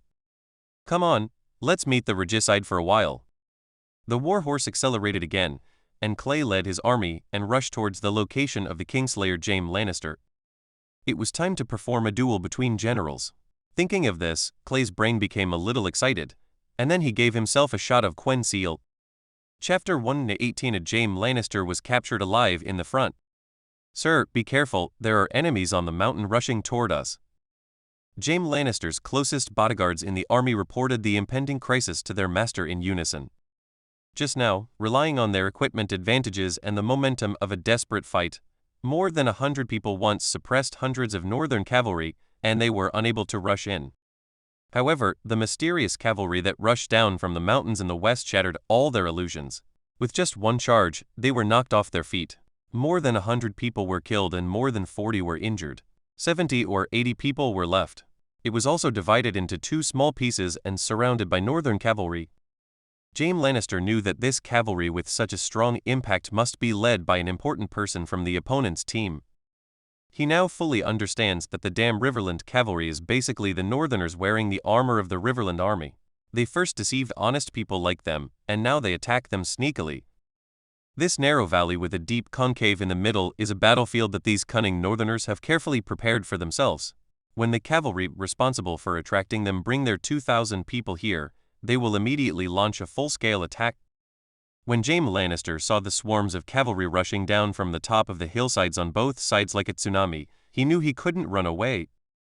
They are all leading troops in battle. No matter how bad they are, at a glance, they know that the number of Northern cavalry ambushing them must exceed 4,000. Originally, the Northern cavalry dominated the Seven Kingdoms with its fierceness and strong combat effectiveness. Now the opponent was twice as strong as themselves, and they took advantage of the terrain to charge from high to low. Due to the terrain, the 2,000 men of his own were forced to form a long and thin team. The Northern cavalry rushed down from the mountains, and almost every charge broke through the hastily organized defense line of his own soldiers. Asshole! There's no escape this time. Jaime Lannister was very aware of his situation, so in the spirit of killing one to get enough and killing two to gain blood, he took the 50 elite Lannister men he could control and headed in the direction of Clay. He also rushed over. He wanted to see how powerful this mysterious Northern cavalry was. Without a touch, he, Jaime Lannister, would not be able to swallow this breath even if he died. In fact, he thought too much. As Lord Tywin's precious son, no one would kill him the moment his identity was recognized. Just kidding, he is probably the only one who doesn't know how valuable he is. Even if Tywin Lannister sends his daughter Cersei and second son Tyrion in a package, he will definitely replace Jaime Lannister. Lannister! Jaime Lannister roared loudly, and behind him, like a red wave, the elite Lannister cavalry also shouted. Listen to my roar. In an instant, the 200 cavalry led by Clay Manderly were like a grey city wall, and the red wave of blood formed by more than 50 people led by Jaime Lannister, formed on the battlefield on the north side of the Virgin Valley. They hit each other hard. Both sides understood that there was no need to skimp on horse speed at this time. It happened that this area was temporarily cleared at this point in the war, so the cavalry from both sides collided with each other at almost full speed. The dull sound of broken bones, the painful wails of war horses, and the desperate screams of humans immediately filled every inch of the small battlefield. As the leaders of both sides, after fighting hard for a while, both sides noticed each other in the chaos of the battlefield. There is no way, these days, there is a very obvious difference in every aspect between a noble and an ordinary soldier. Jaime Lannister shook the blood off his sword and pointed the edge at Clay. Let's decide the outcome in a knight's way, young Northerner. There was no blood dripping from Clay Manderly on his body. At this moment, he looked like an evil ghost crawling out of the seven hells. Except for the youthful look on his face, Jaime Lannister could no longer hide his youthfulness. There is less than one word that can describe the opponent in front of me. Clay's face was expressionless, but what he was thinking in his heart was that this regicide was really childish. At this time, he wanted to fight with him. Why, if he defeated him, he would be able to run out? However, the proposal itself was quite good, so Clay confirmed the stability of Quen's seal on his body, and then pressed his mass. The surrounding Lannister troops fell one after another under the siege of more and more Northern cavalry. At this time, the two men were surrounded by Northern soldiers, and even a little bit of Lannister red could be seen. Not here. The two war horses moved at the same time, and soon the two sides collided. Jaime Lannister chose a bottom-up slash, targeting the legs of the horse controlled by Clay. Of course Clay knew what he was going to do. He swung his sword and with a clang, the weapons on both sides collided, and a series of dazzling sparks burst out from the friction. In the first round of confrontation, both sides figured out the strength of the other. Although Clay's body has not fully grown up, after all, he is still under 18 years old, but due to the physical strengthening brought about by the transformation of the demon hunter, his strength is equivalent to that of the adult regicide, and even it can be a little stronger. But this also means that he cannot rely on brute force to crush the regicide to death. If he wants to defeat his opponent, he must test his horse fighting ability. But okay, this feeling makes Clay even more excited. It's interesting to complete challenging tasks. If all the enemies are broken at the touch of a touch, what's the point? Come again. Clay roared, waving his sword and charging again. Although the famous swordsmanship of the Witcher could not be performed on a war horse, this did not prevent him from being confident in his swordsmanship. The two collided again. This time, the Kingslayer was forced to dodge by Clay's sword. The sword was extremely tricky, and the tip of the sword was like a bite of a snake, biting directly towards his waist like lightning. He originally wanted to swing his sword to attack the opponent's chest, but his life was at stake, so he retracted the idea, turned sideways, and narrowly dodged the sword. The two war horses overlapped and crossed back and forth, and it was hard to tell the winner for a moment. However, Clay became more and more excited as he fought, but Jaime Lannister became more frightened as he fought, because he found that his opponent was completely desperate. There were several times when his sword was about to cut into his neck, but this young northern warrior didn't seem to care at all and insisted on stabbing the sword into his own neck. Body. This life-for-life style of play made Jaime Lannister extremely uncomfortable. While breathing, he was a little puzzled. Where did this reckless man come from? He really didn't take his own life seriously. He wanted to kill himself even if he didn't care about his own life. He had no hatred or grudges. He didn't seem to know him at all. It's definitely not because of women. When it comes to women, his good brother Tyrion knows much better than he does. He didn't have time to think too much, because his opponent rushed up again, and when he saw his opponent's movements, James realized that his opponent's physical recovery ability was probably extremely terrifying. As a member of the Kingsguard who participates in tourneys all year round, he knows all too well that long-term mounted attacks are a huge physical exertion, and most people simply cannot last long. But the opponent in front of him didn't seem to feel tired at all. The force of one sword was stronger than the other, and there was no sign of weakening at all. This made Jaime Lannister's plan of dragging the opponent until he was tired and then waiting for an opportunity to counterattack completely bankrupt.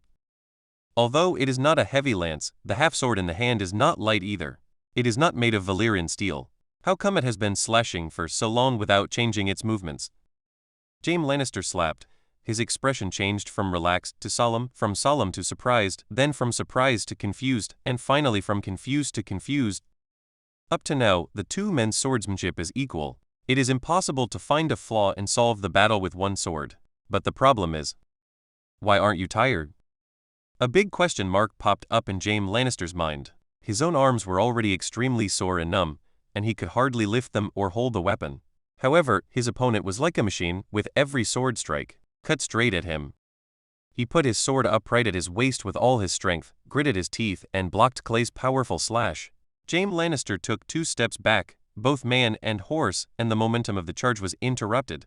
The big sword stopped the dragon carriage crossed out and stopped the opponent with one sword. Clay licked the corner of his mouth, and he also realized that his opponent seemed a little tired. Before he drew his sword and faced him, he imagined countless possibilities for winning the duel, but he never thought that he would use the powerful recovery ability of the demon hunter to grind his opponent to death. So far, the Kun shield he put on himself has not broken yet. He is really cautious and lonely. Clay took a moment to take a look and saw that the battle in the canyon was no longer a problem. The northern cavalry rushing down from the mountains on the east and west sides had completely divided the Lannister army. Every charge was able to kill at least nearly 100 Lannisters. Before the war, Clay issued an inhumane order to all the generals who led the charge. We don't want any prisoners in this battle. Even if someone surrenders, we will still kill them. As soon as these words came out, some people objected, saying that it was dishonorable and contrary to the spirit of the nobility. Clay retorted at that time, "Sir, there are only over 5,000 of us. Even if we don't lose anyone in this battle, how many people do you plan to leave to take care of the prisoners? 100, 200, or 300? The fighter plane is fleeting. We must completely defeat the Lannister infantry before they can react. If there are more people left, we will not have enough troops to participate in the next charge. If there are few people left, 1 or 2 will run out. What if the news leaks?" It's still the same sentence. In this battle, I want 12,000 Lannister heads. I want all the people named Lannister to shudder when they mention my name and our army. Do you understand? Clay himself knows very well that the so-called killing and surrender are unknown. But I'm sorry, I won't allow you Lannister to surrender in this battle. Returning to the battlefield, Clay looked at the panting Kingslayer Jaime Lannister not far away, felt the full power in his body, danced a sword flower, and launched another attack on the Kingslayer. Around them, the freed-up northern nobles formed a circle, and they were all nervously watching the showdown between the commanders of both sides. After watching it for a long time, Earl Horn would sigh. By the grace of the gods, our Lord Clay's physical strength is comparable to that of a giant dragon. It's incredible that he can still charge like this after fighting for so long. His words resonated with many nobles, and the duel has now become less serious. It was really eye-opening to see someone in a one-on-one duel who could tire out the top 10 regicides from the 7 kingdoms in terms of martial arts to the point where they could barely hold their swords. These northern nobles were in a happy mood. They all knew that this battle would definitely kill 2,000 Lannister cavalry. It would be the greatest victory of the northern army since the war began. This was a victory worthy of drinking 3 large barrels of wine. But as the loser, Jaime Lannister was less happy. Seeing the mysterious knight charging towards him like a wild bull, he drained the last bit of strength from his body and prepared to block. But it was obvious that he was too tired. His wrist was as stiff as a stone, and he could no longer hold the sword. With a clang, his weapon came out of his hand, and he himself was knocked off the horse by the opponent's huge force and fell to the ground. Lying on the ground, staring blankly at the dusky sky in the evening. I really tried my best, but there was really nothing I could do. He felt the sharp sword tip resting on the artery in his neck, and he also heard the extremely young and calm voice of the winner who defeated him. You lost, Lannister. Chapter 119 Victory, Capture, Current Situation. The Virgin Valley finally became quiet because the bloody killings had just ended. Looking around, there was not a single figure in red who could stand up on the battlefield. Occasionally, a horse with a broken leg would let out a dying cry. Jaime Lannister was tied up and kneeling on the ground, his hair, once brilliant as gold, now covered in blood and mud, turning ugly. After Clay ended his duel with the Kingslayer, he did not intervene in the final battle. He is not a bloodthirsty madman. Killing is a means, not a pleasure. Enough blood has been shed today, and the rest can be left to his loyal subordinates. Riding horses up the high slope, where the battle flags of all the northern nobles were flying high, and the victorious nobles were all excitedly communicating about their victory. Seeing that their own commander, who single-handedly led this victory and captured the Kingslayer Jaime Lannister one-on-one on the battlefield, was getting closer to him, the adults in the north stopped talking and stared, looking at Clay's face. Now, none of them would treat Clay Manderly as a child. The corpses of 2,000 Lannister cavalry were enough for him to gain the respect of all the northern nobles. Since then, there has been no discordant voice in the Westeros army. Clay has proved it with his own strength. Follow me and you can win the fight. Everyone, are there any injuries? We still have 2 battles to fight, and your help is indispensable. These words were said in an old-fashioned way, as if an old commander was making a very friendly inquiry about his deployment. However, no one thought it was inappropriate. Instead, they all patted their chests with smiles on their faces. It's okay, Lord Clay. These Lannister alone can't hurt us. Yes, my lord, this battle was really beautiful. They wiped out 2,000 Lannister troops. I just went to see them. The armor on each of them is good, and so are the swords. Sir, let's slightly modify these equipment. Get rid of those ugly lion heads and other things, and replace them with our logo. This will be ours. The adults who were immersed in victory were very excited. Armor is not easy to damage. 2,000 corpses are equivalent to 2,000 sets of equipment. As we all know, Lord Tywin's shit is made of gold. The Lannister family is so rich, and their army's equipment is also the best in the 7 kingdoms. Maybe the rich people in the Reach can compete with them. For the Northern Territory, where iron smelting technology is not very developed, except for White Harbor where commercial trade is extremely prosperous, most families are relatively short of money, and even bartered directly without using money at all. Therefore, everyone traveling south actually wore lighter mail armor. This thing, how to say, it is convenient, but it is not defensive enough. Although the northern cavalry is brave, it is still a bit difficult to attack the fully armed and well-prepared Lannister armored army. Even if you can barely defeat your opponent, your casualties will be very heavy. There is no way. The equipment disadvantage cannot be completely made up for by courage.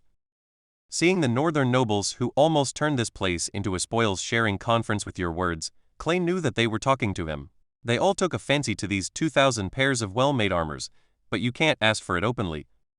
He knew very well that Clay didn't want to make trouble because of this kind of thing. Now is the time to employ people, and it is very necessary to sacrifice some interests to maintain the unity of the army. Okay, Okay, gentlemen, can you listen to me? Clay shouted with a smile, and the effect was surprisingly good. All of a sudden, the noisy people in the north shut up and looked at their commander expectantly. On the battlefield, we are all soldiers and we don't engage in nonsense. I am telling you clearly now that all of you here have a share in these equipments. I will tell you what proportion of people from your own family account for the army. Do you understand how much equipment I will allocate to you? Clay didn't intend to talk about the merits of the battle. In this battle, everyone rushed down the hillside from all directions. To talk about the specific merits and say who has the most merit is to cause trouble for yourself. You are talking about it, and I am talking about mine. It is meaningless. Therefore, dividing the money directly on a per-person basis may reduce the desire of some northern adults to rob, but it is a plan that everyone can accept, and that's it. The adults looked at each other, a little embarrassed. They didn't expect the commander to be so direct and point out their thoughts directly, but that's okay, everyone likes cheerful people. Okay, since Mr. Clay has said so, we don't have any objections. Let's keep these equipment here for now and talk about it later. Earl Glover was the first to support Clay's decision, and everyone had nothing to say and expressed their support. Then it's settled, Chrisen, you go to Crowtree City. Now, contact the city lord and ask him to send everyone out and get these 2,000 sets of equipment for me. In return, I will give him 20 sets from your share. As the eldest son of the wealthy Manderly family in White Harbor, the family's cavalry were all in plate armor, similar to the Lannister lying on the ground. He didn't think these equipment were rare. Okay, sir, I'll go now. Kristen agreed and immediately rode towards the north. Although it was about to fall into the night, he did not hesitate at all. Night had the least impact on the Witcher. My lord, what is your next order? Earl Severn asked. It was already dusk and night was approaching. Everyone was exhausted after fighting for so long. Clay understood what he meant and agreed with the underlying meaning of his words. Soldiers must get rest after fighting a battle. There is no point in marching forcefully at night. If the soldiers cannot get rest, big problems will occur. He dared to be so pretentious because all the Lannisters he would invade were left at the bottom of the Virgin Vale. Otherwise, Clay would have to seize time with the defeated troops and immediately launch an attack on the Lannisters of Riverrun. The attack of the super camp. The whole army is camped outside the southern part of Maiden Valley. Let's all have a good night's rest. Everyone, tell everyone, recharge your batteries. Tomorrow, I will take them to kick the Lannister lair in Riverrun to them. These words won the cheers of everyone present. The cheers were centered here and spread outward layer by layer. The soldiers also enjoyed the joy of victory. They defeated the arrogant Lannister army led by the Kingslayer. It's a great honor. At night, the camp on the south side of Virgin Valley. In the central tent, the adults, who had simply washed away the bloodstains, gathered in Clay's military tent again. They wanted to discuss tomorrow's attack plan. Now, the biggest threat has been eliminated, and the 2,000 Lannister cavalry have been wiped out, which means that Clay's troops can already crush the 10,000 Lannister infantry in Riverrun in terms of mobility. Now, the first round of the game between the two sides is over and Clay won. In the second round of the gamble, since the initiative on the battlefield returned to Clay, it was Clay's turn to play first. There was a military map spread out on the wooden box which showed the terrain near Riverrun. Although, well, the drawing skills needed to be improved. Clay has wanted to talk about his poor drawing ability these days more than once. Every time he sees this person and sees a broken map that cannot be understood, he is so upset that he has no place to vomit. A dot is a city and a few green branches are a forest. If you ask me what these dark, twisting lines are, of course they are rivers. Except for the huge difference in distance, the rest is really hard to describe. There was no way, given the conditions, although Clay desperately wanted a topographic map that was carefully crafted and accurately marked, he knew very well that it was useless to criticize the cartographer in the army, because that guy's job probably had nothing to do with it. Nothing. My lords, regarding tomorrow's actions, before the war begins, I will seek your opinions and suggestions. If you have anything to say, I must make it clear tonight. By tomorrow, there will only be one voice in the Legion. There was no lightheartedness in Clay's voice when he was joking with them in the evening. It was full of seriousness and seriousness. Tomorrow, our enemies will not be 2,000, but 10,000. Moreover, there will be no help from today's terrain, so everyone, we will really have to fight head-on. As a commander, Clay doesn't care whether these people really understand or not. These reminders must be in place. Arrogant troops will be defeated. He understands this truth and cannot capture one alive just because he killed 2,000 Lannister cavalry. The Kingslayer was so proud that there were nearly 40,000 Lannister soldiers on the entire battlefield in the Riverlands. Master Clay, we listen to you. We will fight how you say tomorrow. Some people said this, but some people still stared at the intersection of Tenchi River and Red Fork River on the map, frowning and saying nothing. After all, there were 10,000 people. The Tenchi River and the Red Fork River separated them from the Beta camp, which also meant that Clay and the others were also separated. The river near Riviera City is so fast that it is impossible for horses to swim across it. Therefore, it is definitely not possible to attack Beta camp alone. Even if all 3,000 people there can be kept, they will not be able to capture the remaining 5,000 people. They already knew that the Lannister cavalry basically came to their northern camp, so the number of people there should have dropped to 3,000, and their strength was actually the lowest among the three camps. This was also the purpose of Clay's meeting with them. This sudden news made Clay prepare to change his previous plan. Although the ultimate goal was to annihilate all these 10,000 people, based on the actual situation, he must make more reasonable adjustments. Everyone, I have an idea. I want to abandon the North Camp. The main force of the army will bypass the Tenchi River and directly attack the southwest and southeast camps on the south bank of the Tenchi River. Clay proposed an idea that most northern nobles did not understand. If the Beta camp doesn't eat such an obvious piece of fat, why should we cross the Tenchi River to find the bad luck of the two camps in the southwest and southeast first? You know, once the Beta camp discovers that the south is being attacked, what if they realize that they can't rescue them and just break camp and run away? This is a very real problem. Not everyone has the courage to cross the river to rescue friendly troops, especially when they are suddenly attacked and cannot protect themselves. When a disaster strikes, running away is the most instinctive choice for human beings. No one can deny this, and it is also the greatest possibility. Chapter 120 The Defeated. Sir, what should I do with Tenchi Hebe camp? There are more than 3,000 people there. Wouldn't it be a pity to let them go? Earl Glover raised questions.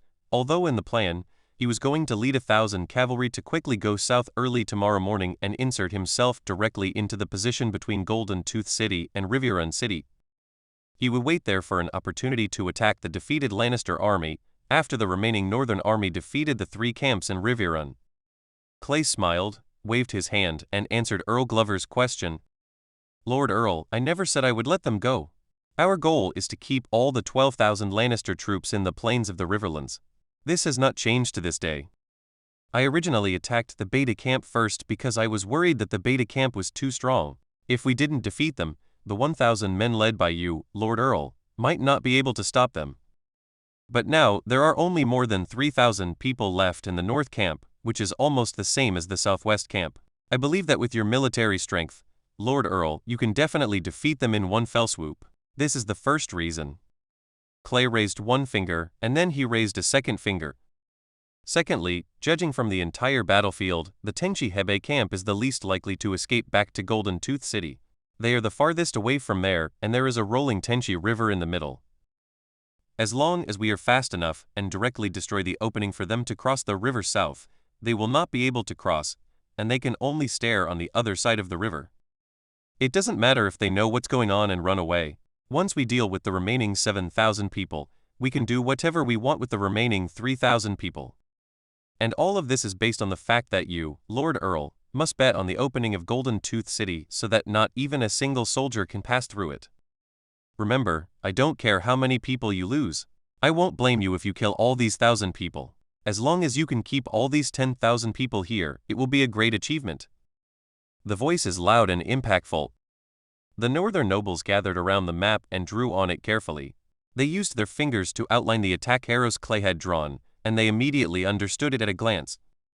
Their commander expanded the battlefield of this second attack battle from Riviera City to a vast area including Riviera City and the west side of the Tenchi River. With the help of the insurmountable mountains in the west, Clay used 5,000 men to form a huge encirclement that could accommodate 10,000 people. Killing every step of the way is to put these 10,000 troops to death. Okay, as Master Clay said, we listen to you, please lead us to achieve a second greater victory. In the middle of the night, with the moon above the treetops, the northern military camp was silent. Rarely, Clay suffered from insomnia and couldn't fall asleep no matter what. I simply got dressed and walked around the camp. Personal guard Carrison originally wanted to follow but was stopped by Clay. Here, no one dared to go against him. 5,000 troops are tied to his hand, and here, he is the uncrowned king. Passing by tents and listening to the heavy snoring inside, Clay smiled. Very good. These northern warriors have a good mentality.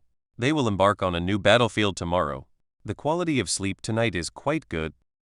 When he met a passing night guard soldier, he stopped him from greeting him and pointed to the tent next to him, signaling for quieter time. After patting them on the shoulders, with excited eyes in their eyes, Clay walked towards the back of the camp. Since he can't sleep anyway, it's better to keep others awake, but since he's going to the battlefield tomorrow, this person must be ineffective in this battle. It is you, my prisoner, Jaime Lannister the Kingslayer. He knew where the regicide was being held, and he walked towards the north side of the camp without anyone leading him. Passing by the stables where the war horses were stored, Clay checked the status of several war horses. Fortunately, his side was waiting for work in this battle and had superior strength, so the losses were very small. According to the losses reported by Earl Horwood, the casualties +1 were less than 200 people. For a team battle involving 7,000 or 8,000 people, this was not considered a loss at all. This is a loss that the Northern Army can completely accept. With less than 1,000 people, it will not be broken. Clay soon arrived at his destination.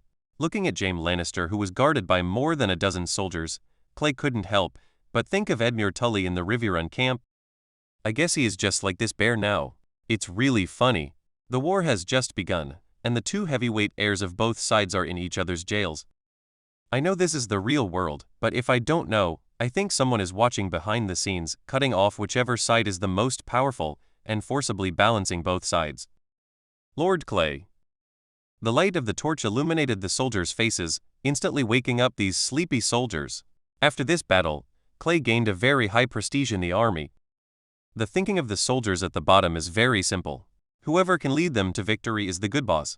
It would be best if they win every game.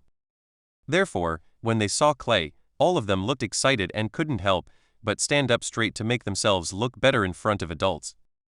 Well, you've all worked hard. Leave for a while and I'll chat with the Kingslayer. You guys can rest outside for a while and then you can perform your duties after I leave. Clay smiled and waved at them, indicating that they could leave. Some soldiers were still worried about Clay's safety and said loudly, Lord Clay, please let me stay. I heard that the Lannister family can turn into lions and bite people. You have to be careful. Looking at the soldier with a strange expression and a very serious expression, Clay realized that the other party might really think so, and it was not his fault. For him, an ordinary northern soldier, he might have been a young farmer in a remote area. In terms of the young master of the Lannister family, the Kingsguard of King's Landing, the regicide who backs up the king, etc. is a strange symbol. Moreover, the people in the north never want to see Lannister. This sentence has been passed down through word of mouth countless times. It is quite understandable that the distortion turned into this when it reached his ears. Don't worry, boy from the north, Lannisters don't eat people and they won't turn into lions. Jaime Lannister's voice came from the wooden cage in which he was imprisoned. It was obvious that he was not asleep either. Sir, the soldier wanted to insist, but Clay didn't want to chat with him anymore. Don't worry, I captured this guy on the battlefield. He doesn't even have a sword now, so how can he hurt me? Don't worry, go outside and rest, there's still a whole night to go. The soldier with a worried look on his face was forcibly dragged away by other colleagues who had eyes.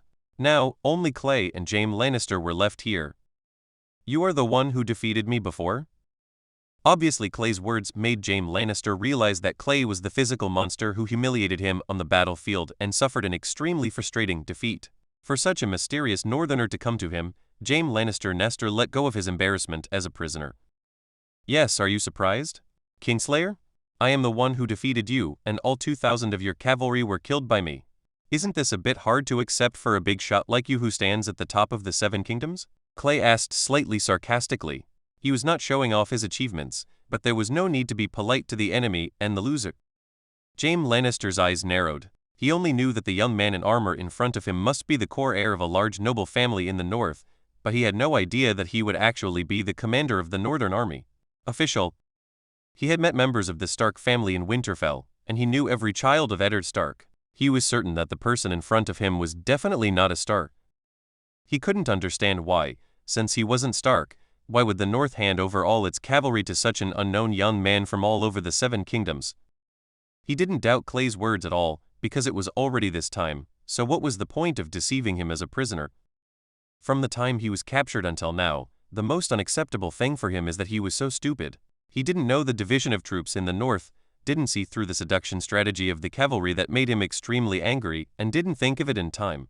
There will be such a big ambush waiting for you.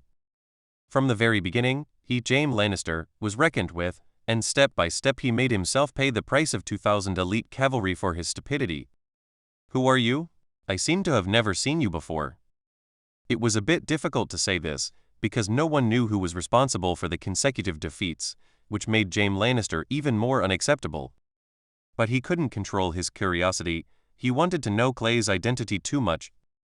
Clay Manderly, how can I, a little person like me, be lucky enough to attract your attention? What we saw in Winterfell was that you were so arrogant that you refused to even look down at me. Clay answered Jaime Lannister's question expressionlessly. He knew how proud he was, so he hated people who were more proud than himself. Manderly in White Harbor? A good education in heraldry allowed Jaime Lannister to recite the surname, and immediately realize which family it was. Okay, it doesn't matter if my surname is Manderly or Targaryen, it doesn't matter. Here, you are just my defeated general. Clay didn't want to discuss his family history with him. What was there to discuss? After a moment of silence, James sneered, not knowing whether he was laughing at himself or others. He sighed, and leaned his body covered in mud and blood against the wooden cage with a relaxed look on his face. Yes, you are right, Clay Manderly, you are very powerful. You defeated me in one battle. You know, Ednor, the heir of Riverrun, even with 20,000 people, he couldn't make me lose many people. His tone was rather sad, as if he was recalling the glory of his consecutive victories after coming out of Golden Tooth City. But you are different. I read it right. You must have at most 6,000 people. I still know how much wealth there is in the North. With these 6,000 people, you killed 2,000 of me in one breath. It's not enough. You're counting it as less. My lord, it's 12,000 people. Clay reminded him coldly. Jaime Lannister was stunned by these words, but as he was on the outside at this time, his mind was moving very fast. After a moment of thought, he knew what Clay wanted to do. When he thought of this small valley where he was ambushed on all sides, his face suddenly changed. A little paler. No, it won't happen. There will always be someone who can escape and report to Riverrun. Lord Westerling knows what to do. The voice was a little trembling, and there was a very obvious smell of uncertainty. Clay didn't give him any extra time to imagine, and directly dashed his hopes. It's a pity, Regicide, that not one of your 2,000 cavalry was able to escape. Looking at Jaime Lannister, who suddenly shook the wooden cage violently like a mad lion, Clay's face seemed to be solidified with ice. Thank you so much for listening. I'd love to hear your thoughts on the story, so please leave a comment below. And if you want more fanfiction audio, be sure to like and subscribe. See you in the next one.